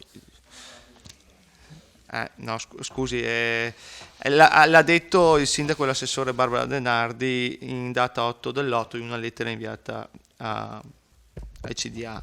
Allora, la richiesta era di 380.000 euro, invece sono stati dati 35.000 euro, più 15.983 euro di tasse, più 6.344 tra avvocati e tutto, un totale di 76.329. D'altra parte l'ente ha risparmiato 120.000 euro. Considerato che non sono state liquidate le 4 mensilità di preavviso, pari a 48.000 euro, contrattualmente previste, e i 5 mesi, 60.000 euro, del periodo dal 20 dell'8 2014 al 27/1 2015. data di licenziamento. I 5 mesi dal periodo dal 28/8 al 27/1 non sono state, che il 27/1 è stata la data di licenziamento, non sono state date le... Ecco, no, per essere chiari su delle cose. A onor del vero, d'altra parte la delibera, come diceva, che è stata invitata la Presidente, è stata con una mail dalla dirigente Tiziana Tonon, ha detto che è meglio per scritto e non presentarsi in Consiglio Comunale, è stata anche invitata. Dopodiché mi fa molto piacere apprendere da tutto il Consiglio e anche dalle parole dell'assessore Costa che, da quello che ho capito, non ci sarà nessun ricorso al commissariamento, sul quale mi sembra siamo tutti d'accordo. E quindi sì, dalle vostre parole trovate il commissariamento giusto e quindi non mi immagino un ricorso al TAR, perché se stasera siete tutti d'accordo. Ecco, e visto la mia domanda, sa che parla sempre. Non so gli 8.000 euro. Non so da cosa l'ha intuito questa con sua riflessione comunque. Vabbè, tutti d'accordo, ma vabbè.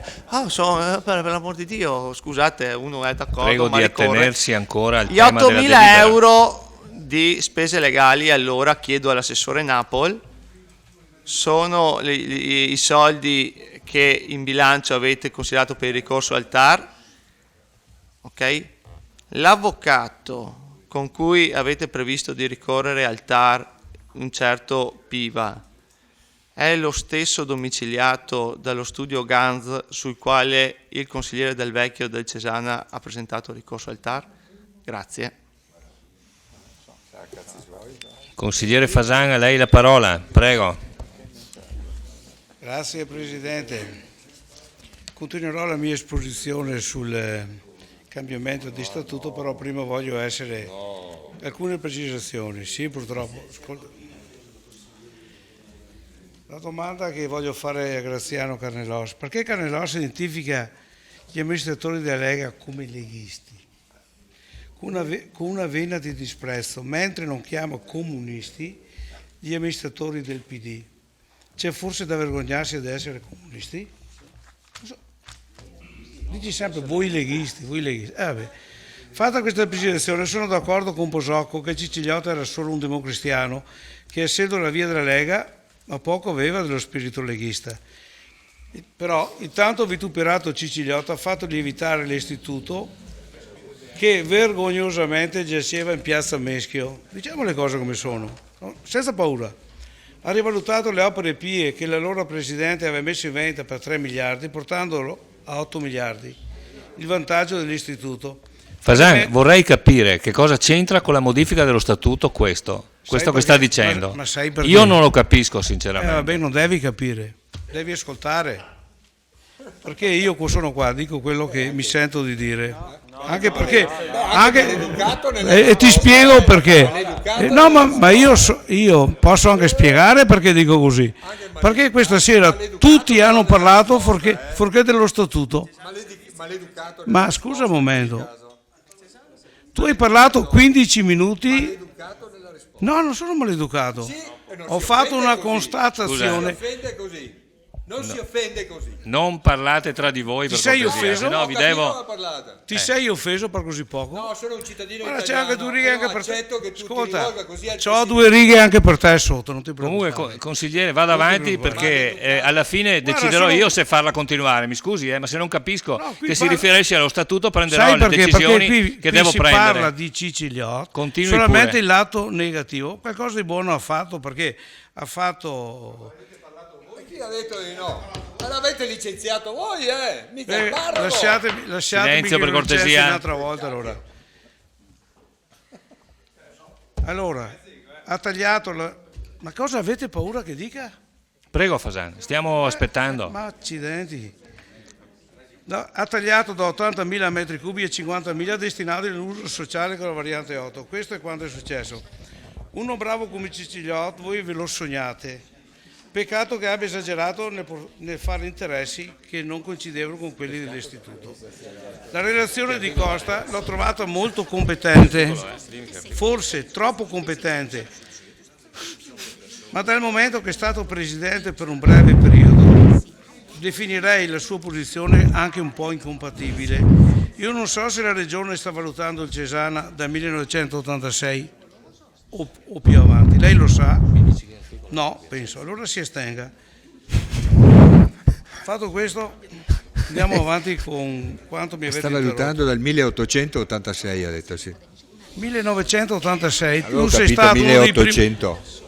Forse è da là che lo sta Ascolta, Amplifon, e non offenderti, tu sai quello che dico. Sei stato presidente del Cesana e vieni qui a parlare del Cesana quando c'è in corso un istruttore della regione? Non so, fai come vuoi. Ma perché uno è stato presidente del Cesana si deve sparare dopo? No, assolutamente no. No, allora cosa? Devo star zitto? Consigliere. Ma guardi che sono stato il secolo scorso presidente, aggiornati Fasan. Sai che le normative sono cambiate, ne è passata acqua sotto il ponte del mese. Consigliere Costa, non è una prego, non mi camicia che metta si- in che difficoltà. si- Assessore Costa. sono diventato no. assessore per No, piacere. non mi va Mi dentro. ridie i miei minuti che l'assessore Costa mi ha tolto. Nonostante i ripetuti tentativi mediatici di far tenere la IPAB un ente controllato dal Comune, si evidenzia che ciò non è vero e che l'IPAB risponde alla Regione Veneto e ai suoi ospiti, essendo questi soggetti che versano contributi a rete. Nonostante si cerchi di evocare un'idea di proprietà, ascolta, ma l'assessore Napo deve finirla di interrompermi. Sì, ma siccome non la capisci Il contatore bene, va avanti. ho cercato di fartela evidenziare. Nonostante si cerchi di evocare l'idea di proprietà da parte dei vittoriesi e una sorta di controllo in capo al Comune di Vittorio Veneto, va rilevato che non è così, un ente pubblico non ha proprietà. 5 minuti sono scaduti in questo momento. Grazie. Consigliere Masetta, a lei la parola. Sì, no, molto brevemente. Volevo dire all'assessore Costa, che è diventato assessore, se ha dubbi nel regolamento non fa altro che contattare e chiedere al consigliere Carnellos, giusto? Mi pare che è stato lui a suo tempo a produrre questo regolamento, no? Insieme al consigliere della Giustina. Sbaglio? Sì.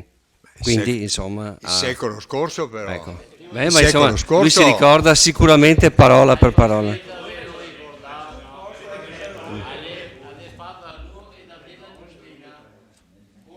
No, per essere precisi, non so se si ricorda, l'avete cambiato voi questo regolamento?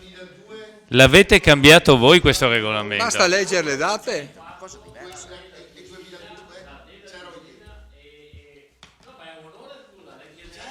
Bene.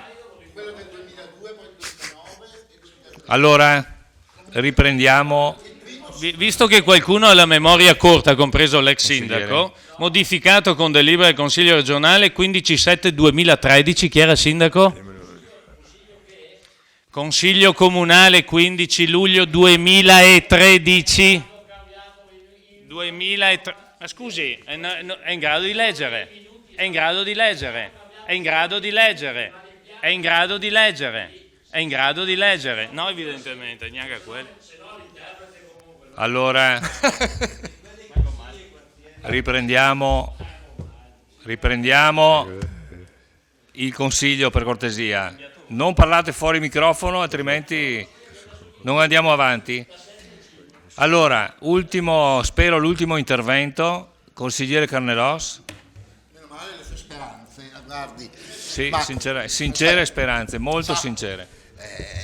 Prego. Tutto sommato un presidente non dovrebbe sperare che i suoi contraddittori... Speranze del tutto personali. Erronea.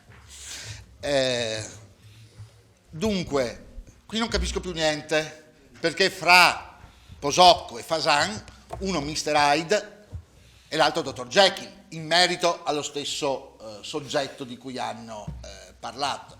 Da un lato gli strali, che sembrava un diavolo, dall'altra parte invece le lodi. Io, siccome non amo l'aspetto personalistico, e non c'è qua Posocco, prima parlava di trasparenza e meritocrazia.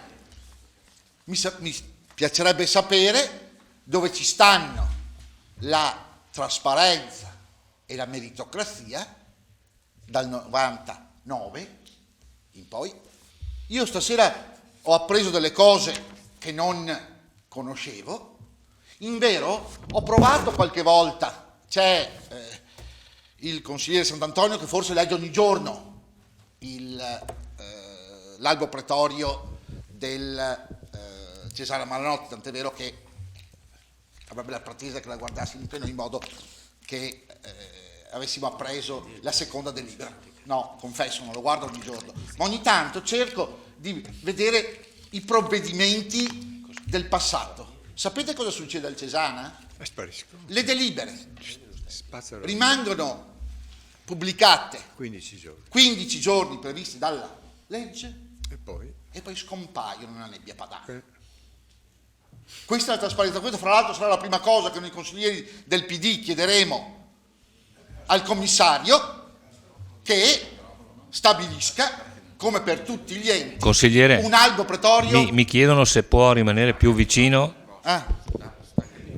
Deve staccarselo lui. Sta un po' più vicino al microfono. Ho capito, di solito sono così tonante che... Prego. Vabbè. Dicevo, la prima cosa che chiederemo è che quantomeno ci sia un albo pretorio che contenga tutti gli atti dell'ente, come avviene per tutti gli enti democratici che io conosca, compreso il comune di Vittorio Veneto.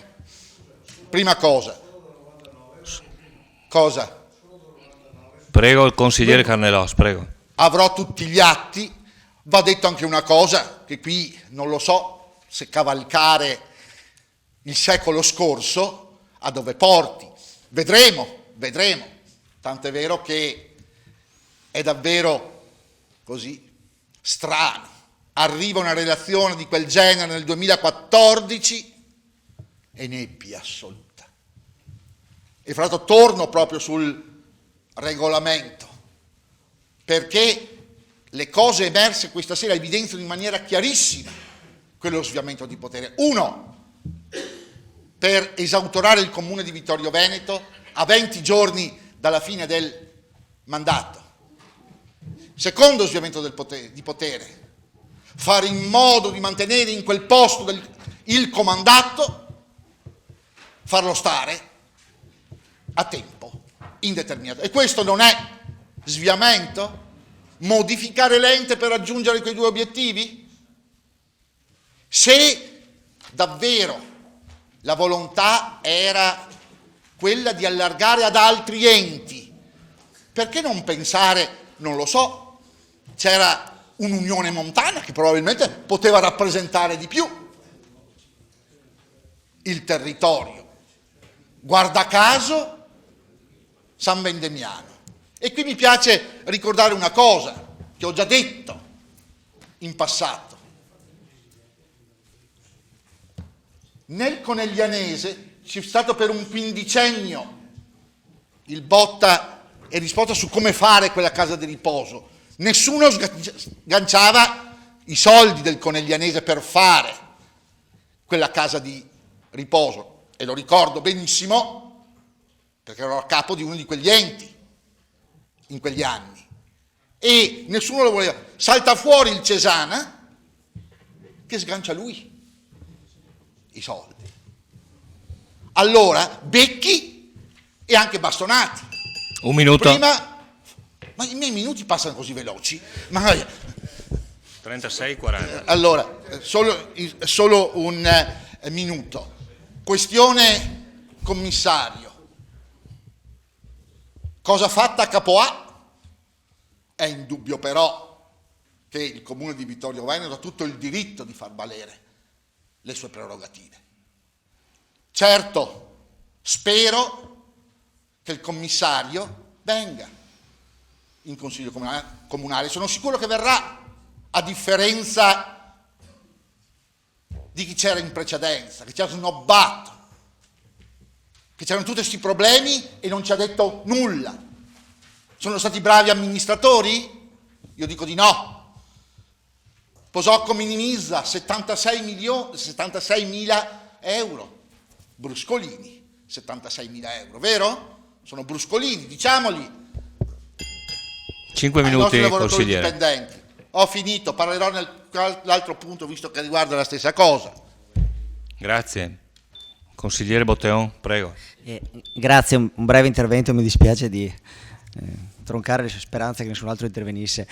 Un breve intervento solo per dire una cosa, che purtroppo è da molto che parliamo di Cesana Malanotti ed è da molto che si parla di Cesana in città e si parla pochissimo del servizio. A me piacerebbe che la prossima volta che l'argomento Cesana Malanotti arriverà in Consiglio Comunale si parlerà di servizio, di qualità del servizio, di livello di soddisfazione degli utenti, delle famiglie e di costo del servizio, e quindi si torni a parlare effettivamente di quello che è la principale, la mission dell'Istituto Cesana Malanotti, perché purtroppo in tutti questi anni di tutto si è parlato tranne che di servizio, e anzi soddisfazione delle famiglie. Mi ricordo le polemiche per i rappresentanti delle famiglie, dei familiari del Cesana Malanotti con il contrasto con il cambio di regolamento, anche lì un'operazione piuttosto scandalosa. Ritorniamo per piacere a parlare principalmente di casa di riposo, dei suoi ospiti, del costo delle rette e della qualità del servizio. Grazie. Grazie consigliere. Consigliere Costa, una breve replica ai sensi dell'articolo 51. Che sono diventato assessore. Assessore Costa, molto breve. Prego. Sì, no, velocemente. Un paio di informazioni, diciamo. Rispetto a quello che si diceva circa i collegamenti con la volontà testamentaria di chi ha eseguito le donazioni, volevo ricordare, mi dispiace tocca a me ricordarlo, che il progetto di legge numero 25 presentato dal governatore Zaia all'articolo 8, comma quinto, prevede che nella individuazione dei componenti del CDA l'individuazione avvenga, testuali parole, nel rispetto delle volontà del fondatore. Quindi lo dice Zaia, che non è che sia un mio commensale abituale. Seconda cosa, ho sentito il consigliere Posocco che faceva dei riferimenti a un concorsi interni riservati firmati dalla dottoressa Tonon. Allora, con parere di legalità firmato dalla stessa, mi permetto non voglio fare la maestrina, ma volevo solamente ricordare che la pubblica amministrazione ha una disposizione gerarchica, come l'esercito, come la Chiesa, e ovviamente c'è una gerarchia. Nel Cesana Malanotti ovviamente abbiamo una struttura amministrativa che è molto lieve rispetto a quelle delle ULSS o dei ministeri, dove c'è un CDA e dall'altra parte c'è il direttore amministrativo. In quelle situazioni nel 99 c'era un direttore amministrativo, segretario, dottor Carrer, e 3 o 4 funzionari. Uno seguiva gli acquisti, l'altro gli appalti, ufficio tecnico e personale. Allora, la sequenza degli atti riferiti al concorso interno riservato previsto da una legge è stato bandito, è stato approvato con l'approvazione della pianta organica il 12/11/1999 con una delibera punto e a capo. Il concorso successivo, e quindi esaurita la parte politica, e qua te la lascio, quello successivo è stato bandito con decreto del segretario direttore, dottor Carrer, è stato bandito in data 3 dicembre 99, punto. Per il parere di competenza c'è la responsabile di area Tonon Tiziana, la quale, essendo pagata per lavorare in quell'area, deve firmare quei provvedimenti, non lo può firmare l'economo o il ragioniere. Consigliere, è un atto. La invito a terminare. Assessore Costa, mi deve scusare Ma quanti minuti?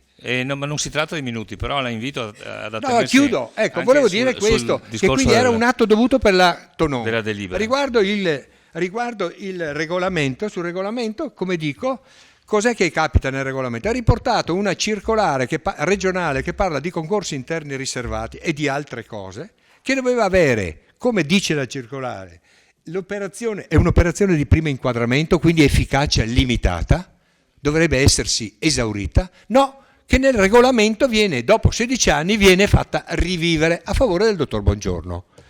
Chiuso questo argomento, purtroppo mi dispiace una cosa, che nessuno qua dentro abbia mai parlato delle attività.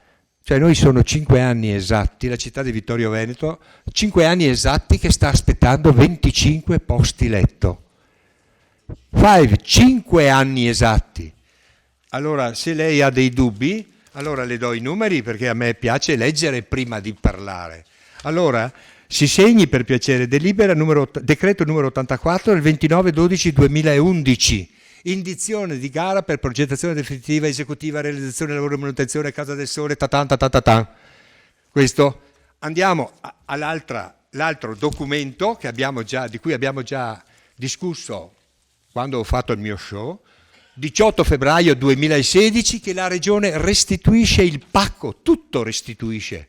Architetto Antonio Canini restituisce, cioè avete sbagliato, perché prima avete detto Casa Arcobaleno, adesso vi dite Casa del Sole. Ma dove cavolo li fate questi 25 posti letto? In 5 anni hanno fatto, in 5 no, te la do.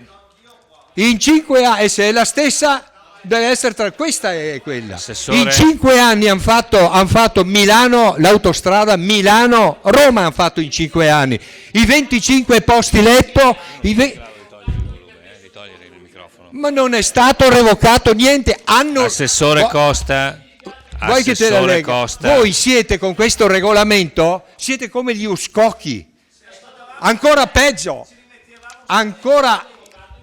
Assessore Costa, la ancora peggio, siete ancora peggio degli uscocchi, dei pirati che infestavano nel mare Adriatico nel 1571 in poi.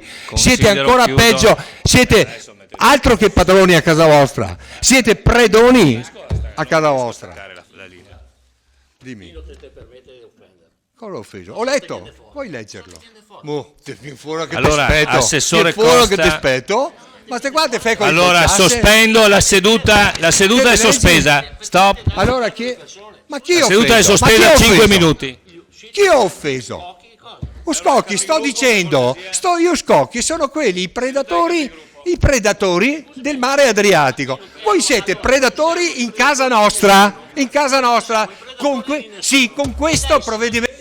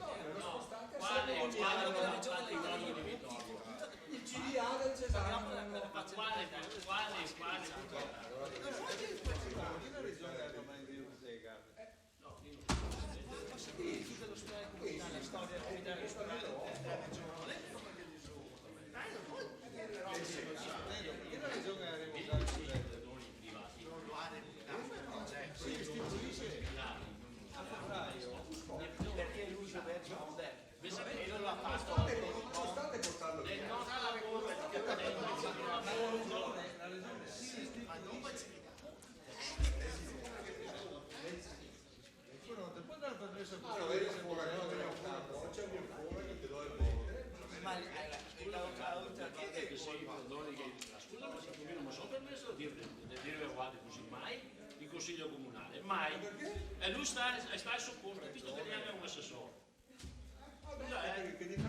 Non che differenza che lei, la differenza sostanziale, perché tu non fai insultare nessuno.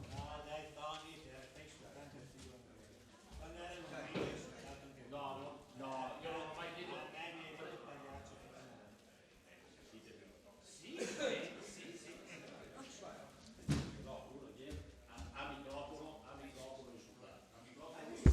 Allora riprendiamo. Invito i consiglieri a prendere posto. Riprendiamo il Consiglio Comunale. Invito gli assessori a stare fermi e buoni al loro posto. Riprendiamo il Consiglio Comunale. Spero che questi episodi non si verifichino più. E a questo punto, non so, vedo una dichiarazione di voto perché devo dare la parola per le dichiarazioni di voto. Prego, consigliere Saracino. Allora, tutte le mie domande tecniche non sono state risposte. Onestamente io ribadisco che confido nell'operato del commissario, quindi io non voterò questa delibera, come vogliamo chiamarla, però essendo anche d'accordo che questo regolamento non va per niente bene, esco dall'aula. Ci sono altre dichiarazioni di voto? Non ci sono dichiarazioni di voto. Quindi... Presidente, posso? Perché è stata detta una inesattezza prima, che è stato revocato il permesso di costruire, non è stato revocato alcunché. Non è stato revocato alcunché da questa amministrazione. Mi spiace, è stato smentito, ma è stato smentito. Non è stato revocato alcun permesso di costruire.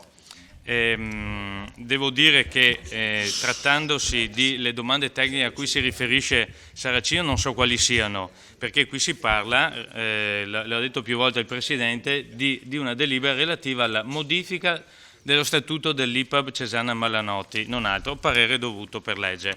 Mi piace che il consigliere Posocco abbia detto grazie per aver dato alla minoranza la possibilità di esprimersi. Peccato che la precedente amministrazione nel cambio di statuto dell'IPAB durante la scorsa legislatura non lo abbia fatto e abbia deciso in giunta. Grazie. Grazie. Consigliere Sant'Antonio, dichiarazione di voto. Sì. Io volevo solamente ricordare che avevamo chiesto se era possibile capire come mai non è stato dato una rappresentanza. Si legga l'ordine del giorno della delibera e capirà. L'ho ripetuto, penso io 3 volte, 10 volte il Presidente, stiamo parlando di modifica dello Statuto. Si legga cosa vuol dire modifica dello Statuto, quando sarà ora risponderemo su tutto il resto. Nel Consiglio di amministrazione che lei ha nominato qualche giorno fa, volevo capire questo. Allora, ripeto, si parla nella delibera di questa sera, modifica dello Statuto. Io penso sia abbastanza chiaro. Evidentemente mi spiace se lei non è in grado di capire o se io non sono in grado di spiegarmi. Neanche mi Saracino scuso per probabilmente lei. non l'ha capito. Prego? Neanche Saracino non l'ha capito. No, infatti Saracino è uscito perché non aveva capito. Ma non è una conseguenza logica che sia uscito perché non ha capito, quindi... Consigliere Fasan, dichiarazione di voto, consigliere lui, Fasan. Siccome non mi sono state date le risposte tecniche, non ho capito cosa si vota, esco. Non io. Comunque, ripeto, la sua domanda è relativa alla modifica dello Statuto? Bon, punto. Basta. Consigliere Fasan, dichiarazione di voto, prego. Parlerò solo quando tutti taceranno. Perché... Allora il voto di Lega Nord sarà sicuramente negativo e da che siamo in tema di voti do una insufficienza piena al Presidente sulla gestione di questo Consiglio. Grazie. Grazie consigliere.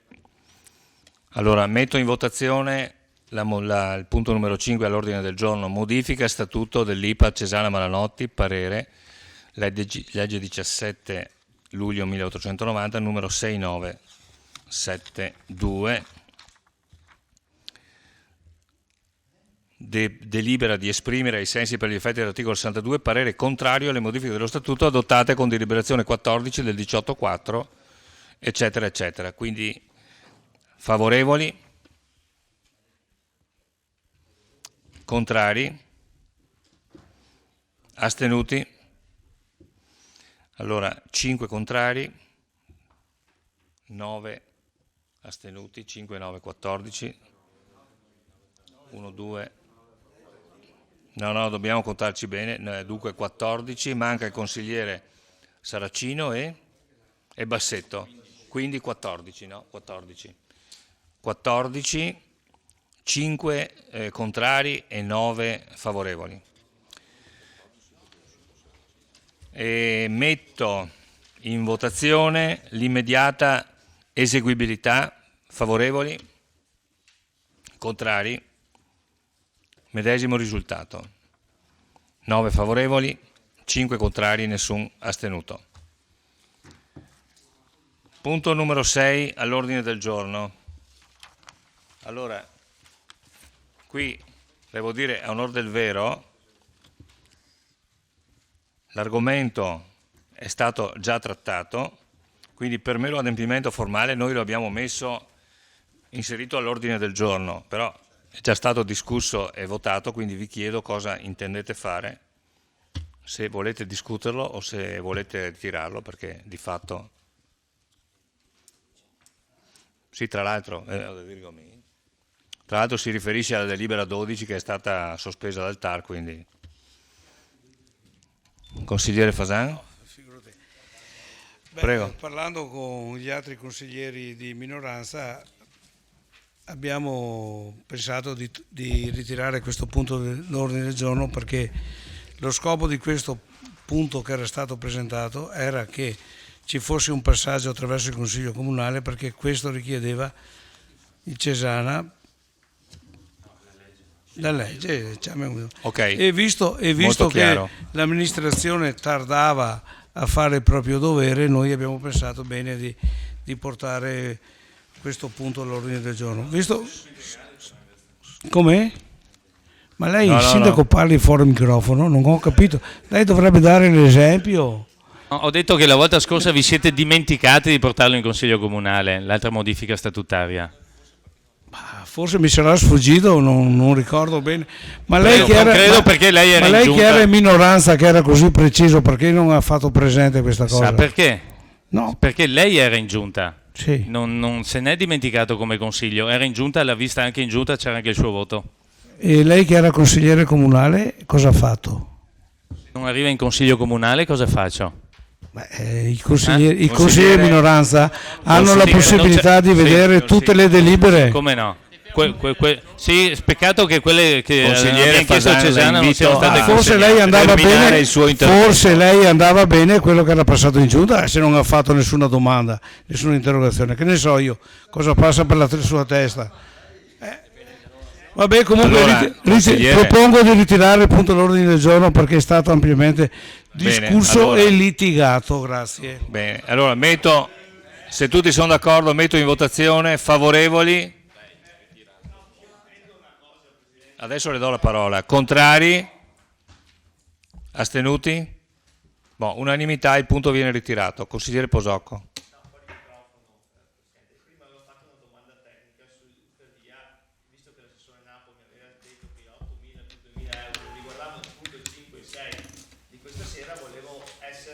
maggiormente informato, avevo chiesto durante l'intervento. È possibile o no?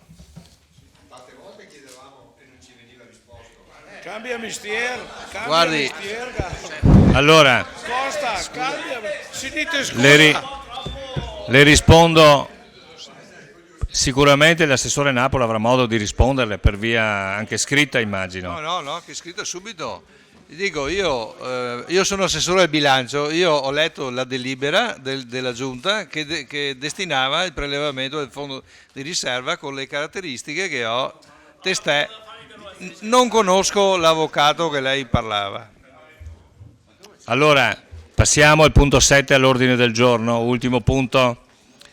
Interrogazione a risposta orale da inserire nel prossimo Consiglio Comunale sull'evento franoso, a firma del consigliere Giuseppe Masetti, sull'evento franoso di Formeniga. Invito i consiglieri a fare silenzio, per cortesia, e do la parola al consigliere Masetti. Presidente. Allora, appunto l'oggetto è l'evento franoso di via Formeniga. Ecco, salto alle premesse che erano ovviamente solo per spiegare il motivo dell'interpellanza. In sostanza, chiedo a questa aspettabile amministrazione di chiarire alcuni punti sull'esecuzione dei lavori di messa in sicurezza e sistemazione del movimento franoso che all'incirca 2 anni e mezzo fa colpì una parte della strada comunale via Formeniga, partendo a monte da sotto l'oratorio parrocchiale ed adiacenti 2 appartamenti di proprietà della parrocchia, finendo a valle fino a lambire un altro pezzo della suddetta via ed un complesso residenziale di circa 15 unità abitative.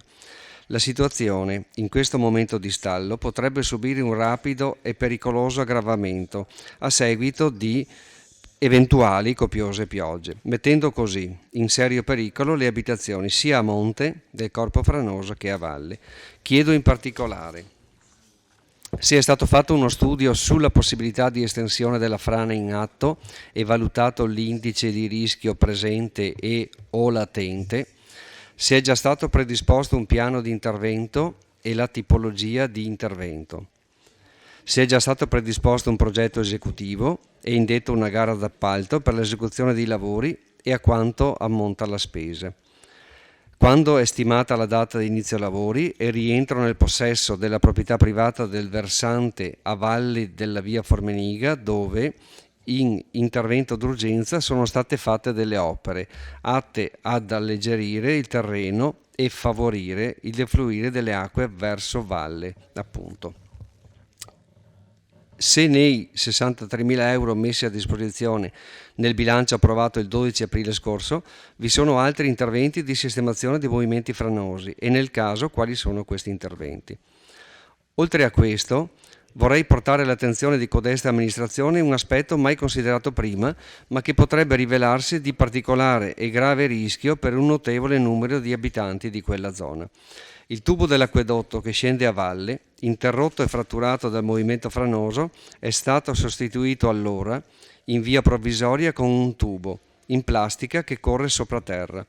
Ora mi domando e chiedo, con l'arrivo dell'estate e delle alte temperature, vi sono rischi per la salute dei residenti dovute alle alte temperature che si manifestano all'interno di queste tubature per così dire volanti? È vero che da 2 anni ormai, che 2 anni ormai sono passati in queste condizioni, ma siamo sicuri di voler sfidare la fortuna ancora una volta? Se nell'intendimento di queste amministrazioni i lavori partiranno dopo l'estate, non sarà il caso di valutare una soluzione, in concerto con USL e servizi idrici, e o in alternativa almeno provvedere a una sistemazione sotto traccia di tale tubo e comunque alla sua sostituzione? Assessore Turchetto, prego. Sì, grazie. Allora salto anch'io la premessa, visto che lei l'ha saltata. Non era una premessa che mi piaceva molto, sinceramente. Comunque la salto anch'io e passo alla risposta più precisa dei punti che lei ha richiesto. Allora, gli eventi calamitosi che hanno causato la frana di Formeniga sono riconducibili agli eventi atmosferici di fine gennaio, primi giorni di febbraio 2014. Nei primi giorni e nei successivi mesi sono state effettuate tutte le opere di somma urgenza per far cessare lo stato di pericolo e ripristinare il transito sulle pubbliche vie. Con deliberazione della Giunta Comunale numero 151, questa amministrazione appena insediata ha approvato un progetto preliminare per sistemare l'ambito di frana, comprendendolo in un progetto generale di sistemazione dei tratti stradali cittadini. Tale intervento è quindi stato compreso nell'elenco opere pubbliche 2014 approvato dal Consiglio Comunale con delibera numero 30 del 29/9/2014. Al fine di studiare l'estensione della frana e valutare il rischio presente o latente, è stato quindi assegnato l'incarico ad un geologo, il dottor Mario Piccin di Vittorio Veneto, che ha proposto di effettuare i seguenti interventi su un ambito più esteso rispetto al corpo di frana. Eliminazione o comunque raccolta delle acque provenienti dagli scarichi situati a monte del dissesto, comprese quelle del campetto sportivo e delle grondaie della chiesa parrocchiale.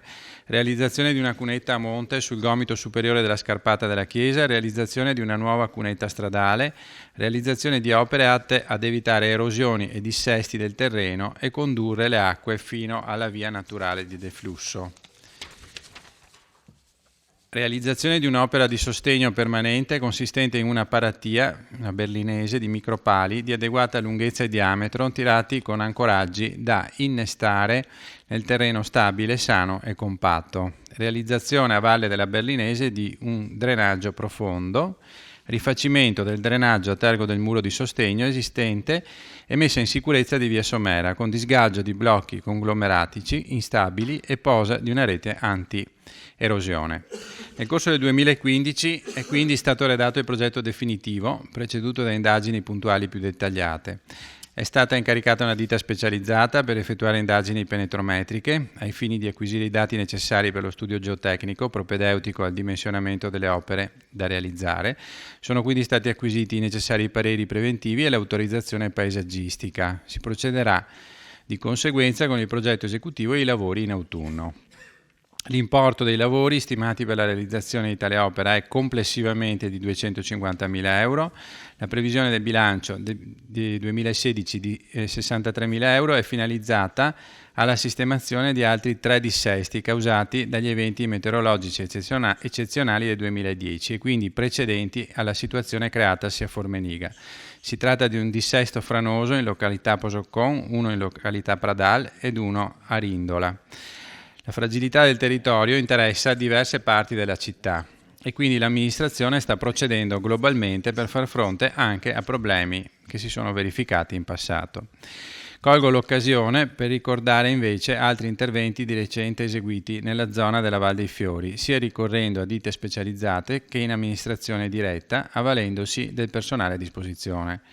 Nel corso del 2015 è stato sistemato il dissesto in via Confin, sono stati manutentati alcuni muri di sostegno in pietra naturale ed è stata ripristinata via Col di Stella, che aveva subito un importante smottamento ed era stata interrotta, precludendo l'accesso a residenze e attività da febbraio 2014. Infine, per quanto attiene la problematica riferita alle tubature volanti, sentiti gli uffici preposti, posso assicurare che le tubature sono in materiale atossico, resistente agli agenti atmosferici, e che la temperatura dell'acqua che vi scorre, accaduta dal serbatoio posto in sommità nei pressi della chiesa, non subisce variazioni significative legate al soleggiamento estivo. Grazie. Bene, io la ringrazio, sono soddisfatto della risposta, in quanto, soprattutto per quanto attiene alla tubatura, che in effetti almeno e soprattutto per i residenti era così una fonte di preoccupazione e me l'avevano esternata, quindi ecco, se quanto lei mi ha detto poi si verifica nella realtà, siamo insomma tranquilli. Le chiederei cortesemente se può farmi avere una copia scritta di quanto ha detto e la ringrazio. Grazie consigliere. Esauriti i punti all'ordine del giorno, dichiaro chiusa la seduta alle ore 1:09. Saluto i consiglieri, gli assessori presenti, il sindaco, il segretario e anche il pubblico. Buonanotte.